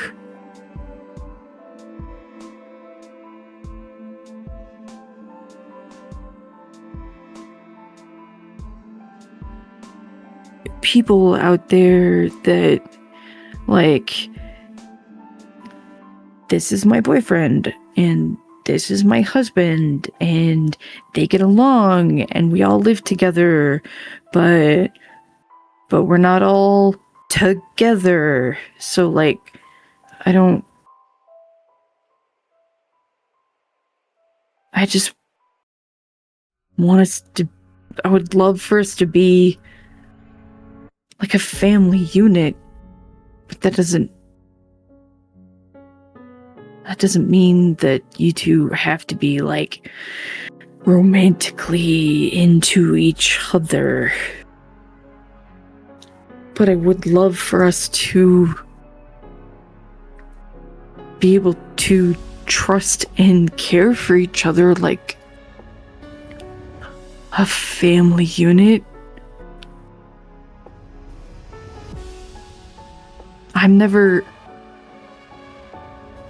If something happened naturally between you two, then cool.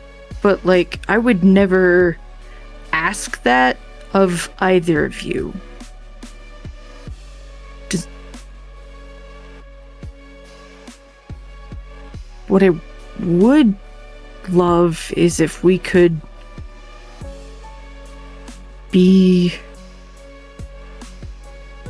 exactly that, a loving, caring family unit. I don't know, it's kind of...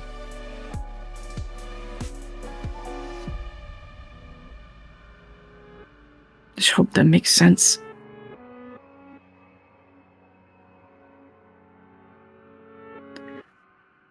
I don't know the specifics on, like, I don't know, like,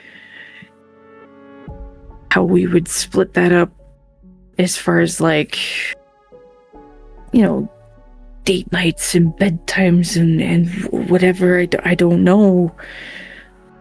I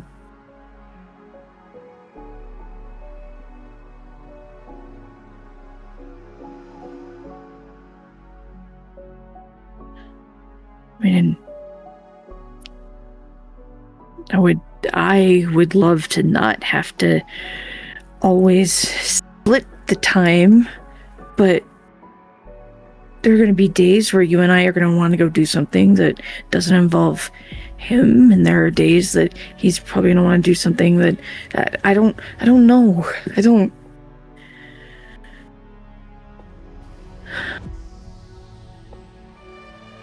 I'd just like to find happiness for the three of us, no matter what that looks like.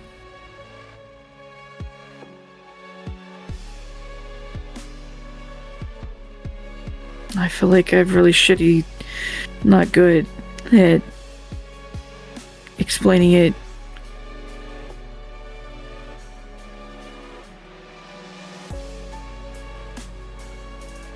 I would say that Noah is... He is shaking while he's talking about this because he's scared. He's scared to fuck up. He's scared to mess up everything that he's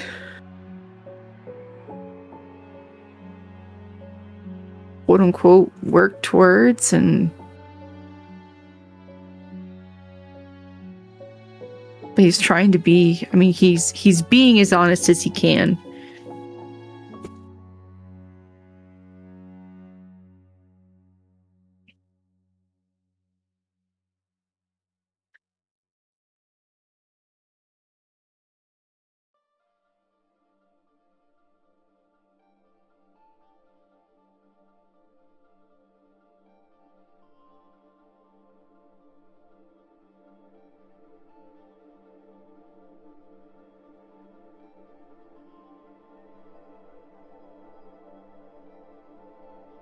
Kappa is quiet for a long moment, and I need you to make probably one of the most important roles of your relationship. Oh my god, no! Okay.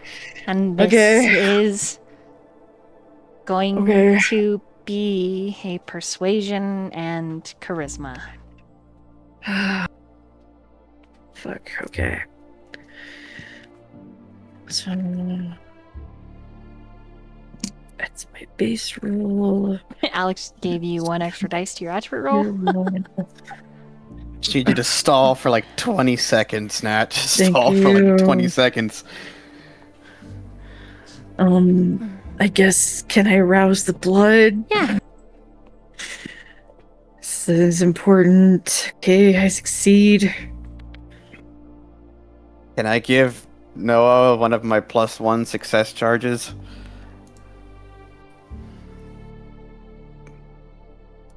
Sure, I'll allow it. Is that just an extra die? What is It means that? it whatever your final total is, you can add 1 additional success to it. Oh. Load up Noah. Load up Noah. Oh my god. Yeah, I got this. I can get this. Yeah, we're gonna have this fun little Valentine's side game. Prepare to make one of the most important roles of your relationship. Oh God. Yeah, it's just chill, just have fun, kiss woofers. Oh, fuck. All right, I am going to This is why she tried to blame this on me. use a willpower for these ones. Okay. Thanks for the extra help,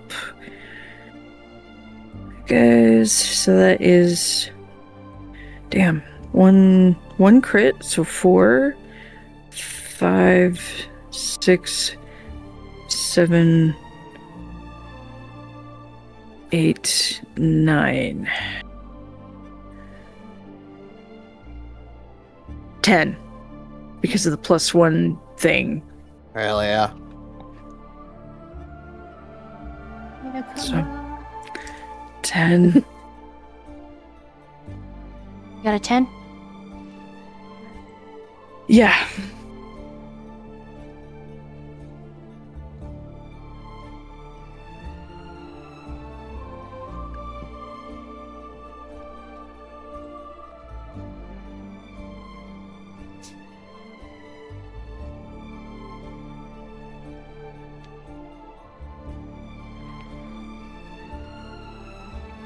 In this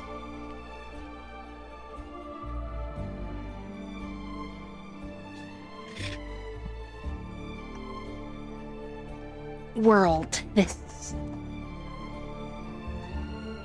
ethereal, ephemeral, in between.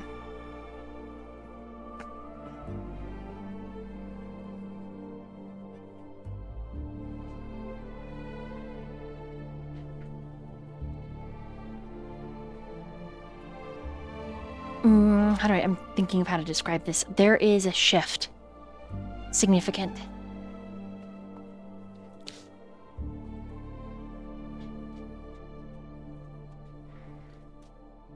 Like Kappa's decided something, but you aren't entirely sure what. Until he stands up. And he takes your hand, guiding you to stand up as well. I stand. He kisses you. I return it.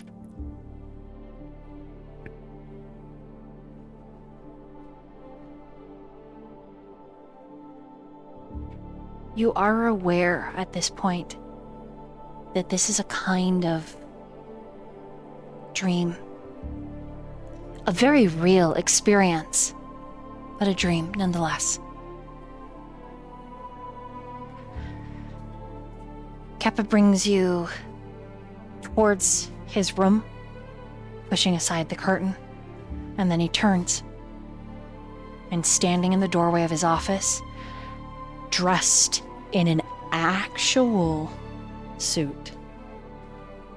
Hair slicked back, looking less like a thug, despite the face tattoos and the neck tattoos. Sigma.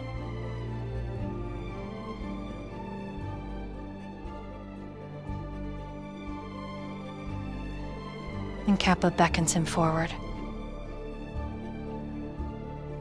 And you watch in a moment of explosive heat, though it is not visceral. It is not aggressive. In fact, it is very, very slow and gentle physically, but the emotions underneath it are explosive. Sigma approaches Kappa. Kappa looks a little annoyed, but he reaches up to touch Sigma's face, but before Sigma can talk, Kappa covers his mouth and says, "No talking. You always fuck up when you talk. Just be yourself." And Sigma obediently nods. And then Kappa pulls his face down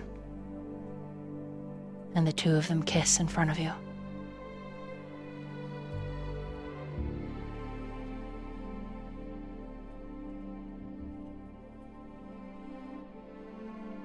Sigma then grabs onto Kappa's hips, and Kappa punches him in the throat and is like, way too fast, way too soon.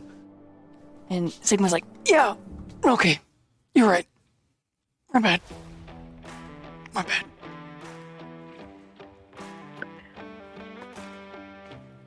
And then Kappa pushes him into the room, closes the curtain.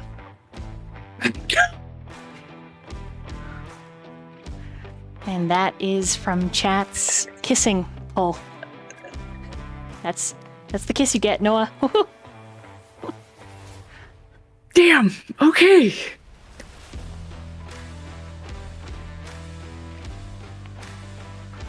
All right. No, I didn't know he was into that. Woohoo. Woohoo.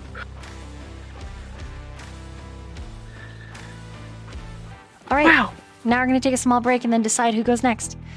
Yay! Oh my God, it's pizza so time. late. It is, and there's two more my people. God. Yep, we're going. No. It's a thing. Didn't realize this is turning into another 8-hour marathon. I'm It's been so a while sorry. since the last one. I'm so sorry.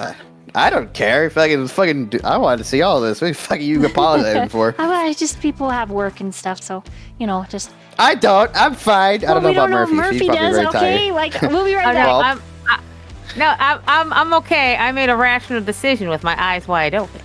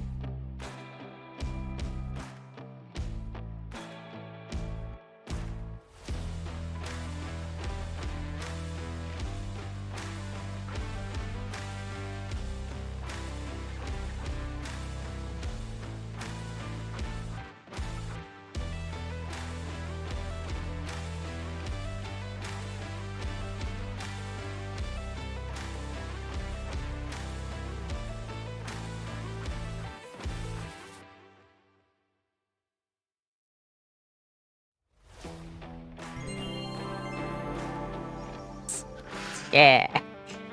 Hello, we're back with Love Bus time. Hello. Hey, Nightwind, how is their lunch break? This is turning out to be quite the episode. I know when you kind of set a precedence by Evans being like 2 hours long, and I was like, oh no. I did. Yeah, I did.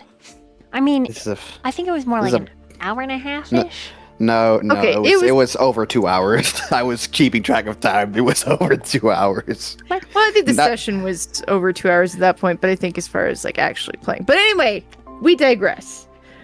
Ooh, Nightwing got chicken strips. I love chicken Delicious. strips. Okay, so it's Quinn's turn. And Evan's turn was so long because of the 3 wolvies. So Yeah, no, it was great. Zero Yeah. complaints. It was great. It was beautiful. Good stuff. yeah. Oh man. Yeah, here we are at 4 a.m. for some people. And we're just going. And this is gonna be a long VOD for people to listen to, and I hope that they enjoy it. Yay! The Kissing Wolfers Extravaganza Bonanza! Quinn, the choice for you. Alpha or beta? Your date or theirs? Oh, I think Quinn would worry too much about setting everything up. So I'm curious what they would set up.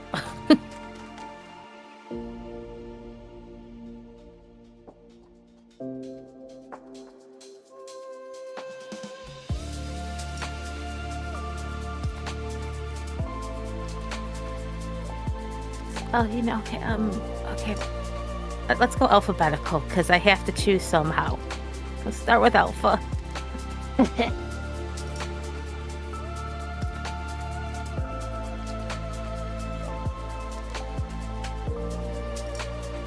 And you rolled higher, right? You were one of the 6s at the very beginning of the session? Yeah, it was a messy critical.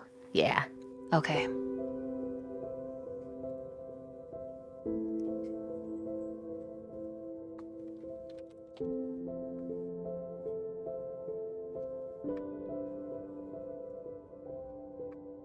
You begin in the rain.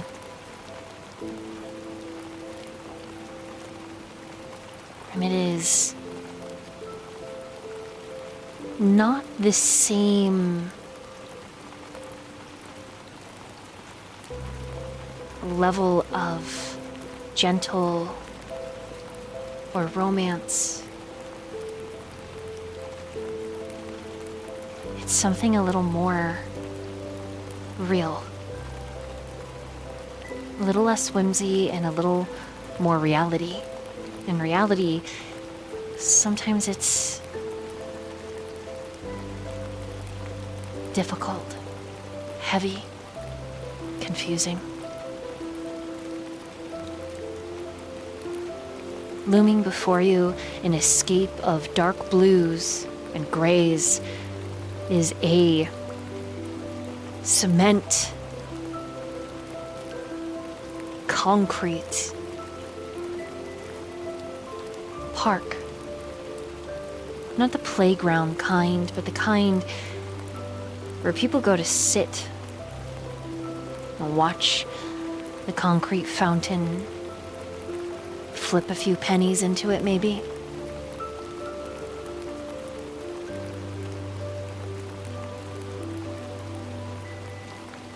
You are stepping through the wide part of the park that is covered in foliage and green that leads into this cement area with its monolithic, large, city-funded fountain.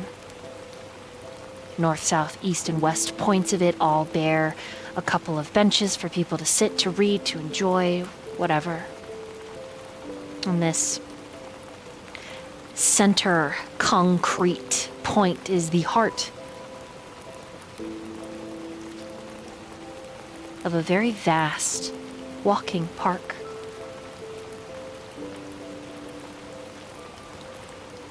And so you are stepping onto a sodden trail.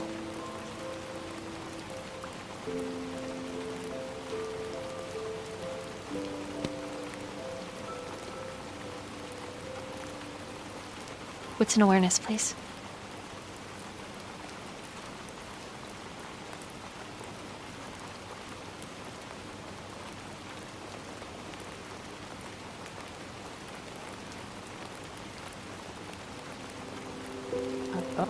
Oh, 5.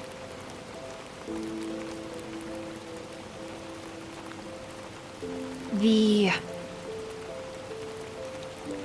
give under your shoes of the narrow path through the greenery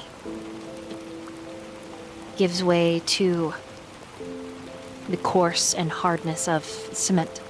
And sitting in one of the south benches alone, in his typical fine clothes, his suit, his jacket, you can see the back of Alpha's head and shoulders. He is facing that big city-funded idol of a fountain.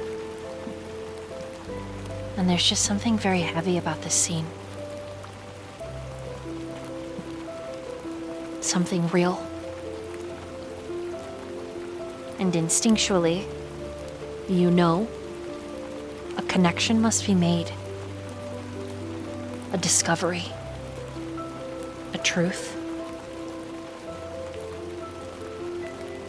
Your spirit and his.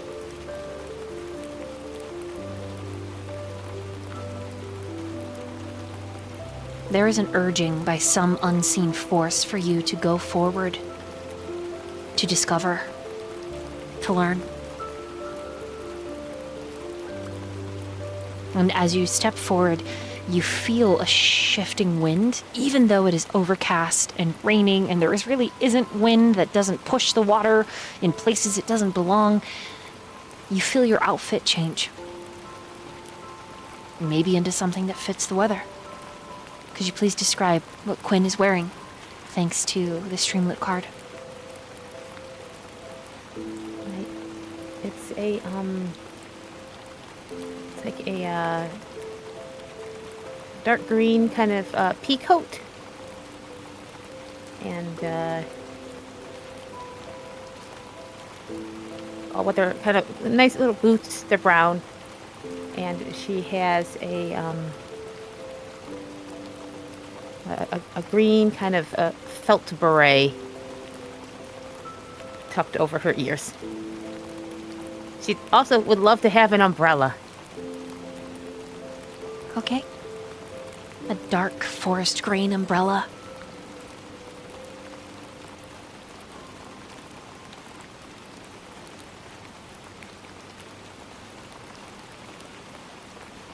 What do you do?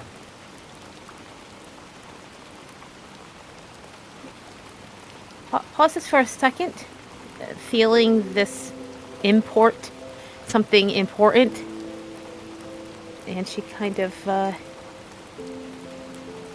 like takes an unnecessary breath and tells herself that she shouldn't be afraid. She has to go towards something, not run away from something. And then she kind of determinedly walks over to Alpha and puts the umbrella over his head.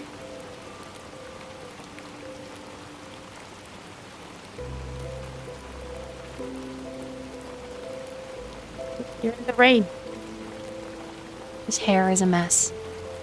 He is dripping wet. Raindrops are falling from his beard, his eyelashes, his brow. His hair is quite curly in the rain. It's kind of cute. And he looks up at you with the saddest, deepest blue eyes.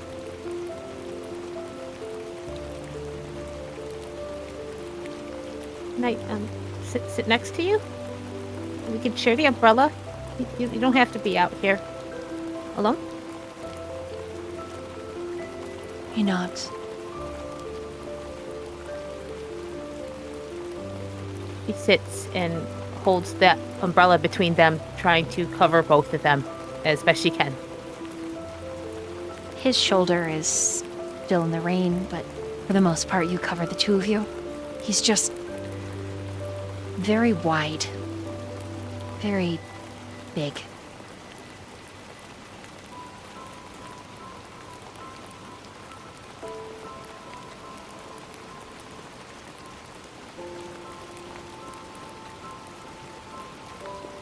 Get him, and do you want to stay in the rain, or maybe we could go somewhere without rain? It doesn't have to rain.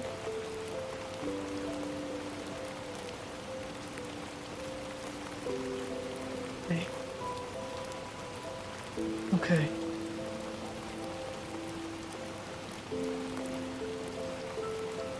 He's gonna stand up. And he's gonna wrap his hand around yours that is holding the umbrella, and he takes it from you. And then he puts a hand around your waist to hold you tight and covers the both of you as best that he can, but he's naturally holding the umbrella to cover you the most, using his body to shield you as the rain falls at a slanted angle. And he guides the two of you forward, past the fountain, onto another narrow trail through the green of the park.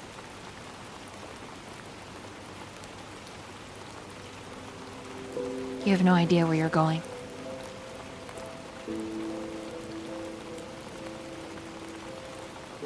She finds that she's not scared. Not scared that she doesn't know where she's going. That's not how it would have been before with Alpha, but she'll let him guide.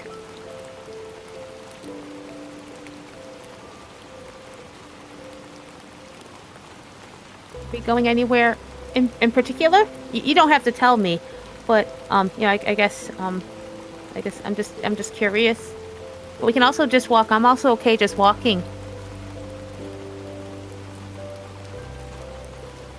There's a restaurant. Sometimes the old lady feeds me.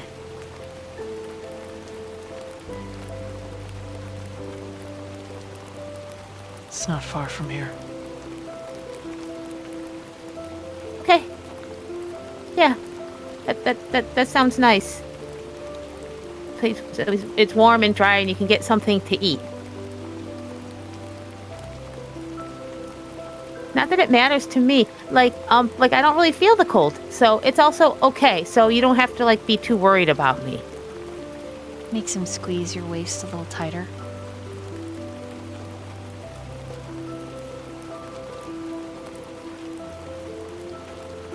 The two of you reach the end of that narrow path. You hit a sidewalk. Cross at a stoplight. Much less than half a block, you're dipping into an alleyway, and the two of you, he opens this door, and it's covered in black tape. The glass looks like it's seen better days. The wood of the door is very old, kind of like a 40s diners. As soon as you step in, there's a rug to wipe your shoes on, but it's soaked. And beyond that, the tile that is fit, almost like a vinyl. Looks like a chessboard, black and white. The smell is old pizza, cardboard. This little mudroom opens up into the back part of the kitchen, which looks like it's seen better days. It's a mess, but it's clean.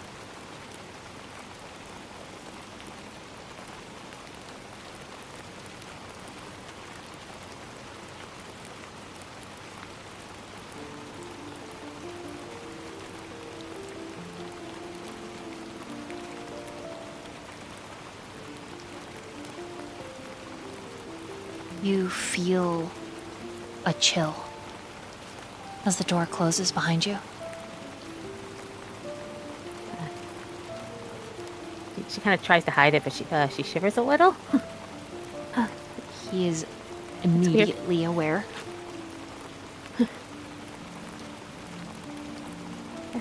I don't know. Usually, I'm okay. It's okay though.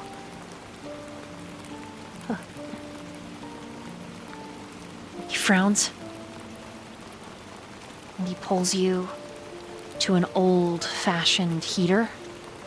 Not in the kitchen, but in, not the industrial kitchen, but through that, there are two different ways to go. On the left, there's into the restaurant itself. It looks like a very old pizza diner. And to the right, there is another entrance that leads to a set of stairs, and he takes you that way, and you go up the stairs into someone's living room. And he pulls you into this apartment that's above this pizza place. He pulls you into that kitchen where there is an old heater, the kind that is attached to a lot of colonials. Big leaden pipes, probably replaced.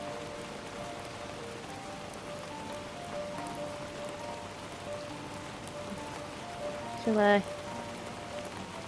of puts her hands out to it and, not really totally paying attention. She kind of like leans in a little closer to Alpha as well, kind of trying to pick up heat there too. Let me make a roll. He leaves. He suddenly straightens. He steps away. He's gone for a solid 10 minutes. When he returns,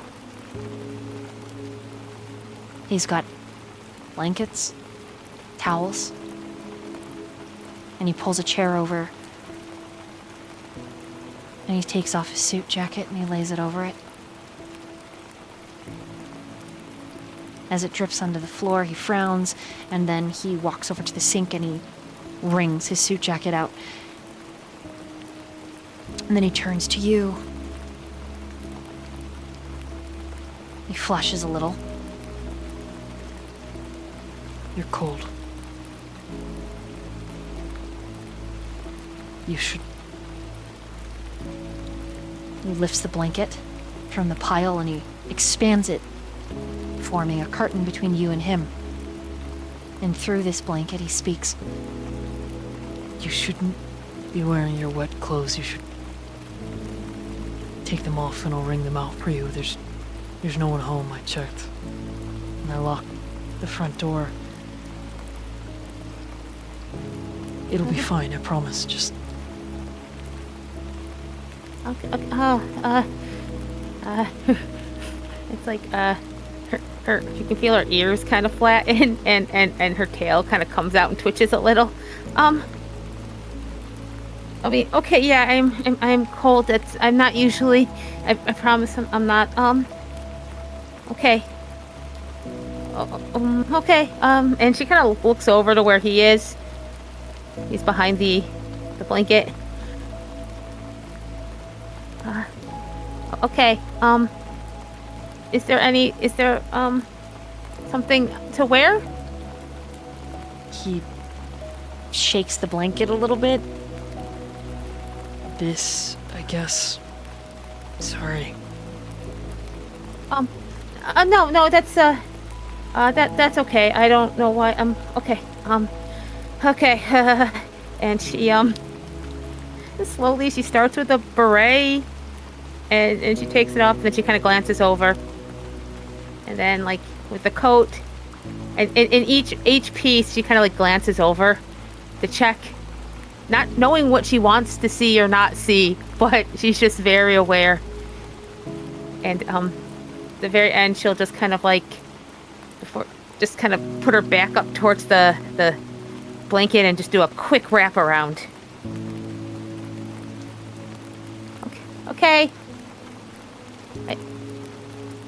I'm all set. I don't know where to put my wet clothes. I'm sorry. He takes them.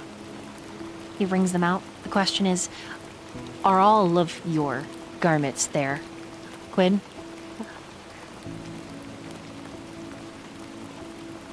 She's cold. And she's confused, so yeah. Yeah. It's You just hear her under him that cough blanket. when he gets to certain garments to wring out in the sink. There's a bit of a choking. Are you okay? I mean, I can also do that. No, I'm You fine. don't have to take. And then you hear the Okay. sound of his belt. You hear the sound of his shoes. You hear his sopping, wet dress pants hit the floor. And then you hear the elastic of his briefs. You imagine they're boxer briefs, but you don't actually know for sure. But you could turn around and look.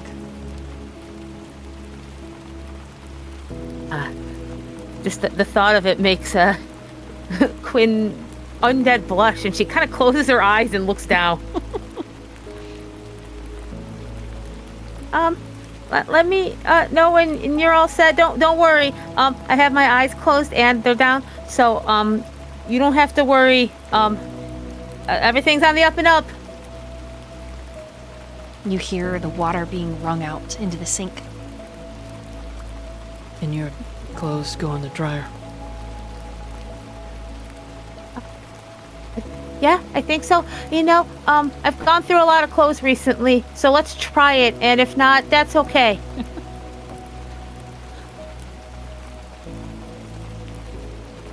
All right, Quinn, go ahead and make a rouse check. Thanks to Streamloots. Oh, she's got her eyes closed so hard, though. Yep, you sure do. Okay, where's my... Okay, there we go. Yeah, I'm keeping it together, everybody. You succeeded. Okay. This- So the blood is This is starting to fine. run hot, but you do not increase your hunger, even though your face is flushing incredibly. Now she's looking down partly to hide her face. She can feel it. She's like, oh no. You Keep it together, Quinn. hear him leave. You hear somewhere behind the kitchen a dryer start. It's probably one of those old units because it's loud. The hum of it is soothing in a way. When you hear him come back, you feel another blanket be draped over you. And then he sits. You feel the weight of him next to you in front of the heater in this stranger's apartment. I'm decent. No, I mean you're always decent, but like okay, but I also know what you two mean. So yeah, okay. This is I'm sorry. I'm sorry. I mean I know I'm often awkward, but I feel like I'm being extra awkward. Like I don't even know how this happened. He uncovers your head and brings the thicker blanket kind of around your neck while lifting gently your chin to look at him.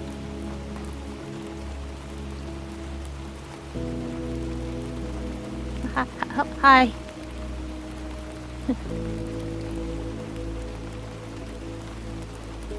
He's very handsome this close.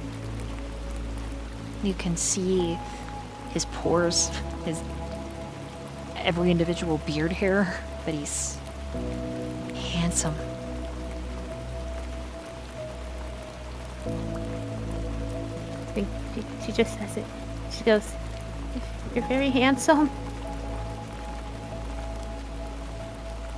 And you are beautiful. He kind of looks down a bit at that. I don't know. He has you look at him again, gently wishing at your chin. You are.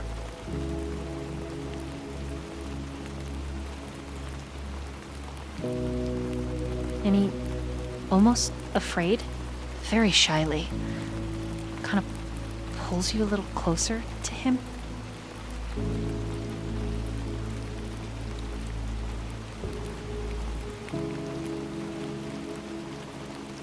She loves it. It's almost like there's a second of almost stiffness, and then she's like, she just kind of melts.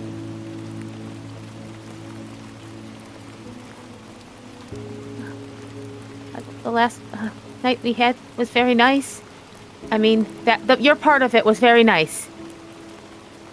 The ice cream part was very nice. That's the part I want to remember. He smiles. And he's gonna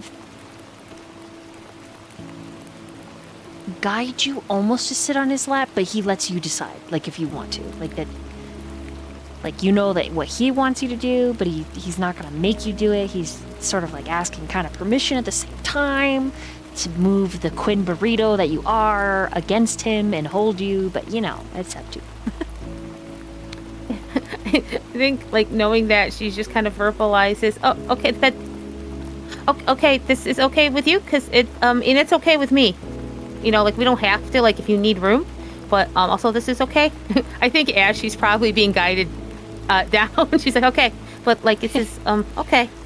Yeah, he holds his Quinn burrito, and he scoots the chair closer to the heater.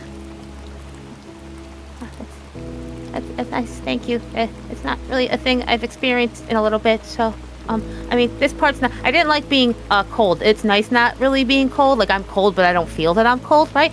But, like, it's nice to feel like heat, and it feels good, and not just like a thing I don't need. Like, it's a thing I need. It's nice, I think. Yeah.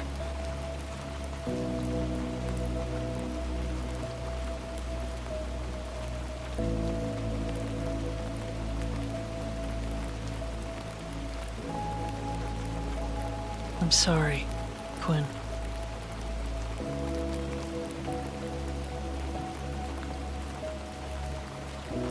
Why are you sorry? You didn't make it rain. Not that. Or what you saw in the cabin. I should have cleaned it up, but it slipped my mind. You don't have to. You opened your cabin to me, and that is that's special. That's you trusted me. That, and you don't have to apologize for your pain.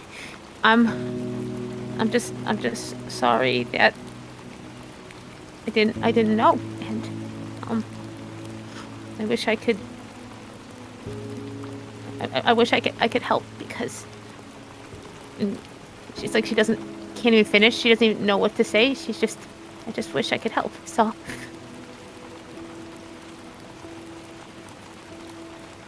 I saw the letter.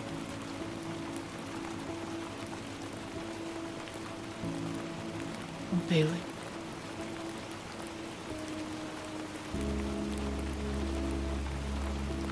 I added to it. I hope that's okay. I just didn't know if next time you were there. I just wanted you to know that I'd like you to stay too.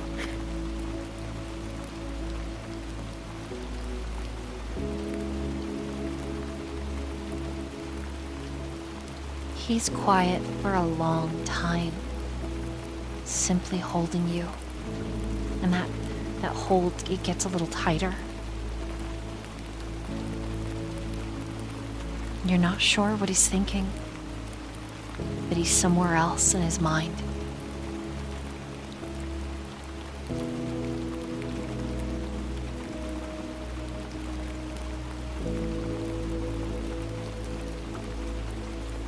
After a moment, she's trying to let him have that space.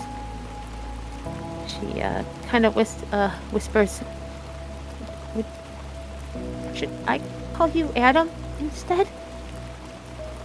If you want That- to. I want to call you by your name that you want to hear. I'll call you whatever you want me to call you. He touches your face, and it's very sudden. And his big thumb touches the corner of your mouth, and he presses your lip up so he can see your teeth, your fang, and there's heat in his gaze. But there's so much innocence there as well. You could call me whatever you wanted. And I would love it.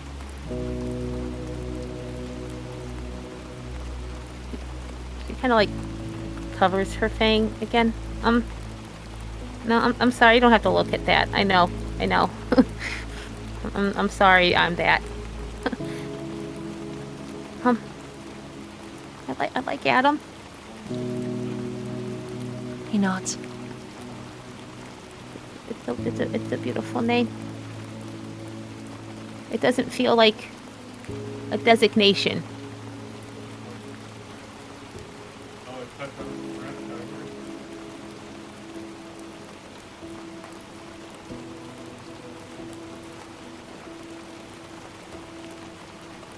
Quinn and Adam.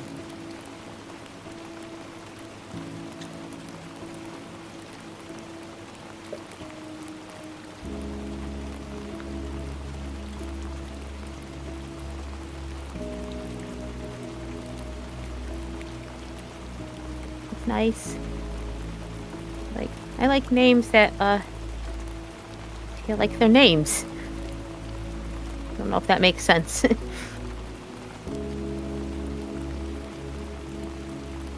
He just nods slowly.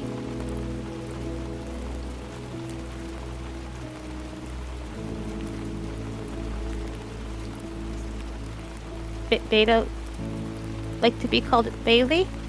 He smirks and shakes his head no. No. I don't know. I had a feeling. I don't. I think Bailey's a beautiful name, though. You would make her blush, calling her that, though. So maybe you should try. Quinn looks down a bit and blushes herself.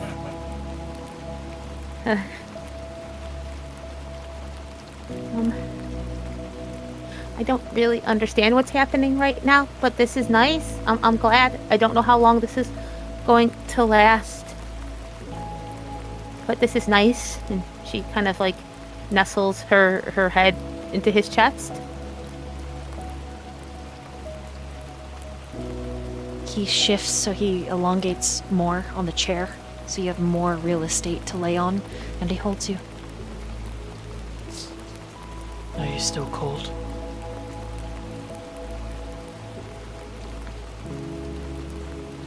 No, but I can stay here longer even if I'm not cold. Yes. You can stay here as long as you want.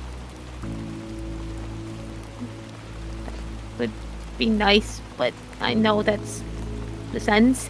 Whatever this is ends. Quinn, But I'm glad. Yeah.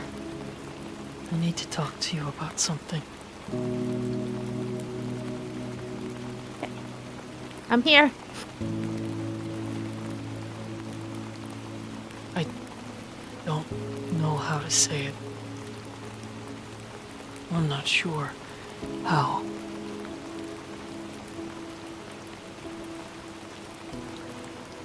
Would it be easier if I looked away, or I could put myself under the blanket, or I could like get up and go behind you?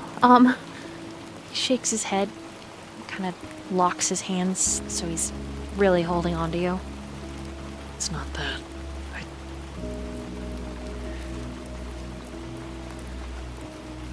And he gets this concentrated look. His eyes kind of squint, his eyebrows come down, and he frowns just slightly. But you don't think he's upset, you think he's just trying to fathom, to find the path in which to lead forward with this conversation. All the while, his hug around you is firm, but it's gentle.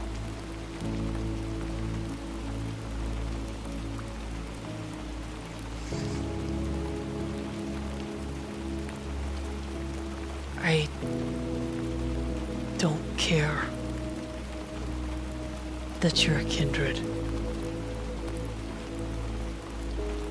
It It doesn't offend me. And he's gonna kind of shift so you feel his shoulder pushing your head, and so that you and he are eye level. You're still in his lap, but the two of you are looking at each other.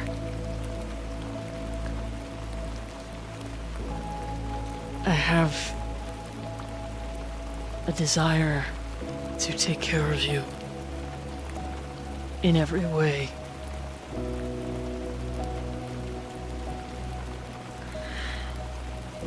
That concentrated look comes over his face again. Maybe I could show you. Can I show you? Oh, okay. Yeah, you can show me. He stands up, holding you like you weigh nothing. And he walks you over to the counter and he sets you on it. And he rifles through the kitchen, opening drawers until he finds one where there is an array of knives. And he pulls one out. And he walks back to you with it after closing all of the drawers.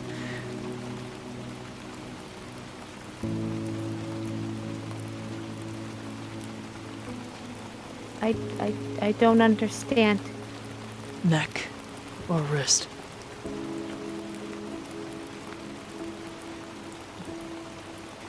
She looks around a bit, like she's trying to do the math. And then the look of understanding, she thinks. You want me to feed on you? Neck or wrist? What am... It's weird for me. I'll pick for you. And he nicks his neck. And that dribble of blood, that blooming scent is a perfume. Oh, is it consuming? Gwen, it is so consuming, and I need you to roll Resist Frenzy. Especially as the pearls and that bead then slicks down his exposed and bare chest. It's 5. You resist outright lunging at him, but your mouth is salivating. And he is giving you the most earnest look. For him, this isn't just feeding you, this is taking care of you. He doesn't care that you're a kindred. He doesn't care that fundamentally your species are enemies. He would love you as anything. And you realize in this moment, in any lifetime, in any time and space and different, in any strategy, he would choose you. Your soul and his, every time.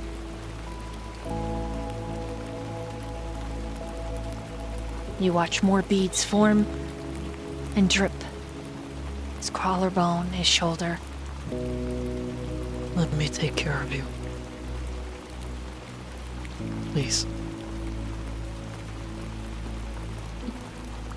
You want this? It won't make you grossed out or feel bad, or you won't regret it later. He smiles and you see his fangs, which are more canine than yours. No, I'm afraid I'll have to keep myself from inappropriate behaviors. At the feeling of you, And he just blushes and can't quite make eye contact or even finish the sentence, but you know what he means. Oh, okay. You'll have to excuse me. People aren't usually awake when I do this. He closes his eyes. Oh. I could lay on the floor if you wanted. Pretend to snore. Oh no, that's. Oh no, that's. It's okay. In fact, he scoops you up under the butt, and he lowers you onto the tile floor of the kitchen, and he lays flat with you sitting on his belly. Does this help? And he goes limp. I don't think anything's gonna make this less. This is very. She just like she very much wants to, and she can't really make herself believe that he wants this, but he's there. There's the blood, so she's like, okay, and she's kind of like whispering as she kind of gets closer to the wound. Okay, but you tell me stop at any time, okay? And I could probably stop. I don't. Okay, I'm just gonna. All right, if you really want this. Okay. And she starts to feed from the wound.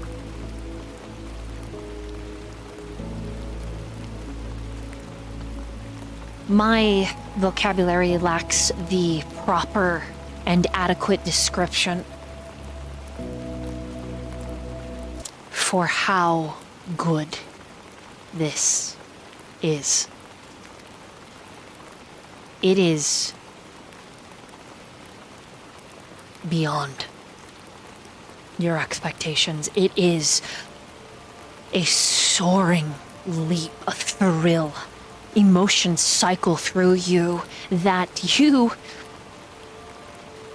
have never experienced this intensely. There is a high that takes your hand and it launches you, and as you are drinking and your eyes are open, you see the stars. You literally see the clouds part and the rain. You are above it. You are above the storm. You are hovering, and before you is the face of the moon itself, and it is churning, and it is power. And there is so many parts of you that are abjugating, kneeling to the throne that is the blood of Agaru. It is the taste of the moon and the howl at first sunrise and rage as a tool. It is beautiful, and it is loss. It is grief. It is a heavy crown. It is a sword that is made to be broken. It is a mantle of perfection and violence.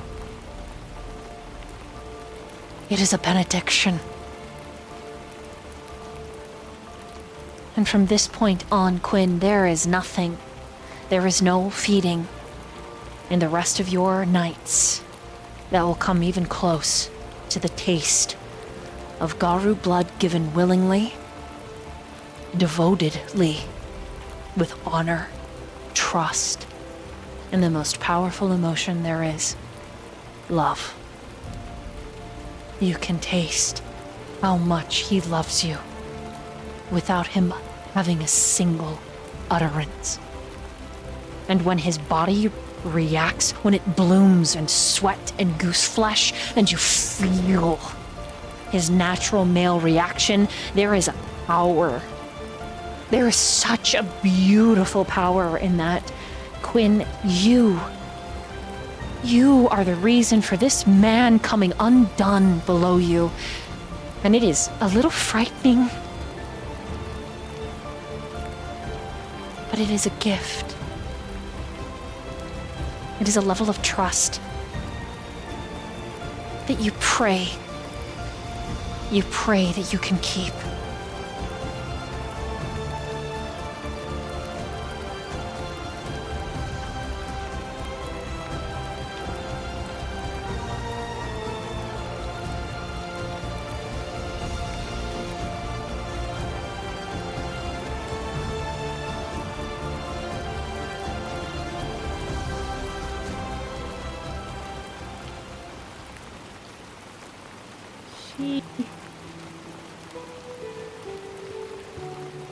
She stops feeding. She tries to clean up the wound and the dripping blood. Just tries to kind of, almost like in an animal-y kind of way, like a fox would. And as you do sit back, you see his chest is riddled with burns, raised scars from cuts, abrasions. His body is a roadmap of war.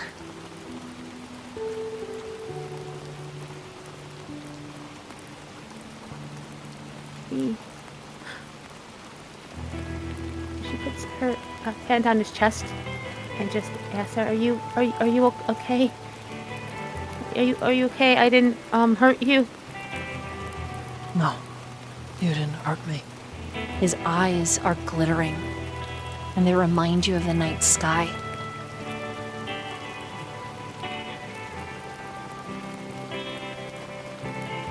You can get up off the floor now. I'm sorry. That was weird, but it was thank you, Adam. It was beautiful. Thank you.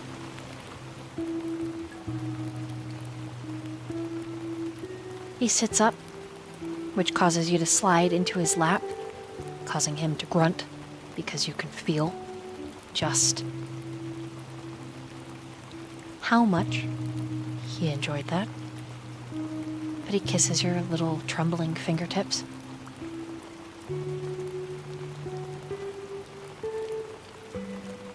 You are welcome anytime. That's a dangerous thing to say.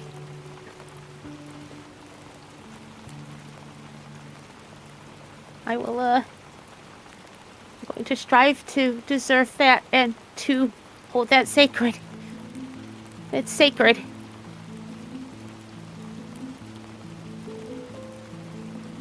I could taste love. It's love. He shifts a little uncomfortably.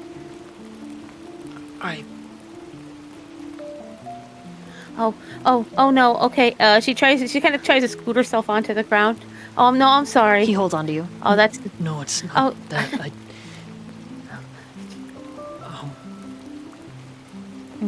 A muscle feathers in his jaw.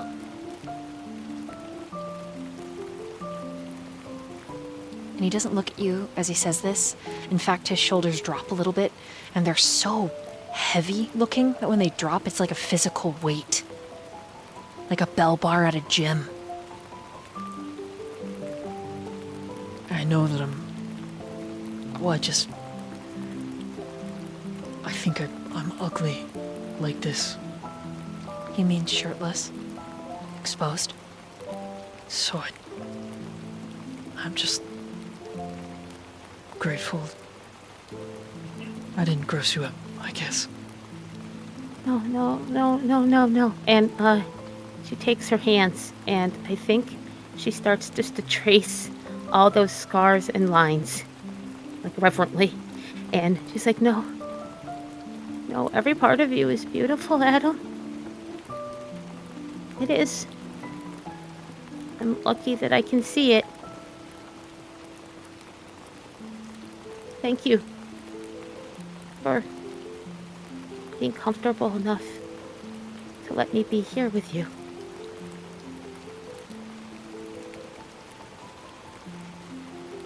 She like kisses her fingertips and then kind of starts like touching each of the scars, like a kiss and then a touch, and a kiss and a touch. They're each part of you.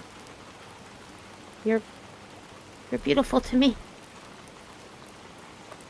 All right, Murphy. This is a thing for you and Quinny, okay? You're about to go into uncharted, Yeah. no going back territory, okay? Mm-hmm. As she moves down, his death grip on the blanket covering him starts to loosen. However, this is going to be a relationship-changing roll. I need you to roll a charisma and a persuasion. Okay,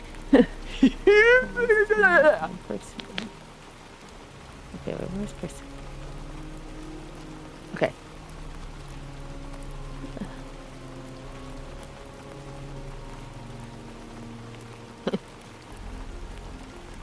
It's a 2. Oh no, a +1 to my next attribute. Oh, okay, so is that a +1 die or just +1? Oh, die. Okay, so I just gotta roll another dice. Okay, 1 second. Sorry, I'm talking my way through it. Your blood is roused, so you can use your blood potency on this roll. Because Danny had That's you rouse the another blood success. earlier. Correct. Oh, Oh no, how much more is the rouse? I apologize. That's 2 more? Or 1 more for rouse? For your blood potency? That's a lot. Yeah, I forget, like, what... I'm sorry, repeat that? How many dots do you, like, you count how many dots you Oh, have in your blood potency, that's how many dice you get. Yeah. Oh yeah, sorry, that changed, I believe. My brain is not helping me. Yeah. Oh, it's on the other side. I'm fine. I'm not flustered or nothing, everybody. It's great. Did I go? Oh, 2. Okay, it's 2. So 2 more. I'll just do D10. So okay, so that's 1 more. So 2, 3, 4.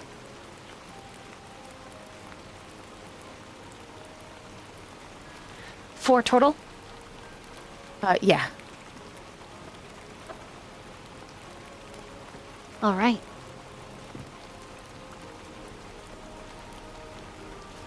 Four is the minimum that you needed.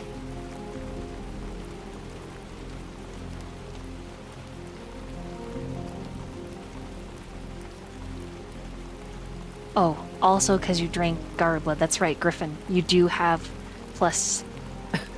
I think it's 2 to 4. Wait, you drink from Adam. Hold on, I have a note on this.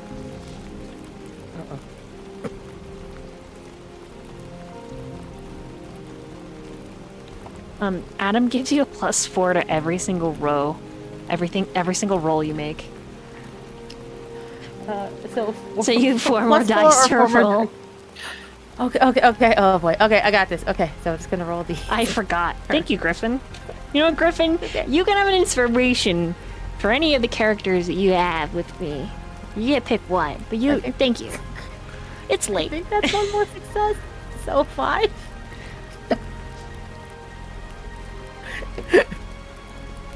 5 sucks. Yeah. Okay. Let me change this a little bit. Hold on.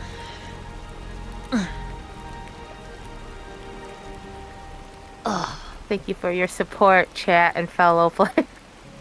Oh yeah, you're like zooted and like this is it's intense. Okay.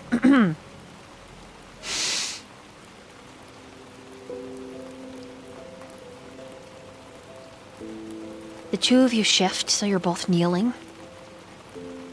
And then as you get closer to his hip bone and the scars, some of them self-inflicted, get really heavy-handed towards his hip. The death grip on the blanket starts to loosen. You get a pretty distinct feeling, Quinn, that he'll let you see everything with a little guidance.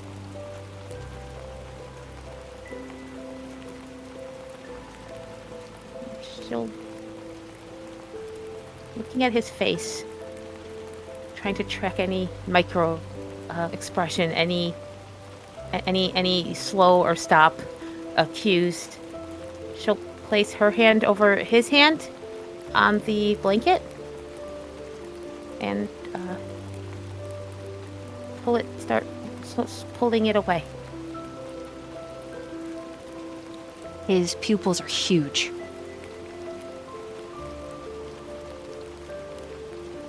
He lets it fall.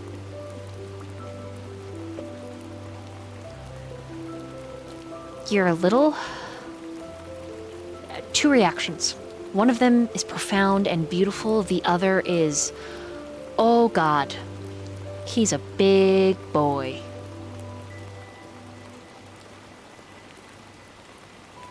But he's scared. He's so scared.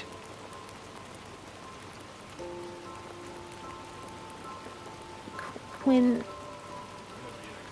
looks back up to his face, and she's maintaining eye contact. And she, trying to be very gentle, puts a hand on his shoulder. And Adam, Do you want this?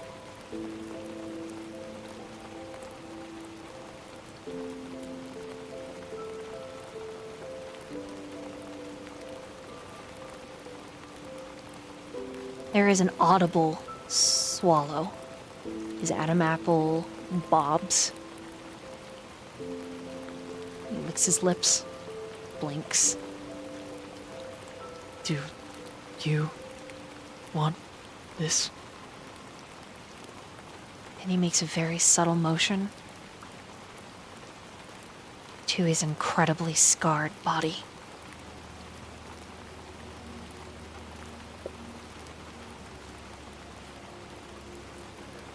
Want every piece of you. Every scar and every inch, because it's you. And she leans a little forward, but always being gentle and always monitoring his reaction.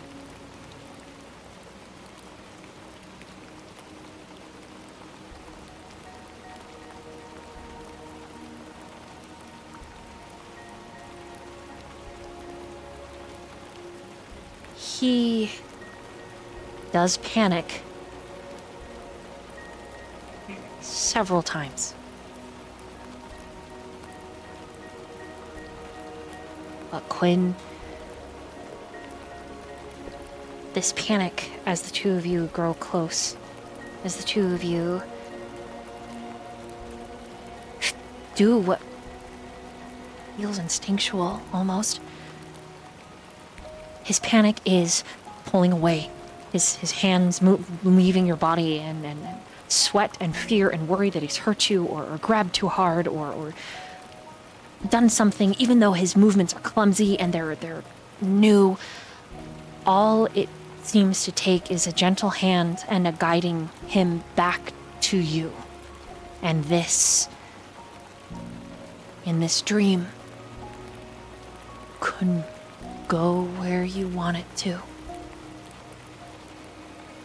On a stranger's kitchen floor, in pillows and blankets.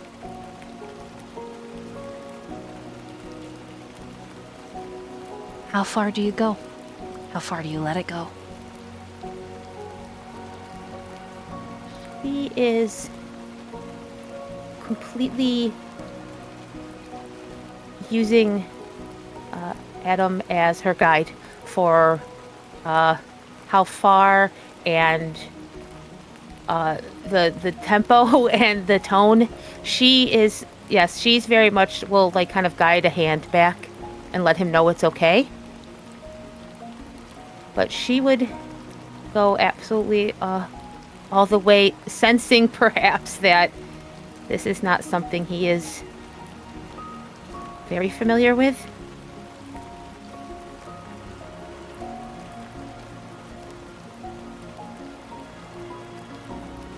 When you touch him, he freezes. But being allowed to touch you, he seems much more comfortable. With that being said, he particularly likes the sounds you make when he touches you in a very tender area. And he keeps doing it until he gets a feel for it. And then, much like Beta, though his face is covered in scruff and beard, he kisses the most sensitive part of you. And it isn't terrifying. I mean, it's terrifying in the way that this is new, and it changes everything.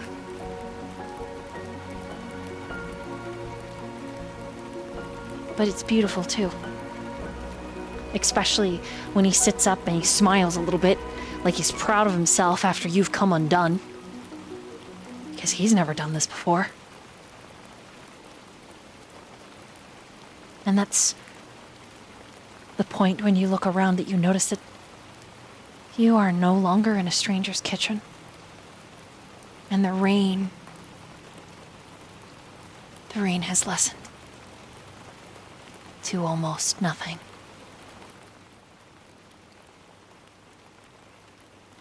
And you are in a very familiar bedroom. Because you went to her house. You went to her apartment.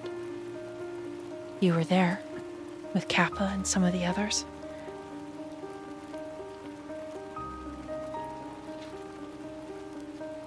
And you and he are on her bed, surrounded in the scent of Beta.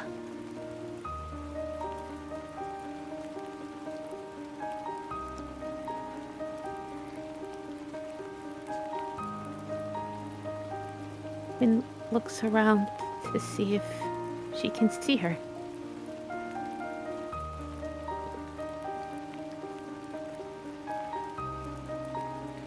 Alpha is lost in a haze for a moment, just in wonder over your little slight frame and his big ass hands, and he's particularly fond of spreading his thumb and pinky across your rib cage because his hand is so big that it can hit either side, and the other three fingers, well, they curve up the swell of your chest, which he seems very fond of.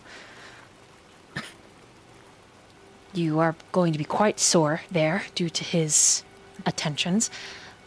Regardless, he hasn't quite become aware of where you both are. He's so enthralled by you, and when you look over his shoulder at the archway that leads to the inn suite, the door is open, and she is standing there. She looks to be in a simple robe, and she's smirking. Her hair is freshly wet.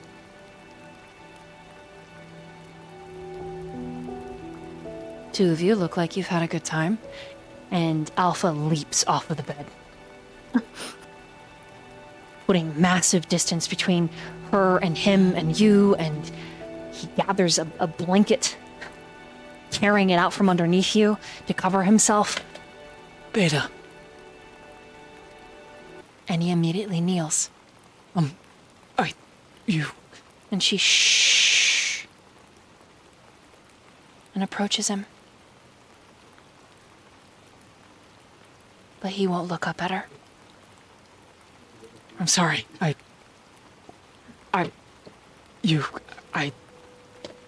he goes to stand, to run, and she gets in his way. He bounces off of her chest. You're not going anywhere. And she looks at Quinn. Her hand is on Alpha's shoulder, and she's pushed him down. You can see the ridges in her forearm. She's physically holding him there. Was it consensual, Quinn? Very much so. No, I should never have. Shut up. And she grabs his face. She's speaking.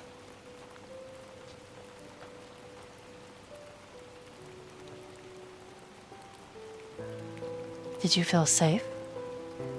She's looking at you. Yes, very much so. I chose. And Beta looks down at Adam. She chose you. And his eyes are wild and bouncing and scared, and she squats down, removing her hand from his mouth. She chose you. She puts a hand behind his neck and draws his forehead to hers. And they switch to the lyrical language that you can understand it. And she says, "Brother mine, you're a member of my pack, and I care for you deeply. Quinn is my mate, but there are no rules, there are no laws that bind her in a way that she is not free to love.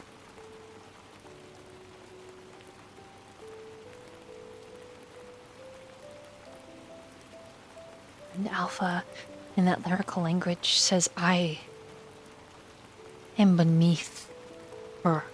I am but a worm. I am nothing. And Beta reiterates, she chose you. So you insult her choices. You think she is incapable of choosing someone that keeps her safe and well guarded. And he says, no, that's not what I'm saying. And Beta says that is exactly what you're saying, and she pushes him a little bit, and she switches to English. That is exactly what you're saying, Adam. You are so caught up in your mind that you aren't good enough, that when you are given a gift, you are too blind to see. No more blindness. Open your eyes. And he points at, Beta points at his neck. Open your eyes and see. And in just a croak of fear and worry, he says, but she's yours. And then Beta looks at you. What do you do, Quinn? Quinn straightens up a bit. And she looks at both of them. And she says, I'm my own. I'm my own. And I love you both. And it's different love, but the same strength. And it's what I have. I've lost a lot, but I know I have this. And it's mine to give. It has not been coerced, and it's not been stolen, it's not been tricked. It's mine.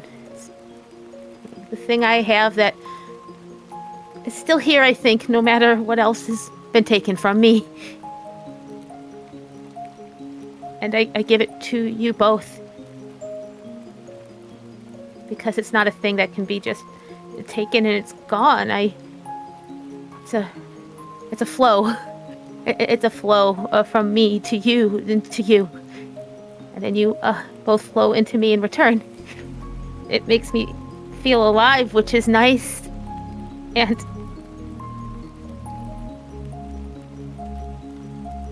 this is what I have and who I am. And part of who I am is who you are and who you are. I realize that.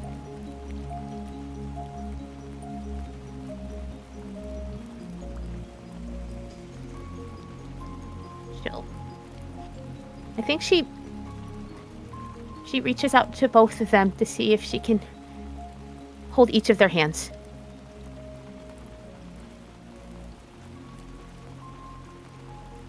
Persuasion Aloud, she and charisma.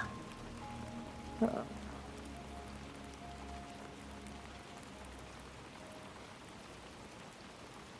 Do I add the 4? Mm-hmm. Oh boy. Okay. Wait, do I? Oh, okay, yes. That's 4. Beta takes your hand, but Alpha takes a while longer. He starts to reach for you, but then Beta grabs his forearm and forces it the rest of the way. She wants to take both their hands and bring them to her chest. No, I don't have anything that beats here anymore. But if it did, you'd both feel it. You both make me feel like I can feel it again.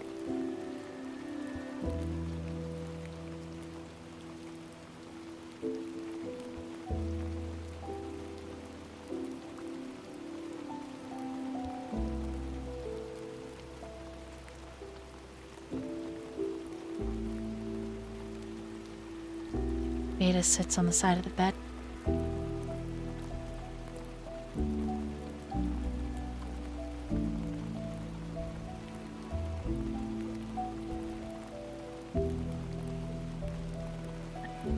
It's too, Beta. I saw you. You were hurt. I still am.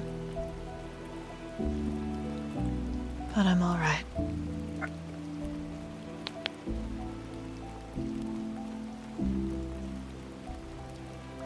This is a dream. I don't know if I can. And she's gonna reach over and No. tuck some of your hair behind your little foxy ear.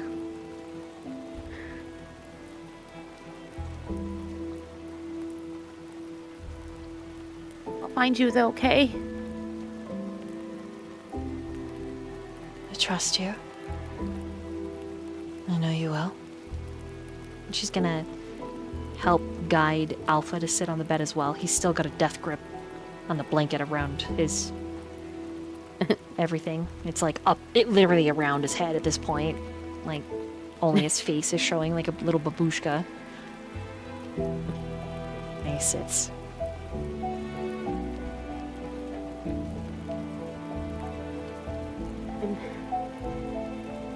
I'm being strong. And one problem at a time. And, we'll see each other. I'll see both of you in real life.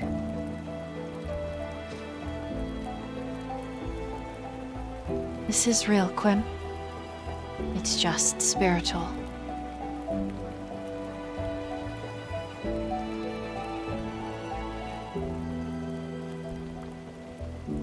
I think I'm very good with that. I'm sorry. Don't apologize. You didn't know.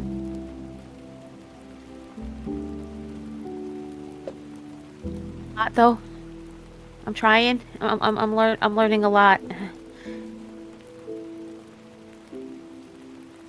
I'm glad. Alphas. Yeah. The cabin and keeping everyone together. Taking care of the family. Yeah. I said I would. She gives you a kiss.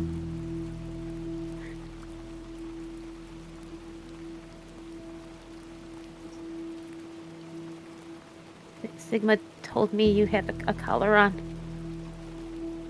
I do. I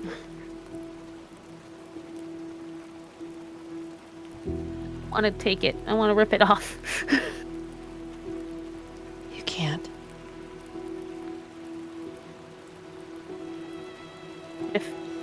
What if I told Max? What if I told Magnus to take it off?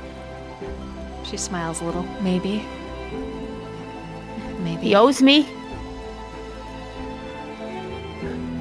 I could do that, and I could be useful, and I could do something. She shakes her head with a little bit of a smile. Quinn, you are a light. It doesn't require you to do actions. It doesn't require you to make waves or prep choices that have consequences that are far-reaching. Just being you is more than enough. Because you are the sun. You are the horizon I look to every moment of every day.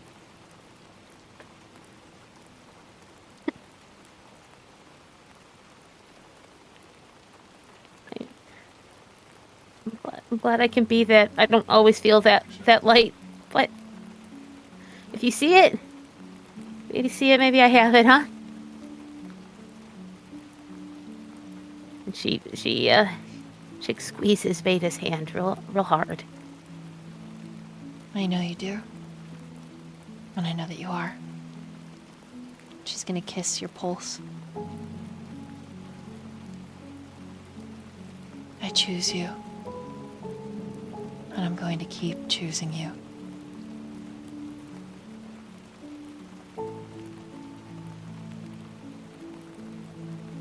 Even if I call you Bailey? That makes her stop a little. She's like, hold on. What? Looks over at Alpha, and he does not make eye contact with her. He just looks at the bed. It's a very pretty name. I like it very much. But I'll call you Beta. I don't want you to feel uncomfortable. Maybe only in private. Call me Bailey. But not in front of anyone other than who's in this room. All right? course. It'll stay here. She points to her chest. So many things I could talk to you about. But all I really want to do is... And she bites her lip, and her eyes travel down to your bare, little freckled body. And looks down. Oh, yeah. Oh, yeah. Doesn't always matter sometimes. I forget sometimes. I think it's the fox. How long does this spirit, the dream last? She shrugs. I don't know. But I know what's happening is big. What's going down is more than I think any of us can comprehend at this moment in time. It's gonna take investigation.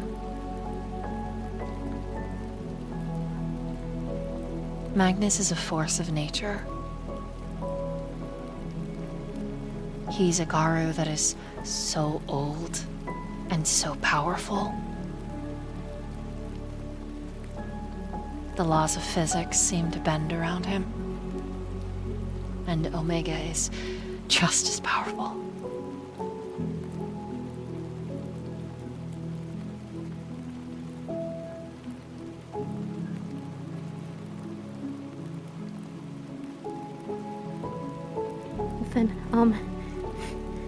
Then if we want to make the most of this, we should probably be quick, huh? And she reaches out to her knee. That receives a dark chuckle, and she's going to kiss you again. And Alpha is just staring with wide, unsure eyes. A little bit. Oh, girls are kissing. Oh no, right in front of me.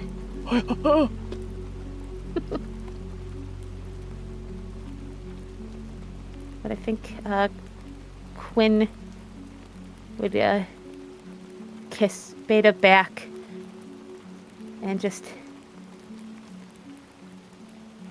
if we can have a moment before it all starts, you know?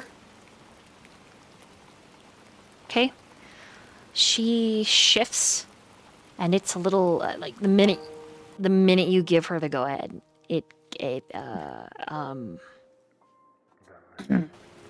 okay. No. Let me see if I can describe. Thank you, Alex. Okay, so she shifts behind you, loosening the belt of her own robe, and she's not wearing a lot underneath that robe, and she is a tan, very athletically built woman, over 6 foot, but still shorter than Adam. But the way that she moves behind you, her legs kind of encapsulate yours, and she pulls you up against her body, and you can feel her, but she slides her hands down in between your thighs and opens. And she's looking at Adam, and he's looking, and there's a stupid look on his face. It's kind of cute, kind of makes you giggle a little bit, because he's looking at you like you are both a goddess and a snack. A divine snack given by Jesus. But he's so scared to do anything. And you hear Beta whisper by your ear, "Well, aren't you going to come over here and do something?" And then her hand slides into a very sensitive place, and she removes her hand, and you hear her bring it to her mouth, and you hear a whine from Alpha. A honest to God whine. Like a guttural need. But he seems to be waiting for something, whatever that may be. Quinn looks up to Beta, looks over at Alpha, looks back at Beta, and with like a kind of a questioning, "Is this okay?" She gives you a nod. And there's something that slides into place that when you first stepped into this dream and this discovery, this otherworldly place. There is that feeling to search, to discover, to discern, and part of that shifts in this moment when she gives you permission. Something in you changes, the energy in the room changes, and it's lovely, and it's right, and it feels safe, like home. With an incredibly warm smile across her face, and she looks at Alpha, and I think she just motions him towards her.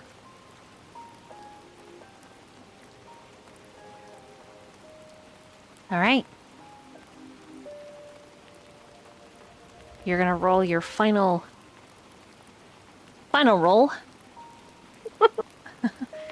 which is actually going to be an intelligence and persuasion.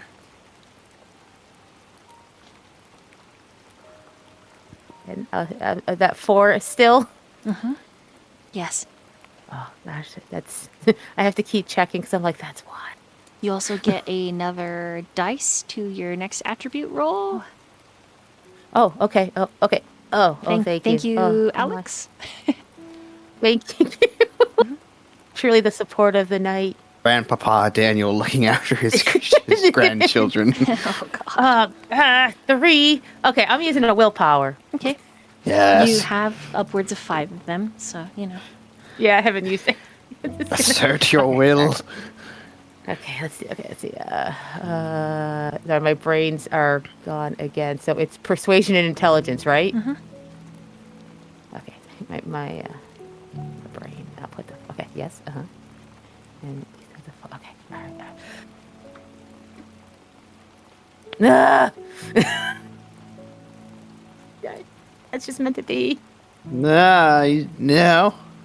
Okay. I'll try one more time. Okay, I've got another willpower. I just at a certain point, Okay. All right. She wants this to work out. I'm clicking on the wrong things. I gotta talk my way through this.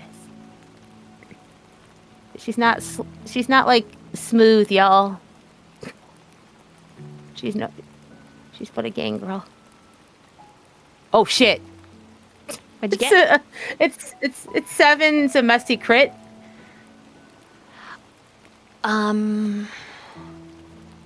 Use your adult imaginations. You're going to be Yeah. very sore. You are Adam's first time. And it's lovely and a little awkward and innocent and strange and enjoyable and fun and all of these things. So many things wrapped up in it and with Beta and him, it is. I think for Quinn, like this makes sense. Words are tough sometimes and have got harder, and like functioning in a human shape sometimes is hard, but actions and feelings and that tactileness, like part of this is being surrounded by the 2 people she loves and being physical as opposed to trying to translate that emotion. I think that's where she's at right now. She doesn't have to form words. And that is what the kissing vote for your kissing is. I feel I got the jackpot, and thank you, chat. And Gwen got the woofer twofer. Yep. Yeah, it's actually like way different than like Sigma and Kappa, because like when Bailey kisses Adam, it's like Adam is just like, oh my god, and you're like, whoa, Oh, great heavens. and it's like, oh, whoa. There's a lot of, yeah, and somewhere in there, Bailey tosses out, "You're the only man I would ever do this with. All the other ones I'm not interested in." He's like, "Does that mean I'm feminine?" And she's like, "No, I just like that you're cute and I like making you blush, and that makes him blush even harder." And it's just, whoa. Yeah. crazy. And now it's 5 a.m. Daniel's time, and we get around to Daniel's turn. We've been streaming for a solid 7 hours now. Wow, crazy. I might have to drop because I'm afraid I'm gonna fall asleep, and then you'll just hear. Actually, I feel don't want to so wreck bad. it. Hard reel. Like, I'm so sorry, Daniel. I might have to watch your VOD tomorrow. I worked today. I'm very tired. I got to sleep in like as long as my body wanted to. It might be different, but I'm feeling like I work full time and I'm over 40, guys. You have to go to bed. It's fine. I'm gonna try and stick around a little bit, but I'll let you know. It might happen. But good job. Good Great. job, Quinn. Yeah. Okay. Good I'm so sorry. It was. Stop fucking apologizing. What the fuck? Stop, No, stop I'm, that. you I'm sorry. I'm apologizing? sorry. Because I'm weak. Okay. I don't want to take any more time. Thank you, Daniel. Rocket hard. I believe in you. I believe in you. Oh no.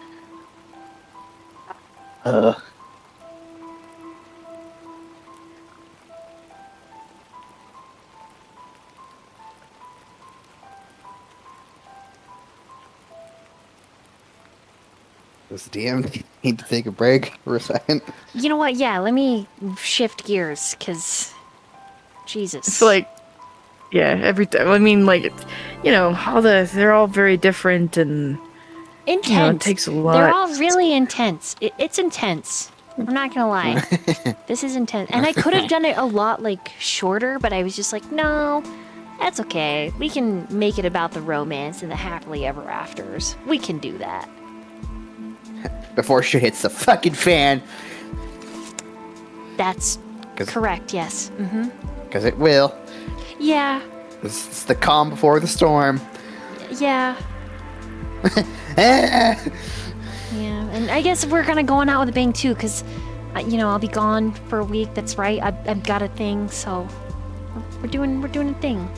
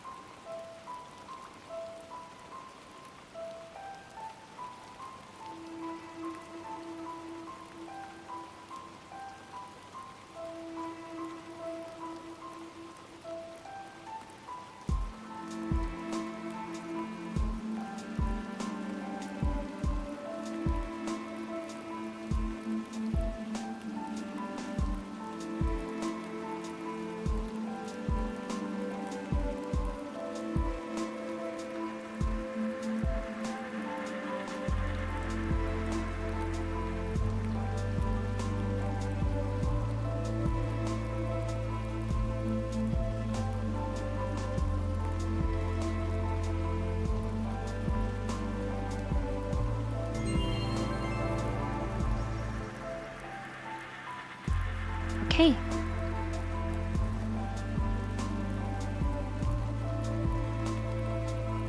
Okay. I'm back. Hello. We're back. Oh, boy. Good luck, Peepaw. Wow. That's you. You're Peepaw. That's you. And everybody's peepaw. Mm-hmm. It's Grandpa. Yeah, that's you. Peepaw. Mm-hmm. All right. So remember how you rolled the special? And you saw all the things? Wrote the special. Yeah. Remember at the beginning of all this? How you were the last to fall unconscious? And there was Yeah. Oh, yeah. much yeah. that That's you right. witnessed? Yeah. Yeah. When you sit up, you are in a field of grass. It is hazy twilight. The horizon is violet. And you think that you are actually in a field of wildflowers on a mountainside. You shift quickly as a large shadow cuts into your peripheral, and then sitting down on the grass next to you, Omega.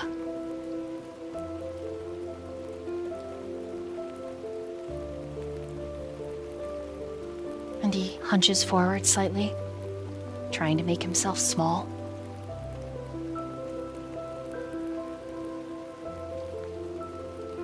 Dead, am I?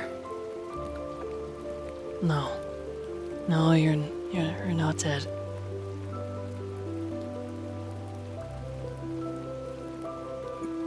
This is Okay. a spiritual realm. Kind of an in-between. Between the Umbra and our world.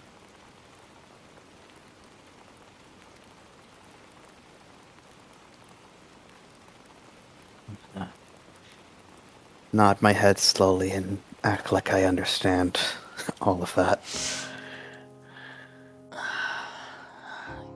You're doing that thing again, by the way.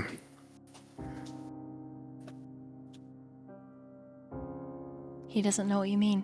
So he looks at you as if he's not sure. You're making yourself look small, Oh, like you did at my house.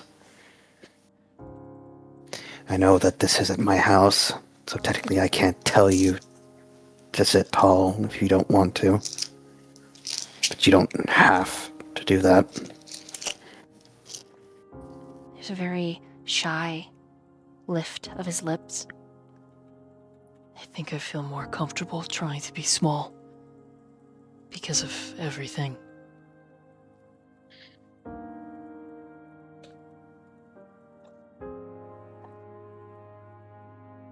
If that makes you comfortable right now, then who am I to tell you otherwise? And then he tries to stand up in the field. It's beautiful, this field. As far as the eye can see, swaying grass in a gentle breeze amid the lavender twilight.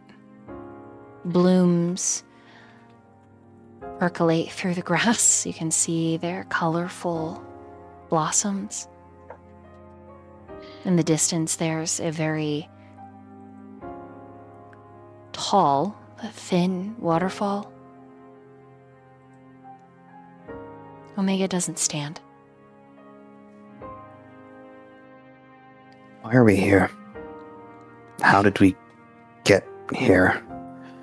I called you here to talk, mostly.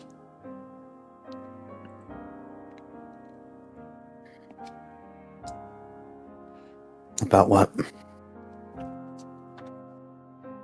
Everything that is to come. All that is to pass. I trust you, Daniel.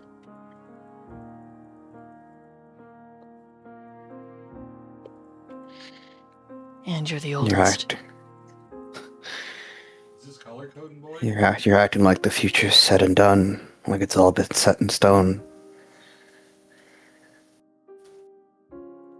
Some things that have been written will always come to pass.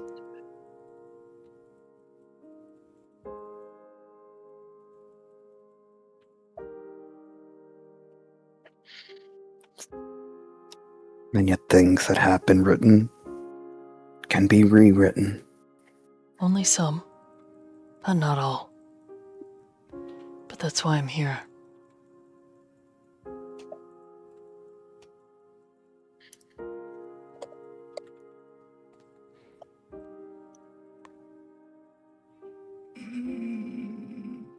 Daniel turns to Omega and seems to be listening intently.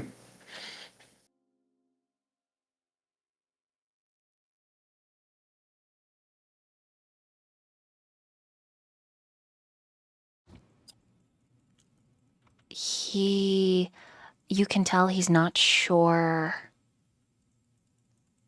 how to start. And then finally he stands, uncurling his body from the grass, and he mutters, "Walk with me." And the two of you start down the hill.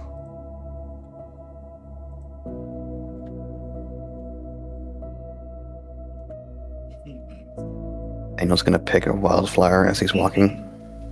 Actually, it's not. Yep.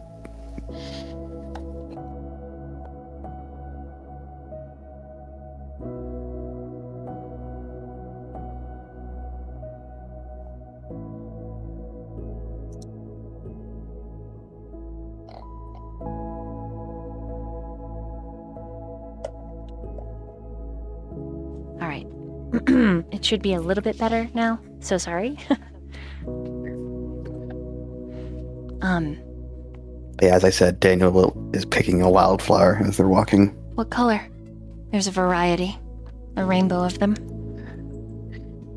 In the time that I've known Zeta, has she shown any particular interest or even just a favorite color? Like just... She really likes the color of your eyes a lot. Okay. 1 second. Then he'll pick a... What's it called? I believe it's called... Oh, this one's good. He's gonna pick a Morning Glory. Okay. The very, very deep blue. Very vibrant.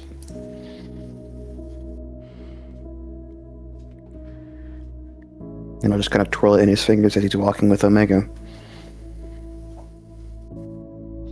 Omega smiles a little at that. This is one of my preferred locations. I wish I could have brought Malcolm here at least once.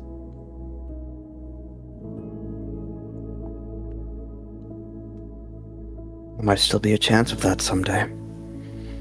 I hope so. And he looks at you, and the wind catches his long black hair, and it flies out behind him, and for a moment you imagine a raven's wing. There's something that makes your heart hurt looking at those wings, even though it's his hair.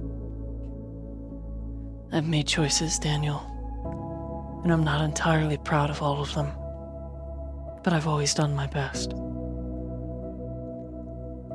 The war,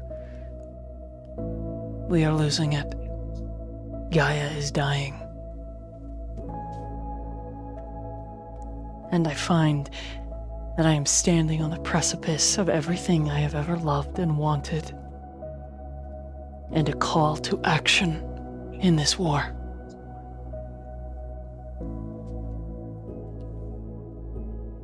And I'm losing. And he turns away and he starts walking again, still talking. Do you follow?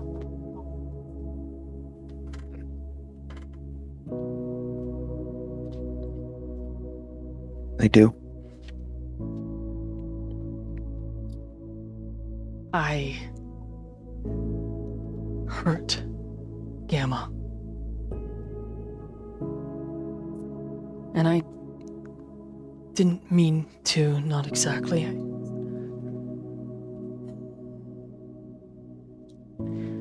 It happened. Rage. A lot like your beast. Though, the spirits would skin me alive if they heard me making that comparison, and they still might, but... And his shoulders drop. And again, you can see that he wants to curl in on himself. But he stops. And the two of you, as you come up beside him, the two of you are standing on this ledge looking out over a lake that thin waterfall falls into, and it is beautiful. It's the most beautiful scenery you've witnessed in a long time, especially because in this dream, in this twilight, brought about by these two spiritual entities colliding, there is light. Like the sun hasn't yet disappeared behind the horizon.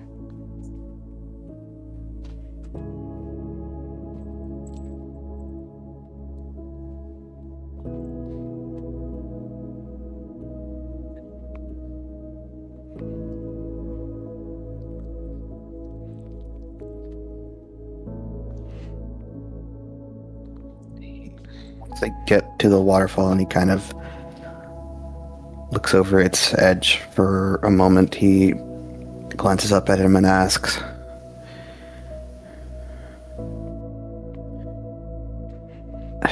he tries to figure out how the best way to ask this question.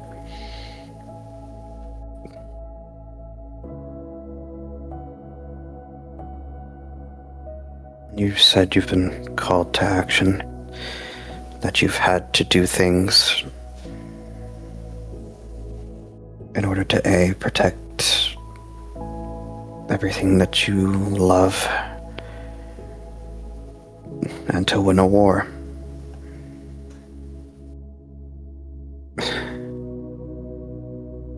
One of those things was one of those things. Using power that's often associated with the worm. And he's asking that, and this is going back to when Daniel fed from Omega in a frenzy, and he detected disciplines normally that are associated with kindred, with the worm. And there's no judgment in his voice. Daniel understands sometimes doing what must be done. He closes Sometimes his eyes. making... He exhales.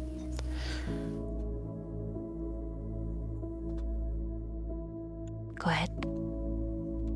And yet doing what must be done, making the hard choice. Sometimes those choices have a bigger price than we realize. But we take on that price because we think we know, or at the very least we hope, that for all our struggle and pain, at the end of it all, we hold on to what it is we're fighting for.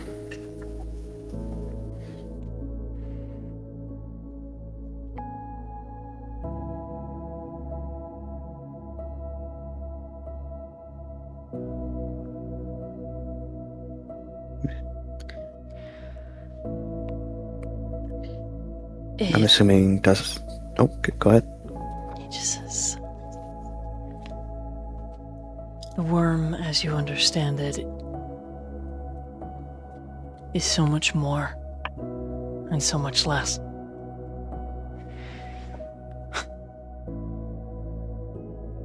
How so? Kindred are worm tainted, but they are not given their gifts by the worm itself.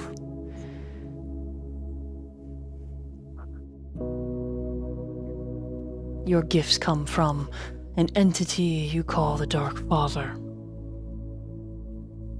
or from the biblical text, Cain. The worm is ancient. It is a force of cosmic nature. But yes, the answer to your question.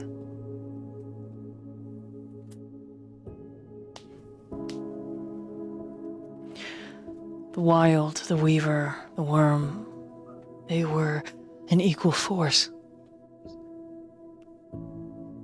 Growth, creation, decay, destruction. They were a circle of life. And Gaia, our great mother, the very earth that we walk upon, the very bones are the foundations of our societies.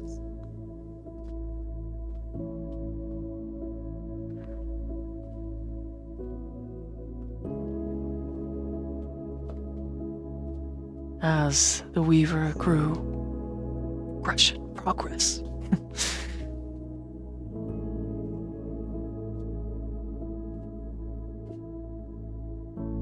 The humans, as they changed, they slowly began to kill her. They brought with them many spirits. So many. Of every kind, really. But I understand that cycles must be balanced for peace to be achieved.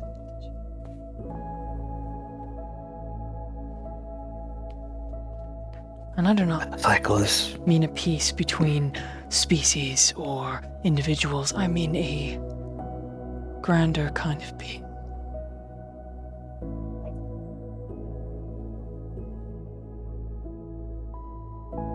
I'd like to roll in intelligence and insight on that, if possible. Go I ahead. try to understand what he's meaning.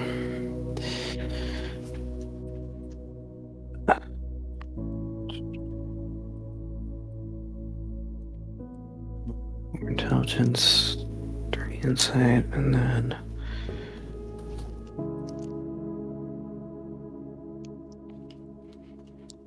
that is a total of 7. The nature of spirits is a difficult thing to pin down. Every single Garu, they have a spoken litany, but they have Gilliards who verbally retell the stories of not only the tribes, the auspices, the spirits. And Omega explains to the best of his ability, and it's this: that this cosmic peace would lead literally to Gaia's revival, her continued living, because she is in her death throes. And you see this war, he paints this picture of a war of a spiritual nature that descends into the prime world. Lakes, drinking places, forests destroyed, poisoned, ruined, gases pumped into the air, the world itself burning and warming, war, greed, sin, destruction, all of these incredibly heavy, difficult warmongering topics.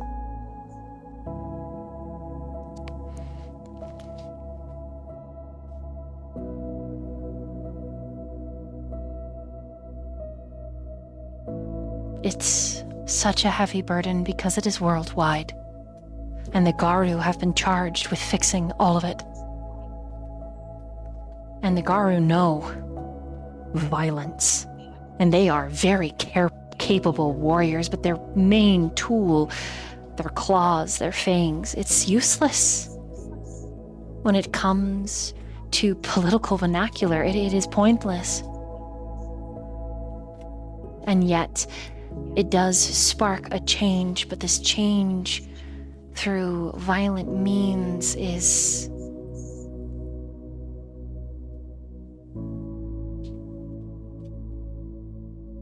difficult to achieve lasting, succinct peace.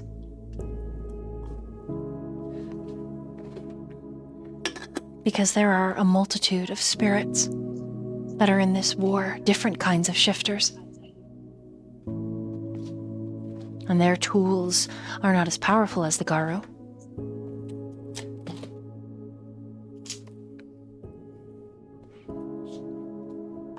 But even then, he explains that among the Garu there are ranks, kind of like the clans of kindred. And in these ranks, the different Garu, they maintain something called auspice, like the disciplines of a kindred.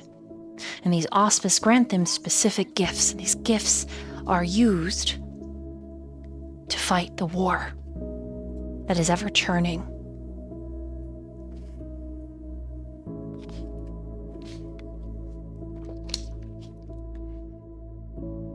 And he says, ironically, the most powerful agent of change, above all others, is love. And yet, sometimes even love can lead to a situation that he likens to Romeo and Juliet, failed before it even began. But in its essence, love was never really wrong. It was our choices that led down a path that somewhere got misguided that were wrong. And even then, the gray area is so hard to navigate. But he teaches you, Daniel. He teaches you as if you were a pup, learning for the first time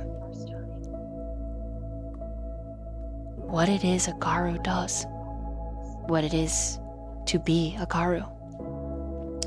And it is so deep and profound in a spiritual way that you find that you tear up a little and your vision goes a little red.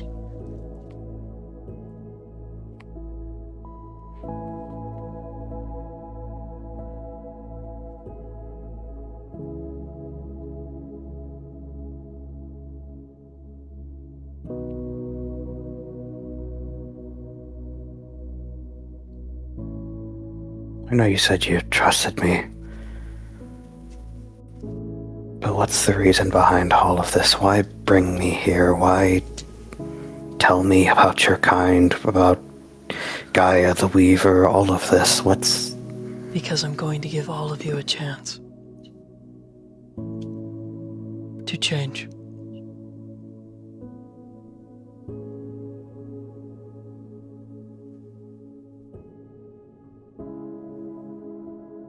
To change? He nods. If the spirits can be convinced.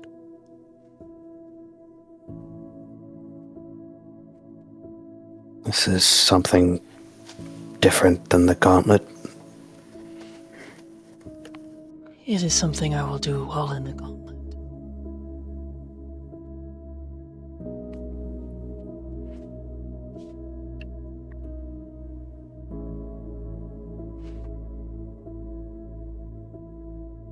What kind of price would that take? Or I guess that just depends on the spirits.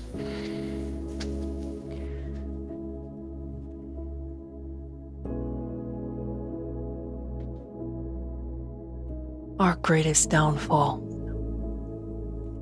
was our pride in believing that we were irreplaceable, that we were better than. And maybe that is my downfall as well.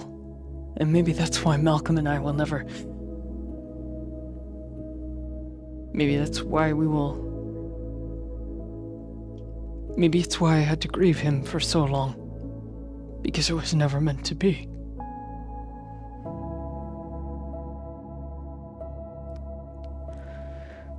Pride is a powerful and dangerous emotion.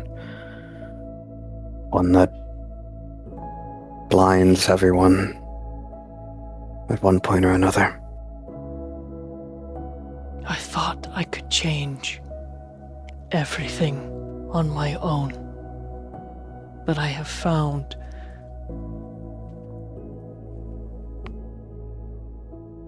it is not so. I can't. But what I can do is give your coterie a chance to change. A chance to make all of this different and right. A new way to look at this war. And everything that has come to pass, and everything that will be. And like you said, perhaps you can rewrite that which is not yet written, even though I know that that in and of itself is a hubris. Because the price doesn't change. It never does. Maybe so. The price might never change. But there's always different ways of paying it.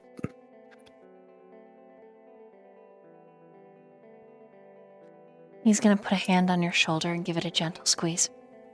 And look at you with tears shining in his eyes, and they are so green, so pale. They just remind you of spring.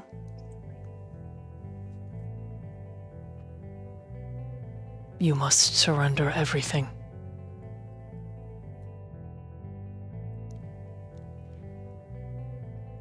Everything. All of you. You must be stripped bare.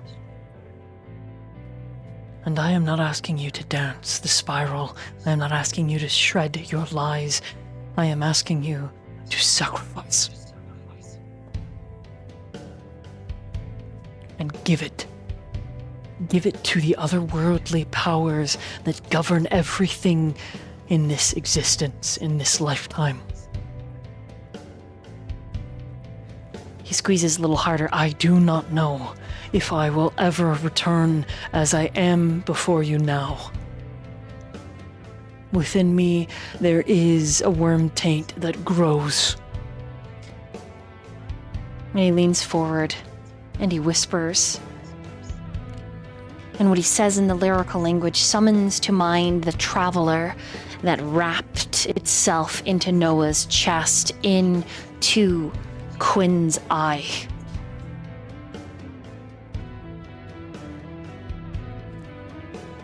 To even have a chance to fight these, you must change. And to change, you must give. Everything. It is so much more than simply bolstering the pack to see them through. It is offering your very existence.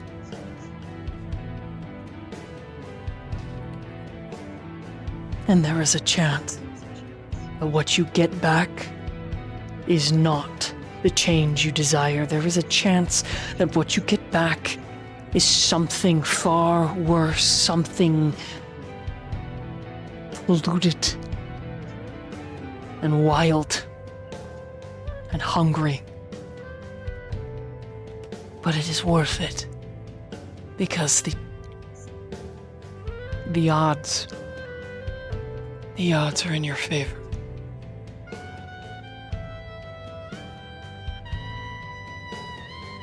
But on the other side, Daniel, He puts his other hand on your shoulder so he's fully facing you now. I will be your enemy. And I do not know if there is a way to save me from the madness that brews within me.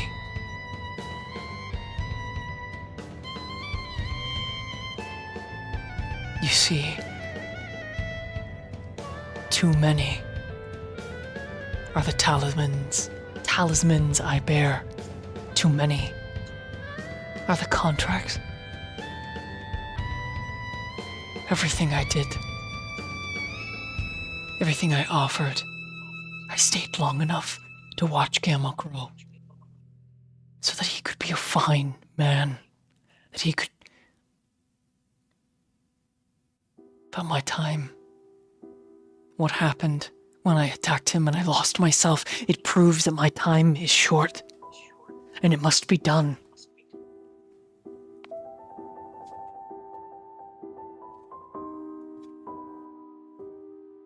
I made arrangements to be with Malcolm because he had died. He died, Daniel. And I grieved him. And now he is living. No, he is undead, and I am not long for this world. I can't be.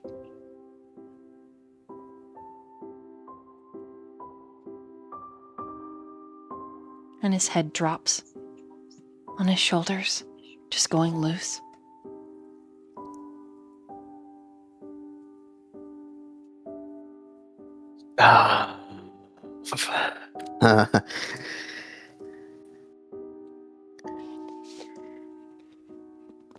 Would you say this triggers his compulsion? It's up to you. I feel like this would trigger his compulsion.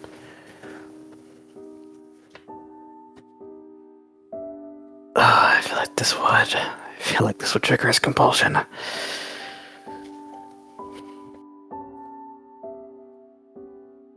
It's up to you.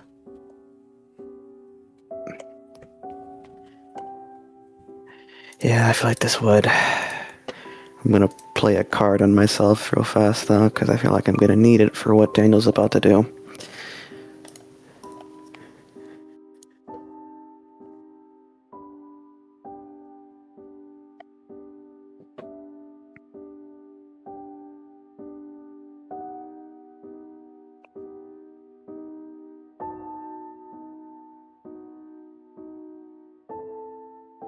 Yeah, I'm gonna need that. Okay. How tall is Omega again? He's like 6'9", 6'8". Okay, so still... Daniel can still reach shoulders. Okay.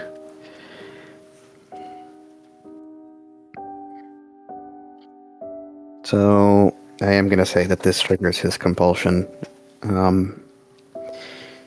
Although it's a little bit awkward. Daniel puts his hands on Omega's shoulders. And he tells him, how do I word this?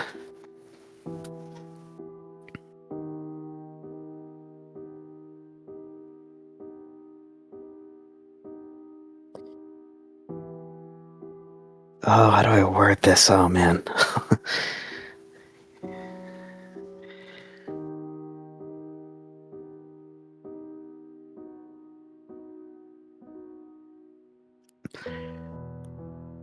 Maybe he does.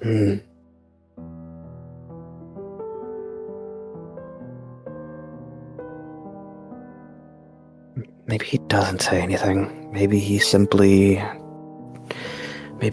does.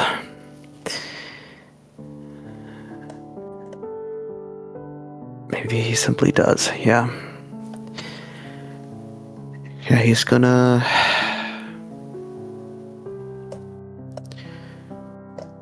He is going to attempt to help bring Omega clarity through the pain.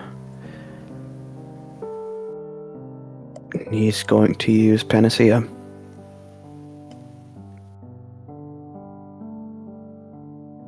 Even though he's used it more than once tonight, if it is still the same night, who knows? It's still the same night.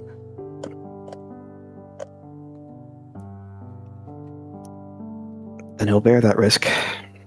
But he'll use the power all the same. Daniel explodes. I'm just kidding. Oh, yeah, what a way to end Valentine's Day. Ba-boom!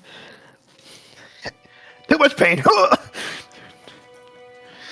All right, what is the... Sorry, I was looking to see if you wrote it down. Nope, Roll20 did it again. But I'm pretty sure it's Auspex and either Composure or Resolve. We might have put it in the chat somewhere. For me, at least for me to roll.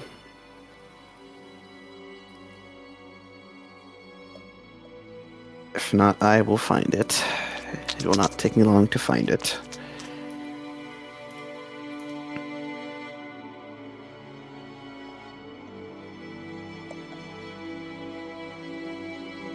Auspex, page 70.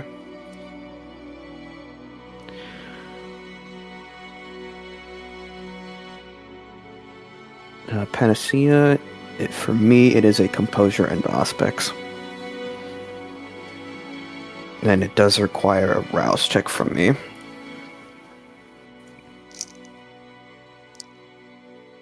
Do you want me to post the description in... Yep.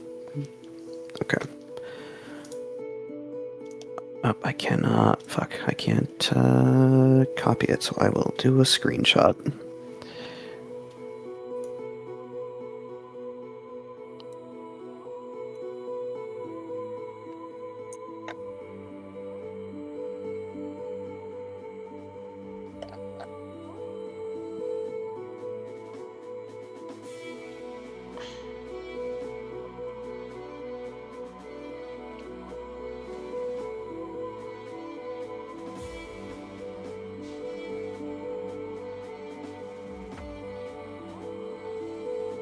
Okay. Go ahead and roll. Composure and Auspex.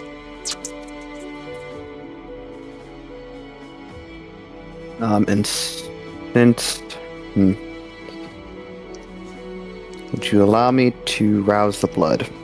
Unless that would have repercussions on this roll, then I will not rouse the blood. I wouldn't do it if I were you. Okay.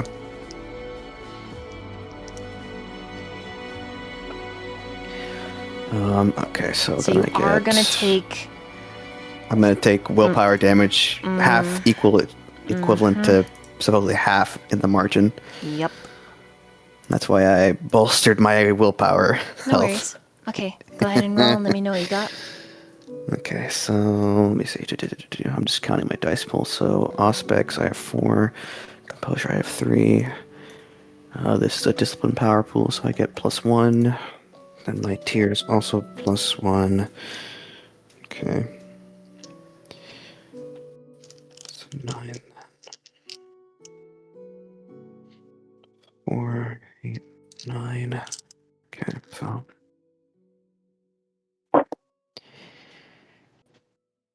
Oh boy, this is gonna be. Oh, depending on what the DC is, it's either gonna be really good and it's probably gonna be really fucking bad. Okay.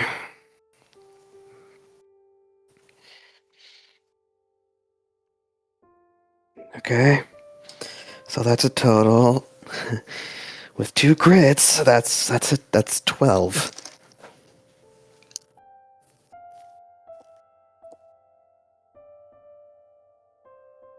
Say that again. What'd you get? I'm so sorry.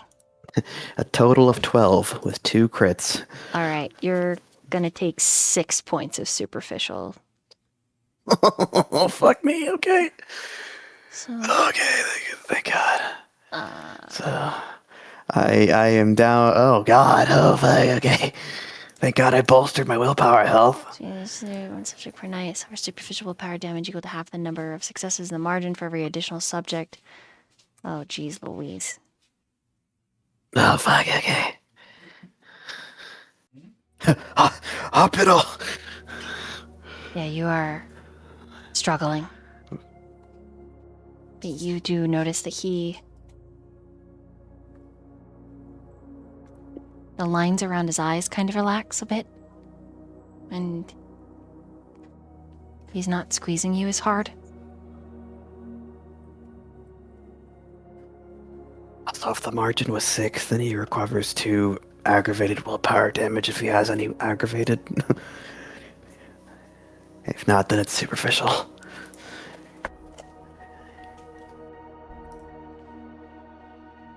Thank you, Daniel.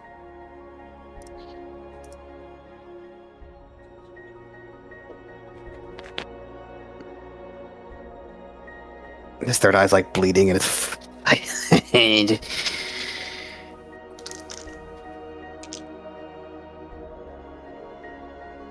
Me too.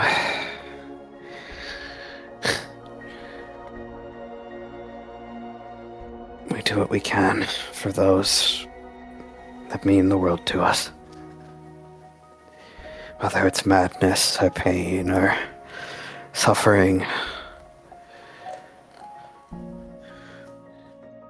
At a certain point, the price becomes meaningless. The pain becomes just another number. But everyone has their limit. Everyone has their breaking point. Which is why I'm asking you for help.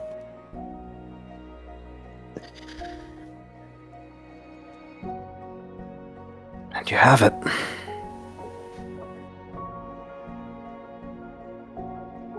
As much as I can give. He's gonna hug you.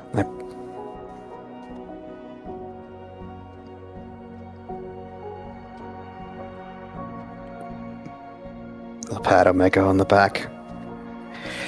I already promised Gaia as much.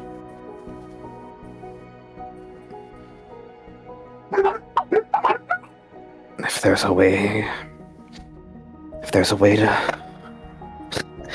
to change things, to find some semblance of light in all this darkness, I'll find it. I won't do it alone. Because like you, but in a different way, I tried to weigh the burden of my problems on my own. I tried to hide. I tried to make myself a mask to the world. To hide myself from a fucking prince. All alone.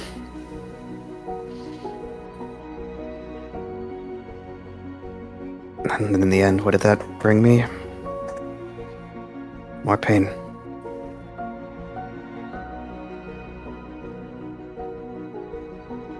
It's okay to ask for help.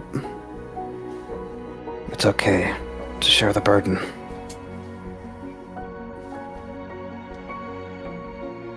It's what friends, it's what family, it's what pack members are there for.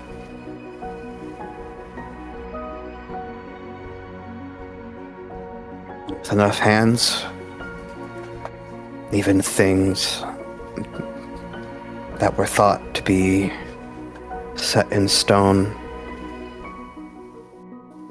can be rewritten. Things can change.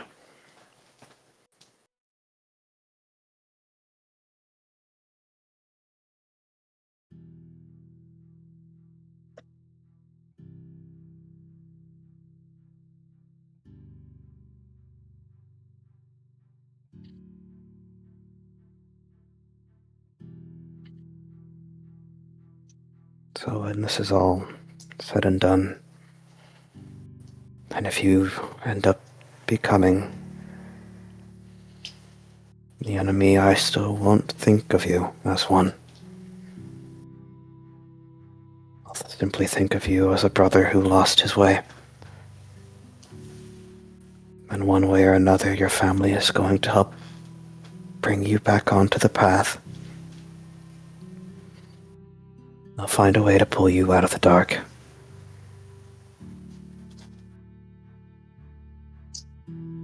Because because that's what they're there for.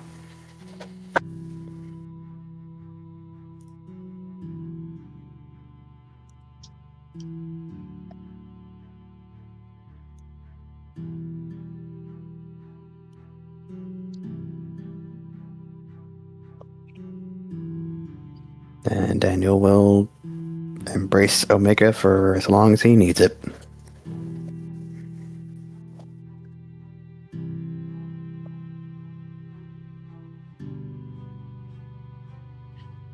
After several minutes, he steps back And he says, come on, run with me. and the entire scene has shifted. The full moon, the disk of it hangs fat in the air, and you can hear howls and whooping and hollering. And you see the pack and the coterie. A lot like they did the night that Omega inspired everyone to run. To run so that he would never be alone again. And it's no different now.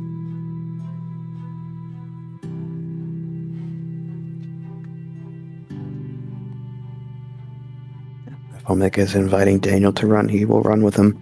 He lets out a howl, and as you join in on, like, you reach up to, like, pull your ball cap off, and you notice that it's a Red Sox ball cap, which was played forever ago in Streamloots, and you're like, what the?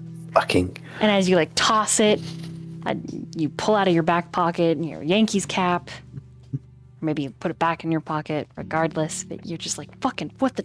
Get out of here. But Omega lets out a howl.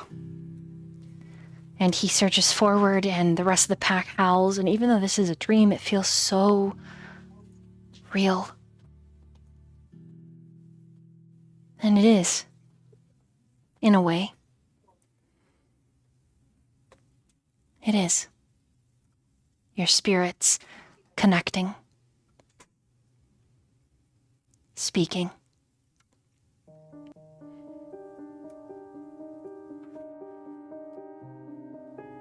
Whatever happens after this, Daniel, you know you will need to get the rest of the coterie on board.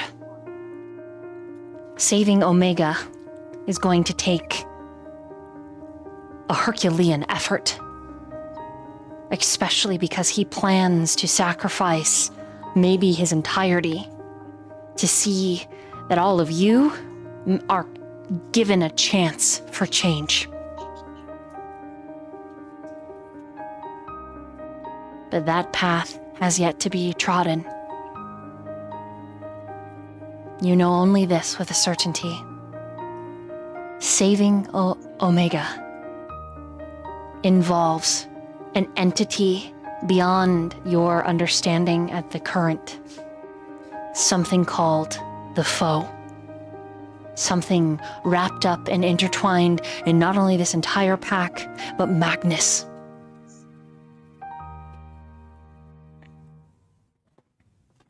You run until sunrise with the wolves, and it is both heartbreaking and beautiful because it might never happen like this again. And Noah is there, Natchan. Noah's there, running. Quinn is there, Jihoon, Malcolm, Evan, all of you. And there's new faces. Lance.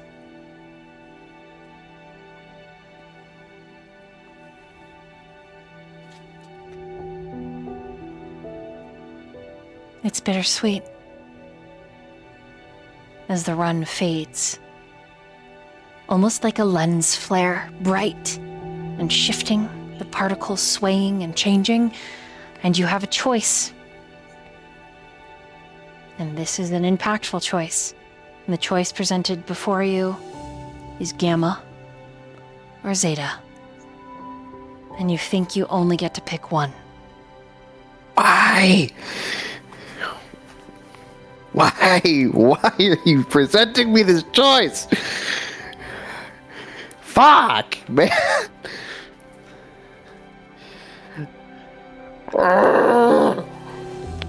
No. Fuck, man.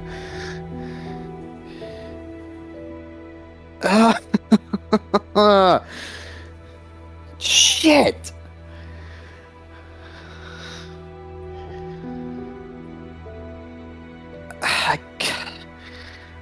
Fuck, man.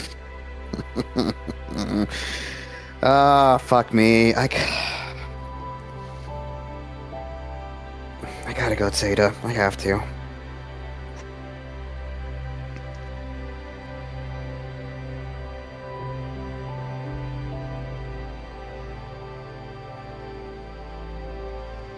All right, then your next choice is a date that she would choose for you, or a date that you would choose for her.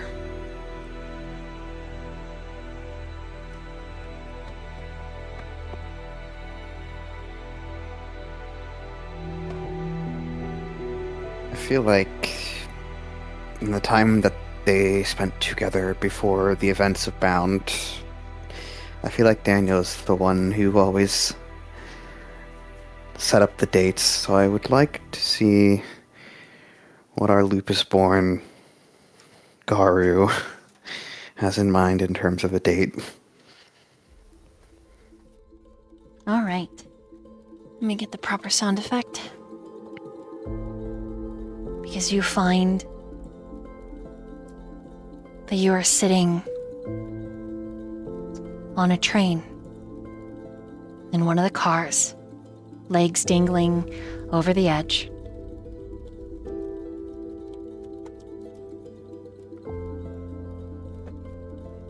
As it simply goes,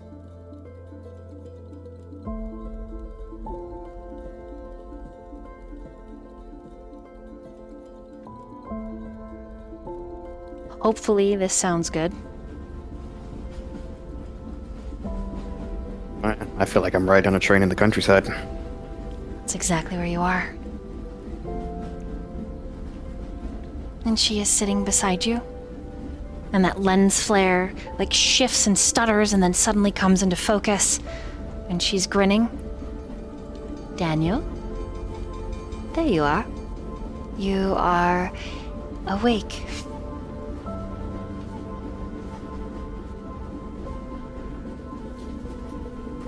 How long was I out? Not long. Just a moment. Do you feel okay?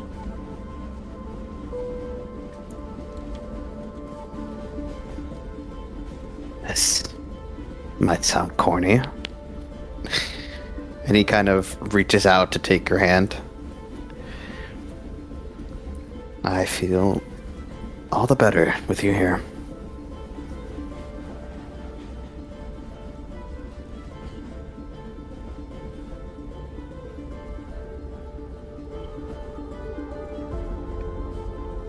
She blushes a little.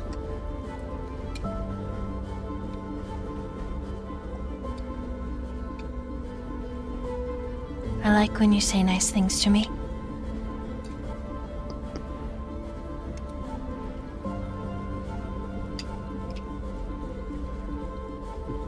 But I'll be sure to say them as often as I can. Oh, does he still have the morning glory?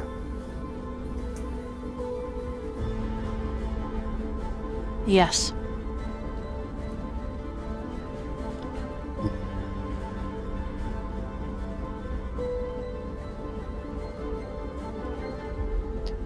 I picked this for you. And he kind of holds up the morning glory. This very deep blue flower that he, if she allows it, he just kind of sets it in her hair. She does. She allows it. She blushes and giggles a little bit, tucking some of her hair around it. And it stands out quite fetchingly against her pale, white-gray hair.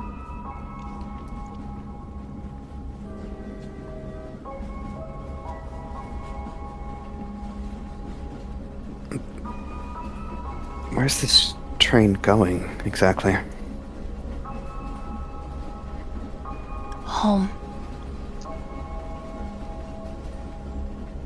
And that's when you realize you're looking out at the Alaskan wilderness. It is taking us home.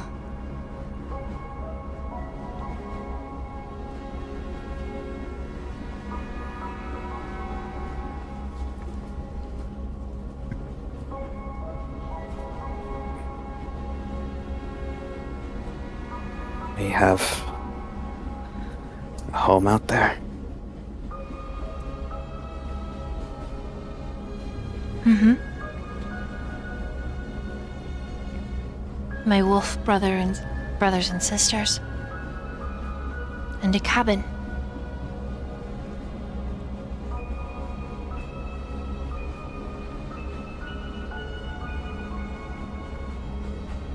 It's wonderful.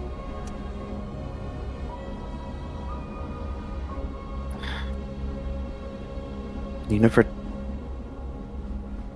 Well, there was that one time, but other than that, you've never really spoken about your sisters and brothers. They do not know me the same way anymore.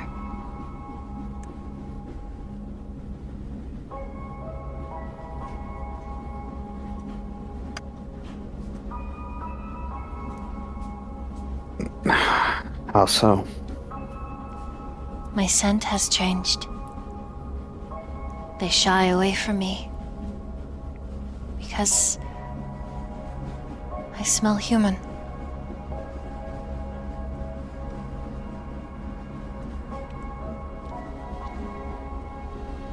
He kind of tilts his head at that. Smell human. Yes.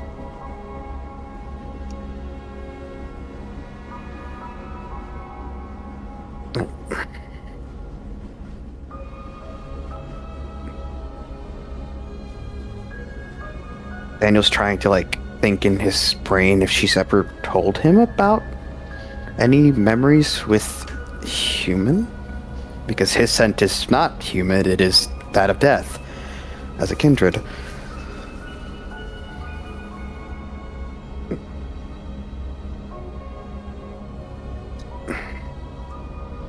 No, Gotta- nothing comes to mind. Yeah, This feels like the first time this has ever come up. yeah. Was there a particular human in your life? Growing up? As a I think wolf? you've ever mentioned that has a wolf or any time. I don't think you've ever told me about this. There are hunters. They fly in their great metal black birds. They shoot many of my kind. But that changed. When I changed.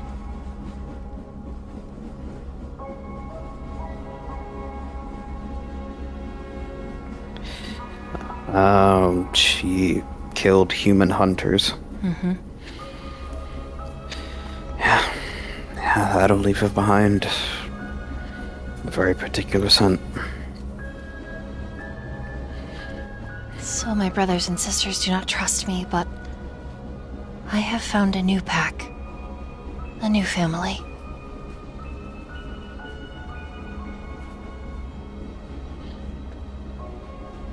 And he kind of, because the entire time his hand has still been holding hers, and he just kind of turns her palm over, kisses the center of it, and he says, "And I'm forever grateful that I'm a part of that."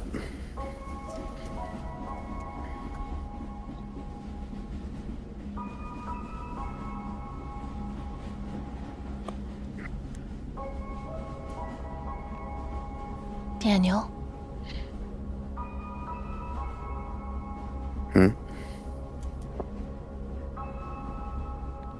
She reaches into pocket of the flannel she's wearing. And she withdraws a carved bone on a leather string. The bone itself is very small. It's in the shape of a heart. For you.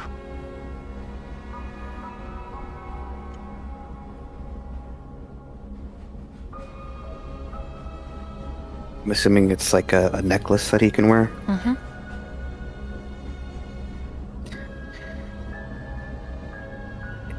He smiles very warmly. Yep. And he takes it and he puts it around his neck. This is really thoughtful of you. Plus, not to mention the craftsmanship.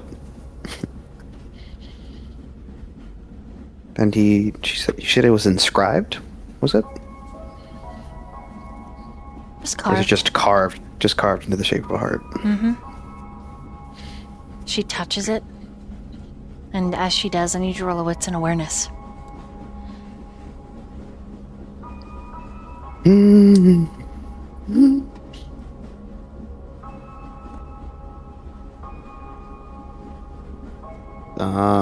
Is this something that heightened senses would benefit from? Because this requires no activation.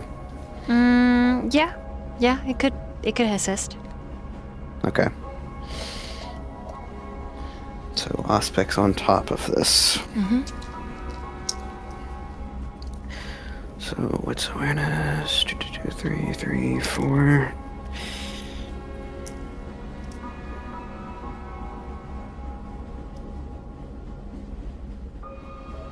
One more for the tier. Go. Oh, I dropped the dice. Oh no. Fuck. It's fine, we have one more black one. I'll find that one later. That's a total of 9. You see on her hand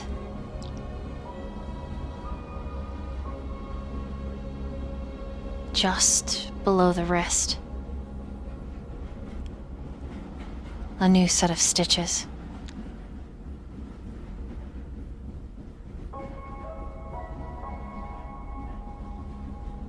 And it makes you wonder if this isn't He's gonna grab. her He's bone. He's gonna grab her wrist gently, but grab it. I will always be able to find you with that.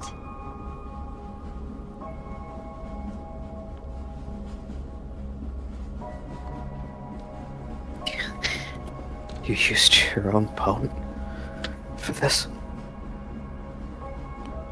She bites her lip and nods.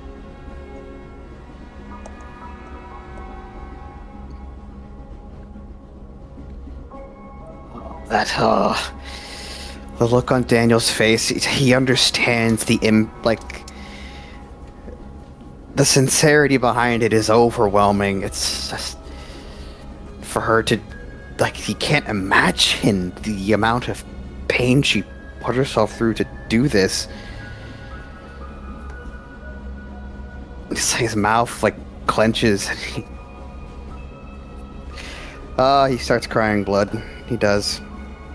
And he says, as he pulls her very tightly into him,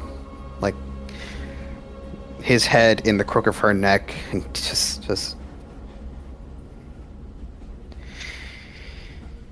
he just says her name.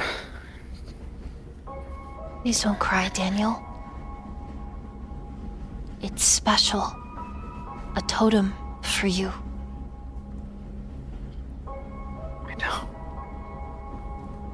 I know, Grace. I know.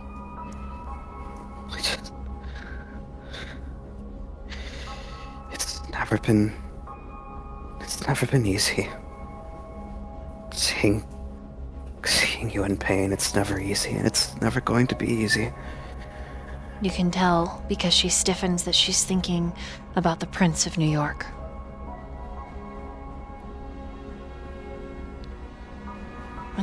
she hugs you as well. I should have gone with you that night. In the back of my mind, I didn't want to believe it. I didn't want to believe that that's where you went. I didn't want to think that you would try and go and kill a prince for me. That you would do something like that. She positions your face so that she can kiss your tears and lap them away. I almost succeeded. But I wasn't strong enough. But the next time, we will face him together.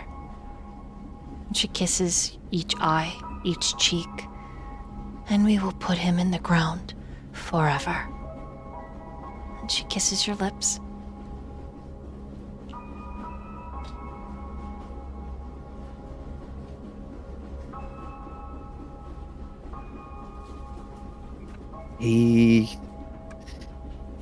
When she kisses him, his hand gets tangled in her hair as he, in this emotional overload and the amount of tension that he is under after all of that willpower damage. It's almost wild in the way that he kisses her back. Hands searching, he bites her bottom lip, not enough to break the skin, but almost a claiming in and of itself. There is no, unless she stops him, there is no amount of space between their bodies in the way that he holds her and has her against him. Every kiss is like a breath of life for him. She doesn't stop you.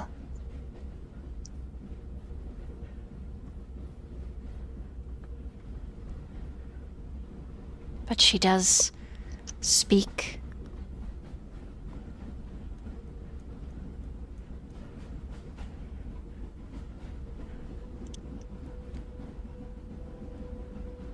She says,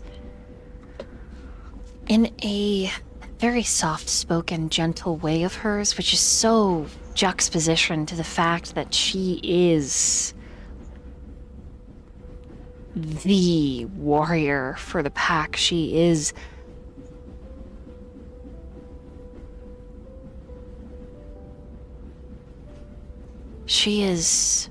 the heart and the claw.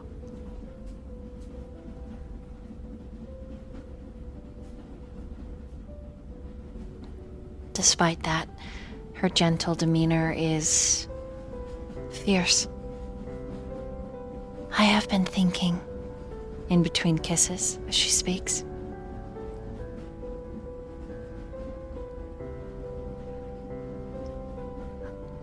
I would like, and she, in the entanglement of the two of you, manages to sit up only long enough to reach into her flannel again, the other pocket this time, and she withdraws a small packet that she opens. The packet looks like brown paper, and she drops something into her palm, and when she holds it up, you see that it is a ring.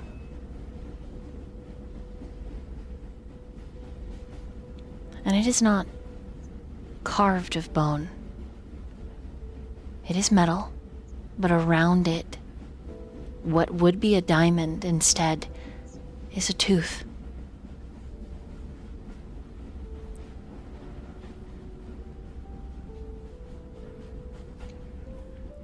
Her wolfish ears have lifted up out of her hair, the hair dropping around the ears like silk, and they airplane, kind of dropping back like she's unsure, like she's worried, and she slips the ring onto your finger, but she's not sure which finger it is in the mortal way, so it ends up like on your pointer finger.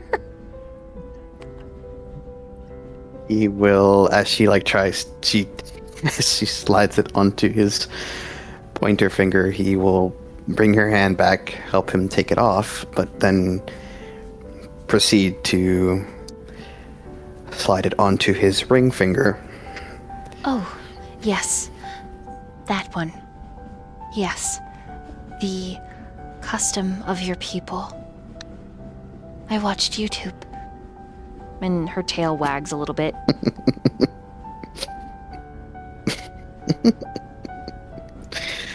I don't think Daniel laughs so heartily I don't think he's ever laughed this heartily in his unlife, ever.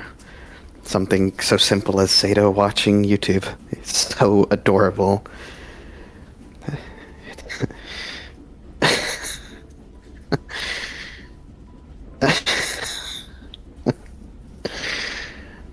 YouTube.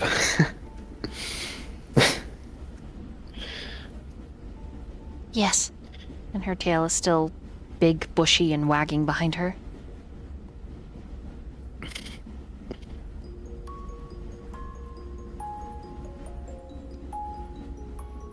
So, is the custom that I'm understanding this is a proposal? Yes.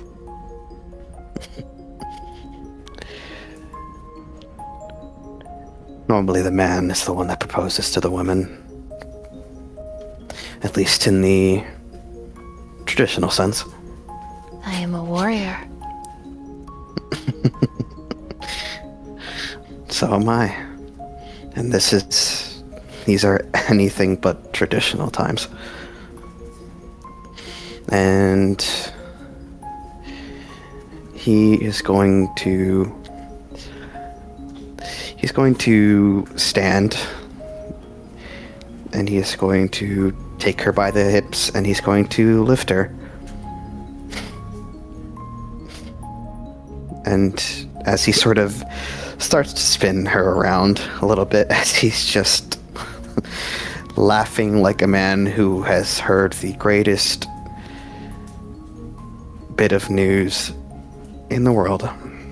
And he says to her, "My answer is yes." She grins, and you can see in that grin she is missing a tooth. Oh, you used your tooth for the ring. You did. Yes, I did. It's quite charming that she's missing one of her canines, but also a little worrisome. It may grow back, but I do not know. I feel like you should have, from a warrior's perspective, maybe just used one of your maulers. No.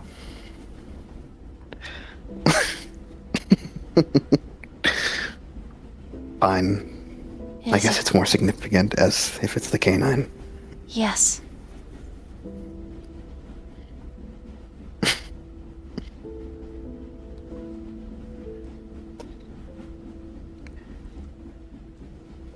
I would try something if you would allow me.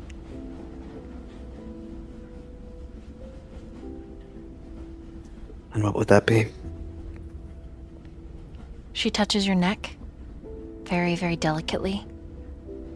The fingers Makes him brushing. goosebump. You tried to claim me. I would try in this space to try to claim you. And you know that she's referring to when you fed her your blood and all of that crazy shit happened before things slightly changed? Before we became thin bloods. Yeah. But I thought a Garu can only be claimed to one person. Correct. But when your blood ran thin, things changed. My hair changed. The sick in me changed. So maybe I can. I would like to try.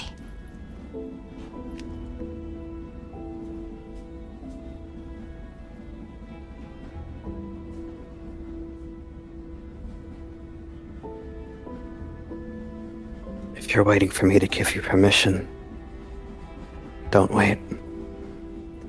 Because you've had it for as long as I've set my eyes on you. If you want to claim me, then do it. Because I will claim you in the process.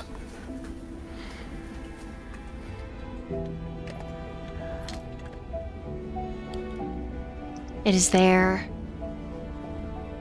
in the sunrise on an open train car that you experience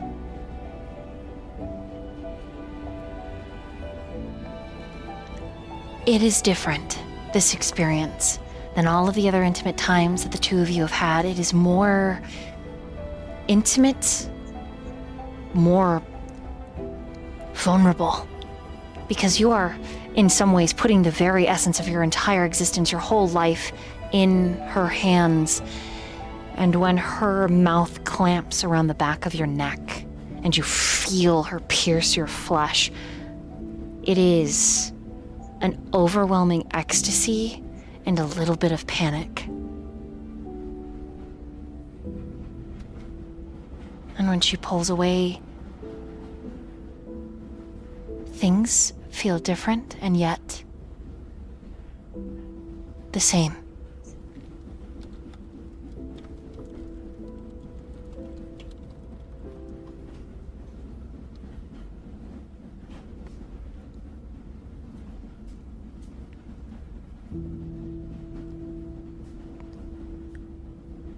Sitting nude in the pile of clothes that you both shed, she scoots closer, gazing at you with her crystal blue eyes. So, do you feel different?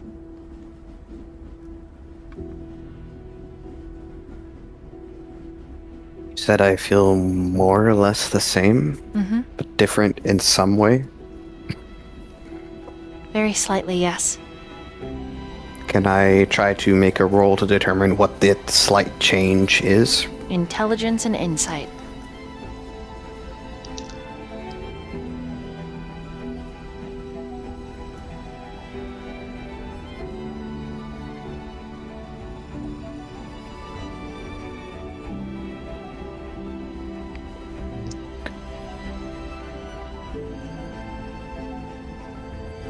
That's 1 crit and 3 for 7.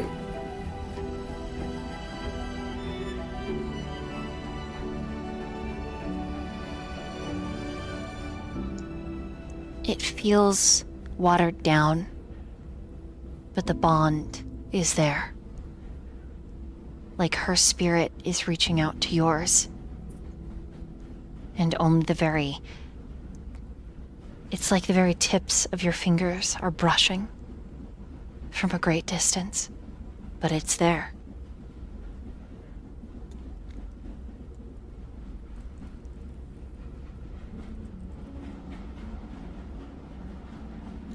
And is going to reach out and very gently caress her cheek.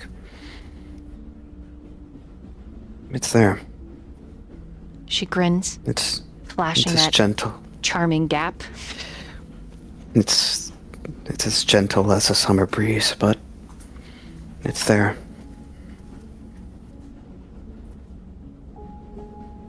In her excitement, she leaps into your arms and completely shifts into a lupine, only to shift back into Homid. Sorry, I am very happy. Wow, what could have given me that idea? And he just starts like peppering her neck with kisses.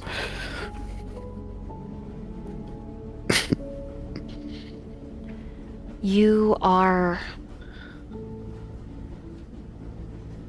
lost in each other. And digitally, I need you to roll your last roll for the night. And it is a wits and awareness with an extra 2 dice because of your heightened senses. You cannot make any rerolls. Okay.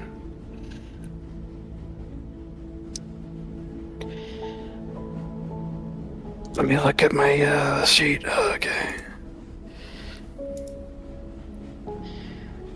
So, you said wits and awareness? Mm-hmm.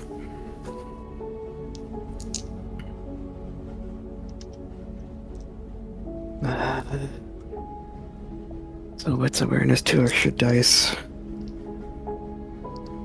Here.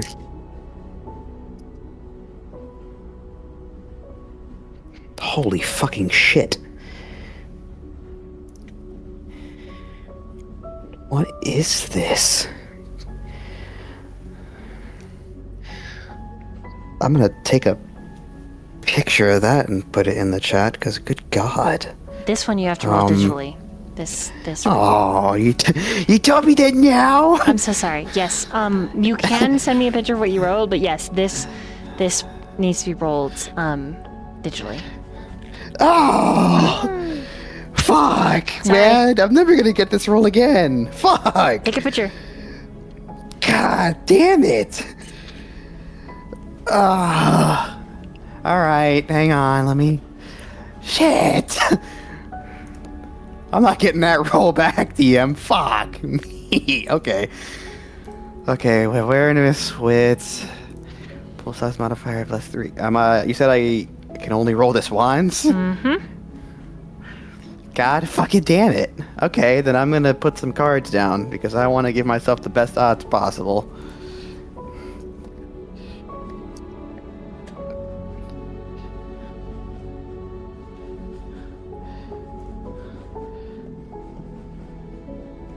I'm assuming rousing the blood is not an option either.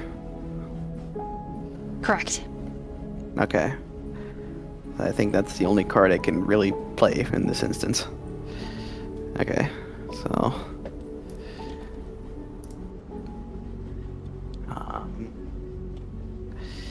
Okay, roll 20. You've been kind of mean to me the entire night. Please be nice to me on this one roll. Wow, we are riding the middle of the road with that one. What the fuck? Okay, I'm gonna use one of my +1 success charges to make that a total of 6.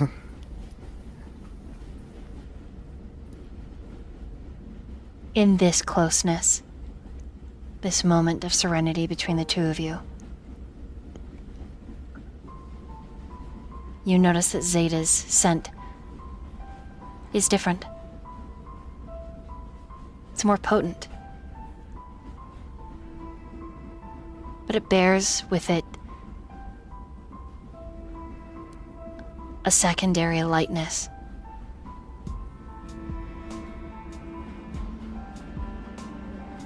A scent you've never smelled on her before.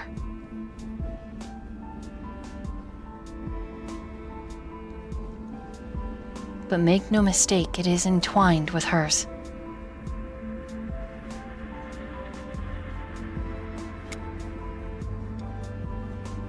Well, that's a very bright picture. Is this my scent, or is this a different scent? There are hints of you, but it is different.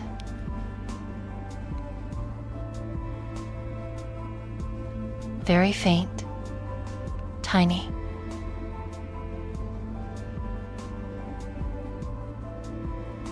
New.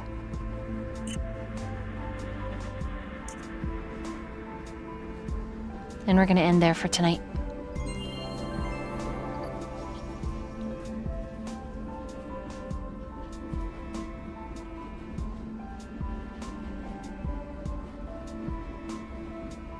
Hmm.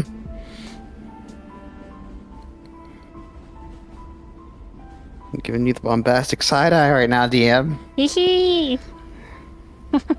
Hee hee. Hee hee. Hmm. Hee. Why are you so nervous? What the fuck?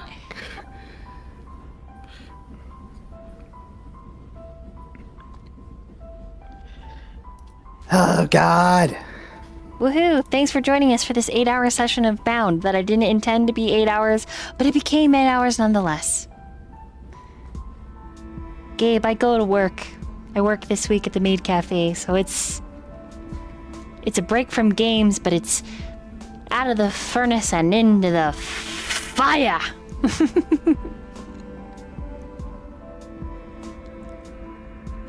Yeah, but it'll be good. I'll send photos. Yay! Side eyes. Hey, thanks, Gang Feather. I'm glad. Thank you for rating. Mwah. Platonic schmoochies for you. Yes. Alright. I am so eepy. So tired. I am so tired. So we're gonna call it here. Yeah, you know what? We are gonna go to bed. Yeah. We're gonna go raid my favorite cat stream.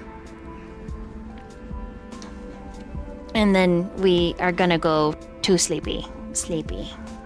Oh, thank you. Hospital.